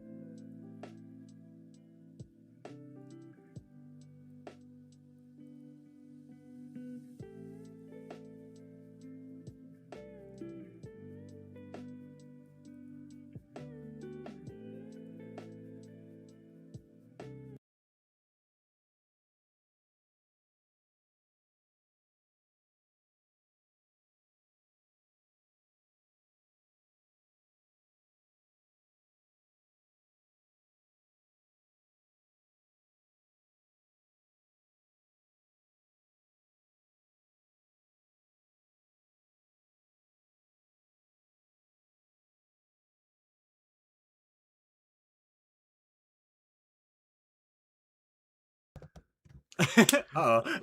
So we might have just forgotten our microphone here, but we are moving on to our last game of the day here with Chang versus Andrew, Florian versus Ira. We've seen it. We saw Ira really struggle into that Oldham matchup earlier today, but we have Chang here making it to finals regardless. Florian versus Ira feels like it's going to be anyone's game, really. I personally don't know how this matchup goes. Do you, Saren? Yeah, so interesting to see the Ira actually being able to get through that Oldham that looked so insurmountable in that earlier matchup today. Interesting thing about this matchup in particular is that in between rounds before this finals, I was actually talking with Andrew about this matchup, and he said that his one loss all day has been to Ira. He said him being able to choose turn order is very, very important. He said he might actually have a pretty significant leg up in this match going into this finals because he was able to earn that higher seed. So he said he's feeling pretty good going into this, but this is definitely Florian's hardest matchup in this top 8. And it was a tight battle for that seed too, because Andrew is 5th and Kevin's 6th. Yeah, So barely narrow. Very narrow. A single game difference really could have flipped this on its head. And before we get into this game, I would like to shout out Braxton Palmer on the other side of the bracket on that Oldham of the Castle Rock Cog Crankers, different YouTube channel that has kind of exploded onto the scene recently. Incredibly good stuff from them. Incredibly high quality content. I was checking in with Brax every single round. He was telling me that he was feeling really good. So hard fought game from him. Unfortunate that it didn't hit the stream, but I'm very proud of him. And let's move to our players. See this matchup. Looks like we are already moving on to our. Looks like we're on turn 1 of Ira. Florian went first up to 4 chance. We do have a Harvest Season on the board, reduced to Rune Chance being thrown on to Bittering Thorns red. Presumably is what got us to those 4 Rune Chance. Humble hitting the board, coming in for 7, threatening to turn off the hero text of Florian, which can be quite important. Well, to be fair, Florian's hero text is off currently. We have 0. It is, yeah. It says Essence of Earth. And important thing to note about this matchup, like I had said earlier today, there is a very real universe because of the density of red cards in the Ira deck that the Florian might send multiple bursts of Rune Chance rather than stacking all the way up to a bajillion million like he did into our Terra last game, because he just might simply not have enough time. Sigil of Sylphidae hitting the board. Chang kind of being like, what does that do? Understandable. New card from Compendium. It does functionally decompose a card and I believe deal 1 arcane damage. Saren, correct me if I'm wrong. The glare on Chang's boots makes them hard to read, but does Chang actually have any AB in this matchup? I believe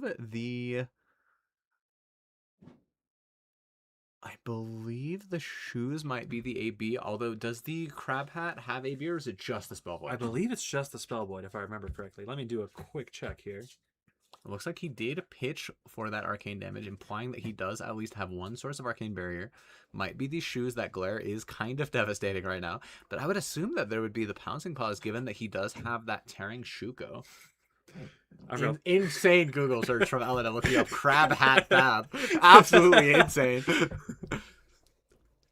Looks like that is going to bring us to 23 to 2023 off of the back of that Harvest Season, which will turn on that Scar for a Turn on the Scar for a Scar, coming in for 4 go again. A very powerful way to start this chain. Looks like getting blocked out by that Autumn's Touch. Going to go down to 22. 3 blocking 4. What's going to be the follow-up? Ira hero text on this next attack. Going to be that Kodachi 4-2. Interesting here. Yep, 2 down to 20 all. We're back to Earth here. Mask of the Swarming Claw. It does have AB. Yeah, okay, that's what I thought. Yeah, we do have some AB. Mask of the Swarming Claw does have that Arcane Barrier 1, which was what I had assumed earlier from our earlier game with the Ira into the Vinset. Like I said, bit of a brute player here. Don't really read other people's cards. A little bit of a numbskull, you could say. Hey, I love that card. Flusterfist blue coming in for 2. Sigil of Sylphide still staying on the board. Will leave the arena on the following turn. Block with both of our blue Autumn's touches there, I Yeah, believe. getting those Earth cards into the banish zone is pretty important. Hopefully, he can set up one of those Chorus of Rotwoods to set up the Decompose. Looks like Sigil is grabbing that Harvest Season back into the banish zone. I believe we have 2 in Then- banish already. Yes, both from the Sigil, shooting for that 1 Arcane.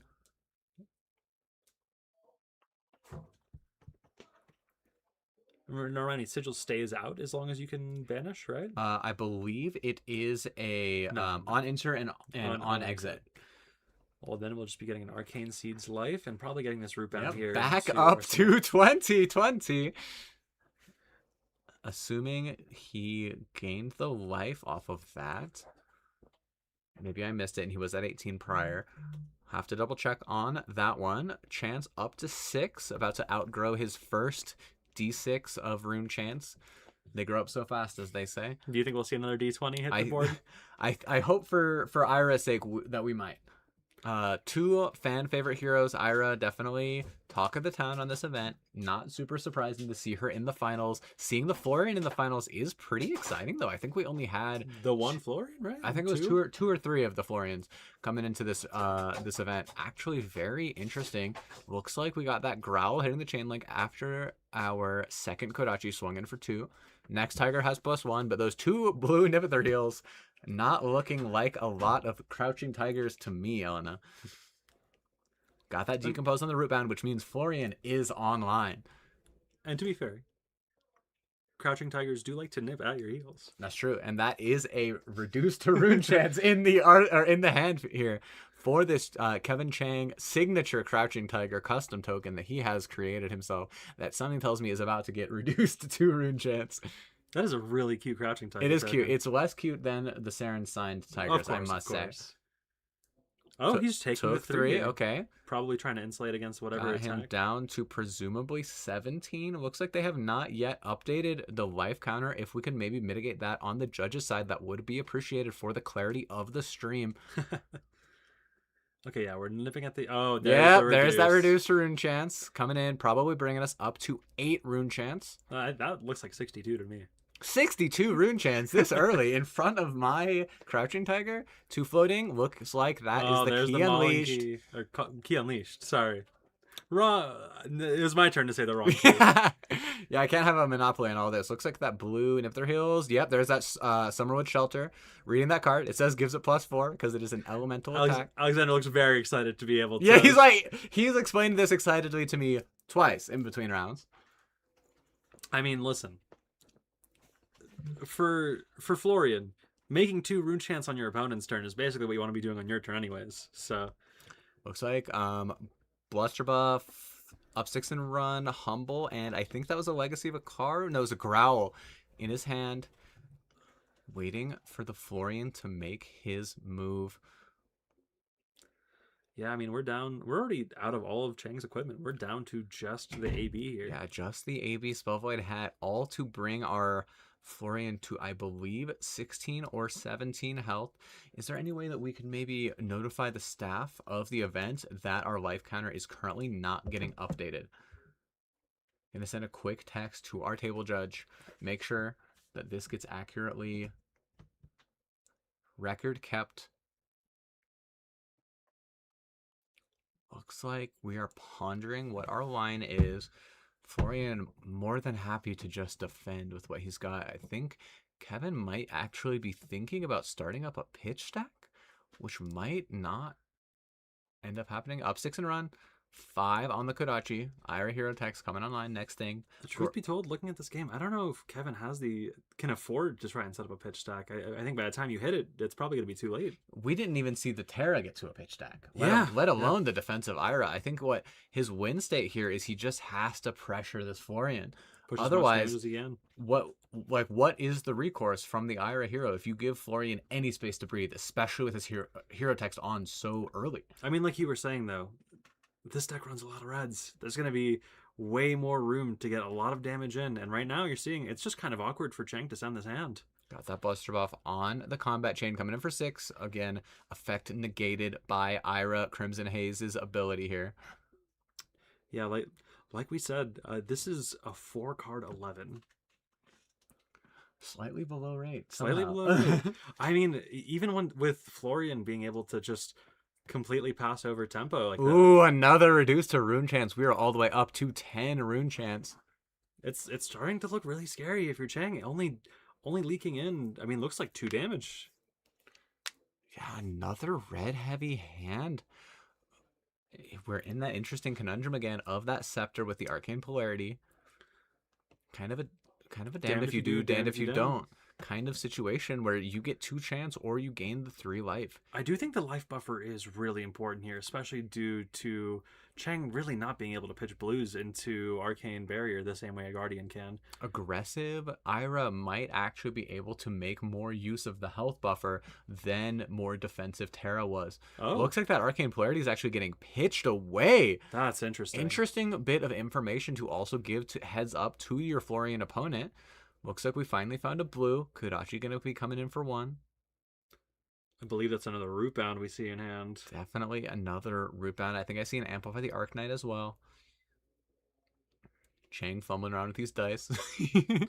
I mean, if you're Alexander, you must be feeling pretty good about this game right now. Oh, yeah. Like, I can't think of a better game state maybe to be in as the Florian when you are sitting comfortably at 18 life. With 10 chance. With 10 chance. Once again, not entirely positive about our life totals being properly represented here as they just marked down a life total with... Oh, there we go. There we go. Thank goodness. Okay, we're down to 15 life, which is... I mean, it looks like he took both Kodachis there, so Yep. it looks like we're accurate. Yep, looks like we got that take the tempo coming in for... No, yeah, take the tempo. Not Torrent. Oh, it might be Torrent. Tempo card. 5 on hit, go again. I have a feeling we will not be seeing 5. So yeah, here. something will not be going again. Although, if you remember, Arsenal card, nip at their heels blue. That's true. So this is actually a 5 block up to 6. Might give this on hit go again. Makes me wonder what Looks that like we're last taking card one. in Chang's hand is. Arsenal. He just wanted to get it to hit. I mean, honestly, just getting that nip at the heels out of Arsenal is probably his top priority there. Oh yeah, definitely might be worth having a stronger card. Looks like we've got that Razor Scar for a Reflex. Scar, Razor Reflex, and I think that is a blue Fluster Fist in hand. Runeblood Incantation hitting the board. Got those 3 chant counters on them. And read the runes. Gonna Oh, absolutely weird. toss us past our 2d12. Maybe on to our D20 at long There it last. is. There it is, our beloved 11 14. 14 rune chants on the board. Chang definitely showing a bit of a sign of death is inevitable here. We still have the Plume of Evergrowth too. We could really start spitting out chance here. We have and notably not seen Chorus of Rotwood yet. we haven't seen Well Grounded popped yet. Nope, And not last game either. Yeah. I mean, there's so much defense for this Florian deck that just hasn't needed to be cashed in yet because, Buddy Doval also sitting pretty on his arm, never being threatened yet. notably, Chang has the higher life total. So that Scar for a Scar in his hand is looking like an Ender, not a chain container. That is almost certainly never going to get below unless he wants to just take damage from the Scepter a million times. But then he's just losing anyway. I was about to say, I don't think we've seen Alexander send that Scepter enough times to get. I don't think we've seen Thrice total. now. Thrice now. Once in this game. It's just looking a little bit bleak for our Ira. I don't know if we're going to be able to scrounge up enough damage to blow past this. 14 chance is definitely nothing to scoff at. Although we're seeing we've got 3 cards. Feigned Vengeance. Once again, mentioned before, if this is defended, the Ira draws a card. Something tells me it will not be defended. I have a feeling. And even if it's not, I mean, if he tries to buff it, that's what the Well-Grounded's for. It's just prevention. It doesn't actually give him the card draw. Yep, looks like Taking the one. he is taking the one. Might get Razor Reflex is. up to 4. I don't even know if you do use the Well-Grounded here, honestly. Yeah, you just Definitely take that not. Yeah, you damage. just take that 4. Gets the on hit go again. Already had it. But We do have the Reduced to Runechant in hand again. I mean, a card we have been mentioning very frequently. oh yeah. Looks like we've got 1 coming over, 1 card in hand, 1 card in arsenal. I don't actually think I know what card is in his arsenal. Is that a blue Reduced to Runechant? I believe that was a blue reduced to rune chat. We're running up the to full- 16. Oh yeah. the I mean, full line. 2 chance and 1 defense is still 3 value. That's true. And hey, I mean, I think that's another red Reduced to Runechant in hand, which I think will be covering this Yep. pretty cleanly. All the way up to 18 rune chance on the 19 health. Although something really important to note here, 8 health left on this Florian. But a full fridge still there. I mean, Fridge of Blossom Yeah. doesn't block, well grounded pops for 2. I think we have 3 defensive defense on this Florian defensive defense. with 20 rune chance. Up to 20 rune chance. Another incantation hitting the board. Delayed rune chance, however. I do think. Scepter. Yeah, I do think with this, with both of these popping and giving him another 4 rune chance next turn, I think that might be it for Chang. We'll see. Again, 8 health is not the most to go off of, but I do feel like if Alexander was really worried about his health, he would have blocked a little bit more that turn and not really cared. Oh, yeah. I think that we're definitely just trying to set up. Looks like that is an up 6 and run, and I think a cut through left in his hand. So this is going to be Kodachi for 5 coming in. We got the Bloodied Oval, we got the Well-Grounded, and all we really need is 1 card from hand to cover this. And then that cut through and the mystery card in the arsenal. Safe and sound. 8 is definitely not a lot of health, though, in this scenario, No, especially no. Ira being able to present between 10 and 14 damage every turn. It would be tragic to end the game with 20 rune chance. It and would truly be brutal. I think that our Florian player is definitely going to have to think about these blocks. We're Think going about on what the could be coming after this, with at the very least a Kodachi for 2 coming after this and a cut through after. Definitely getting to a point of scary life totals. No matter what, 4 rune chance popping at the start of turn, up to 24. 24 rune chance, definitely nothing to scoff at, into a deck that can just draw a hand of all reds. I mean, Chang's at 19. Theoretically, if he has even a single reduced to rune chant in hand, I think 26 should be enough to really close this game out. It's not like we're going to be using the Spell Void in any scenario here. Definitely not. Just a fancy AB1 for all intents and purposes here. Okay, we're seeing the colors blocked with here, it looks like. Yep, looks like colors is getting defended with. That cut through is definitely going to be put online. Down to 6 goes Florian. Pretty dangerous life total. Yep, cut through is going to be coming in for another 5 go again. Threatening life total. Almost lethal here. 2 Alex floating and a card still really still bad about arsenal. representing life totals here. Yep, this is 2 cards and he's still only at 6. I mean, we're going to see... I think an interesting thought. We're taking so much damage here, down to 4. Well, do you see in his hand? I think that is an Amplify the Arcanite, which is, oh my goodness, Key Unleashed. But with no Tiger No to follow it Tiger up. follow up or to go Yep, before it. There's the Yep, well-grounded. well grounded. Taking Down one, to down 3. And he holds on to his cards. I wonder if he is just going to try to kill him here. I mean, if there's a blue in hand, you can plume Arcane Seeds to make another 4 rune chance and then send that Amplify. He's got that Amplify down to 24. Wait, are we not at 20? There we go. There's the next one. Yep. Yeah, so we're down Or 22. 22, my apologies. Now to Now to 24. Now we've got that Blue Blue, Autumn's yep. Touch. Plume, going to be looking for that Arcane Seeds Life. We have not seen a Rotwood Chorus this game. Gain And a that is going to life. bring us up to 4 One. and 26 rune chance. 28, right? Because it'll make 1 chant twice. Yes, it'll make 4. Yes, so Yep. up to 28, sorry. And I Chang has an Arcane Polarity. definitely hard to see. Yep, there we go. Coming in for a powerful 28 chance plus the effect of Amplify the Arcanite, which I believe is 4 attack. So really quick, though. Chang has the Arcane Polarity, which can get him up to... It's theoretically basically a blue +1. blue +1. Do we have any other blues? That in is a this hand? red Bittering Thorns. I believe that's another red that he's gesturing towards on the mat. I don't know if Chang has any blues in his hands. That is so interesting. I wonder what that last card next to the Arcane Polarity is. He took the chant. Definitely going to play that Polarity out now. Up to 22. And Now, so what can we do? 27 more chants are coming over. He needs 5 resources to even live the chance, let alone the Amplify of the Arcanite. I think this is game. That's game. And Alexander that is the game. wins! Alexander Oh is your my champion God. of the first Battlegrounds in the state of Colorado. Winning it with Florian, a deck that no one has been talking about going into Different this green weekend. guy. Completely different green guy. Dare As I a say- KO player, Yeah. the bane of my existence. Absolutely well fought, crazy games from this Florian, kind of coming out of nowhere on this bracket. Absolutely just tearing it down.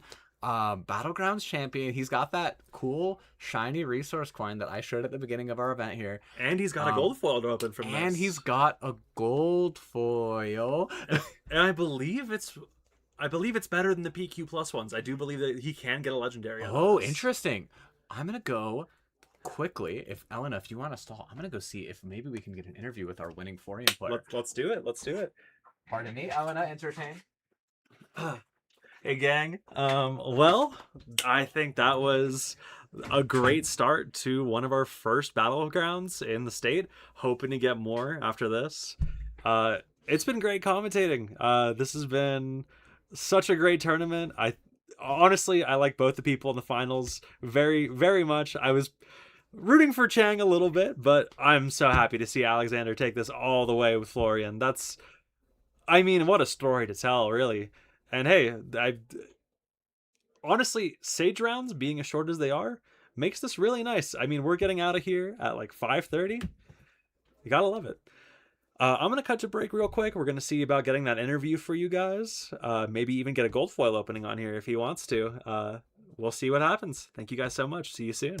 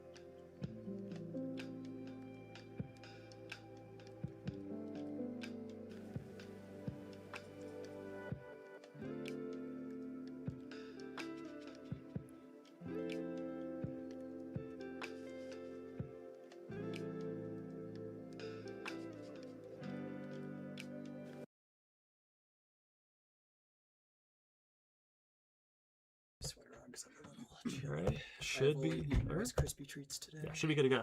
Oh. All right. Oh gosh. Hello. We are back with the winner of the event itself. Oh, hello, focus on me. We got Andrew Manister himself here. I will be the first to admit that during that finals game, I was kind of reading the cue cards on our bracket and calling him the wrong name. So you were temporarily Icelander Manister. My That's fair. sincere apologies about that, which is hilarious because we're friends. Yes. I kind of just forgot. I was a little bit lost in the moment there, so my apologies on that. If you watch it back, I did not mean it, I promise. But congratulations on your big win. Florian coming out of nowhere. I believe only 3 represented at this whole event. Yeah, I think that's right. Three Florians in the Incredible run. And dare I say, neither of your games were really super close on the stream. I think we got a little bit close to the wire a bit on that Ira game there. Yeah. The Ira one was a little rough. I had seen his first arcane polarity pitched a little bit earlier in the game, so I knew kind of worst case scenario. I would have to deal with three blues and an arcane polarity. And I had the Amplify the Arcanite in my hand. He didn't have any more armor. So doing the quick math, it was about he was deterministically dead with the line I took, assuming he had 3 blues and an arcane polarity at exactly 19. Which is the best that he could have had. That is the absolutely best he could have had in that turn. Yeah. Absolutely nail-biting finale to that game. I remember thinking, I was like, oh, he's not blocking a lot. Oh, that's an Amplify in his hand. Oh, he can just buy back Arcane Seeds. Absolutely insane closeouts of the game. Congratulations on the massive tournament run. Thank you. Yeah, it's after I lost round 1, so I didn't think we were going to make it the this full far. submarine? Yeah, it was full submarine. Oh my goodness. Congratulations. Thank you so much. You must be very proud. I'm very excited. We are Can't proud of believe it. you. PCI Yes. in the bank. Yes. We got the Glyph Power Spell. Yes. Matt, beautiful playmat, It's lots of gorgeous. fire. Yeah, absolutely. Although we did forego that for the runechant, which adds aura to your Yes. Florian gameplay. Yeah, quite literally. Everyone yeah. knows that. Second question: any plans on playing Blaze now that you have her best playmat? I might have to. I this might ruffle some feathers. I do not like playing Wizard in Flesh and Blood at all. Unbelievable. Great take. I don't know if the mic picked that up, but I want to ask from off screen if he was planning to play Blaze now that he has this very beautiful Blaze playmat from the Battlegrounds. Something interesting to note is that you are now the proud owner of that shiny resource coin from the Battlegrounds tournament. Oh, I'm so excited. There's yeah. only 5 of those currently in the country. Oh my goodness. This was one Wow. of 5 Battlegrounds from that first season. So that's got to be an absolute unreal at your local armory. Be like, pitch to my, what are you playing in CC? I don't even really know these days. Gravy sometimes. Pitch to my gravy sometimes. Bam, slam down that champion coin. Absolute. Everyone is trembling when they see you. Well, just congratulations. Very well played, well put together games. You seem to be an expert on this math on the fly, runechant stacking, and something that's kind of understated with the finale of the kill condition of this Florian deck is the 4 damage from the Amplify the Arcanite. Yeah, it's one of those things. I altered my deck list like very recently this week to include those. I actually wasn't on any amplifies, and oddly enough, I was kind of on just like Reaping Blade Blossom of Spring, no Scepter or anything, just stack the runechants and then have that as a free way to send an attack to get the runechants out. But Amplify turning out to be the kind of the key thing. So could you speak to us a little bit more of what caused that pivot in your deck building? It was actually honestly mostly the Kayo matchup. So Nigel, who I played, I think the round before. I never remember what's quarter and what's semifinals. The round before the finals. Top 4, in top 4, the Terra player. We live 5 minutes from each other, so we test together all the time. Yeah. And I was waffling about, do I bring Kayo or do I bring Florian to this event? And I was like, I think Florian's very good into everything, but I can't really figure out the KO matchup exactly. And I'm like, I need to just include Scepter and like play that into KO, ask them for a card, or I make 2 runechants. And how many KOs did you end up playing at the event today? 0. Incredible. Yeah, you're like, I'm good at everything but KO. What's the best way to dodge that? Just don't play into KO. Don't play into KO. It's actually very simple if you just don't play into it. Yeah, exactly. I'm really good at variance, so. Oh yeah, you're just like, I mean, we got our bad matchup out of the way, just submarine our way into top 8, and then just 100%, play into a top yeah. 8 of Guardians because everyone's suffering from all the classic cards. So I've been told that I can now present this to you. So here is, as I showed earlier, Oh my goodness. our beautiful champion resource coin that comes in this cute little flesh and blood bag. So that, my friend, is my all goodness. yours. Oh, it's One lovely. of 5 Thank in the you. country. Oh. And I think as far as the Battleground tournament format, this has been an absolute smashing success. It was wonderful. Yeah, amazing. Shout out to all of my opponents. They were lovely and fantastic. Shout out to all the judges. Shout out to y'all for doing great commentary. I'm sure I wasn't able to watch any of it, obviously, but I'm sure I'll go and watch it back. It's a lot of us. Yeah, it's a lot of, and going, oh my god, how many 40 rune chants? Oh, that's a lot. Sorry, I did the spin down dice and what I had to use. We didn't have enough. It's room. a lot of runic spelling song being Yeah. discussed on the chat, which you told me in between rounds. I'm like, please tell me you have runic spelling song. And you're like, we do not have that. But I did here. remind you of Summerwood Shelter. He did tell me. He said, "Look at this card before you forget what this does on stream." And I'm like, "Oh, I've never seen this card." I'm my pretty life. sure every single opponent of mine had to read what that. It got that flipped did. over in both your top 8 games. So like, what does this do? It's What like, does that yeah, it's do? basically reinforce the line. Yeah, right, exactly. But it says Earth. It does say Earth. Does it say Earth or Elemental? It's it pumps up Earth or Elemental. It itself is Earth. Okay, so decompose target. Yes, it's a decomposed Nice. target. That's so. Is that from Compendium? Oh, go ahead. Sorry. Is that from Compendium? No, it's from Tales of Aria. I think. Wow. Yeah, it's an old. Okay. Yeah. Okay. So just a little bit of spice on that. Yeah, list. yeah. Nice. Yep. We do have chat asking for your deck list. Do you want to share that, or is Yeah, that your secret sauce? No, I can Yeah. share the deck list. I don't care. If you want to link it to one of us, we can maybe drop it in the chat. Yeah, can we do we do that now or Yeah, you can. You can right now if you'd like. Okay, cool. Or we could after the yeah, afterwards we can Yeah. just toss it in the chat. Well, It'll probably be. active for a couple of minutes. it's not that much of a secret, so folks can it's shout out. The original most of the deck is from Teclo Foundry. I don't know the person's name who's actually I think Matt. Matt. Okay. Mhm. Yeah. So shout out to Matt from Teclo Foundry for like the inspiration for the list. I altered it ever so slightly, but I really liked the list, and I loved Stack Florian when he was in CC. I loved mid-range Florian. He is my favorite hero. So it feels really good to be able to play him in Sage and win an event with him. It's incredible. And So. now you've run a PTI, a gold foil, and an exclusive coin on your favorite hero. I was talking about your love of Florian early on the stream. I've known about it for a long time, and I think it's just genuinely inspiring to see you win a big tournament like this on a hero, and it's double interesting to see it in the Silver Age format, where we're all pretty familiar with the Classic Constructed format, but a lot of us, a little bit of a Wild West out here, especially after that ban list from Silver Age. So this has been an absolute delight, and I'd like to say just congratulations once again. Thank you, Saren. I appreciate it. And I hope you have a wonderful rest of your day. Is there anything else you want to say to the people who are wondering? No, nothing. Like I said again, shout out to all my opponents, Iron Lion for making everything happen, all the judges, Nora, Ari, and I do not remember the head judge's name. I feel so bad. Ryan, amazing job. Thank you guys so much, and thank you all for streaming and being fantastic. And before I banish you to the Shadow Realm, give me one of these. Close enough. All right. Adorable. And now get this guy out of here. Oh, glad he's gone. Thanks for the interview, Alex. Thanks for coming, Congratulations once everyone. again. Alex! Oh, Alex, no! yeah, no. Oh, no! He's dead. That is devastating. Goodbye, esteemed champion Andrew. All right, and now I have resummoned my co-host. Here I am. I was here the whole time. She was here the whole time, making sure I didn't run away.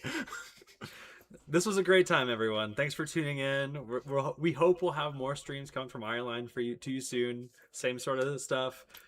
Obviously, hope we get another Battleground. Yeah, I think this was a wonderful showing. I've been constantly saying at every bigger one of these events that the Denver scene is really strong. We have a lot of very good players, and I think that anytime we're able to showcase the talent of our local scene, I feel like Colorado is definitely a stronger scene than people give credit for, and I think that I would love to see more mid to big sized events in the future if we were given the opportunity. We have a world's finalist in this event, and they didn't even make top 8. Our first round, I forgot to mention this because we were rushing to get the stream up and running, but our first round competitor, world's finalist, Mercy Bickle, absolute delightful, wonderful player, and we've got a couple high quality players, so look out for any future CC events, future Iron streams. We would love to show up again.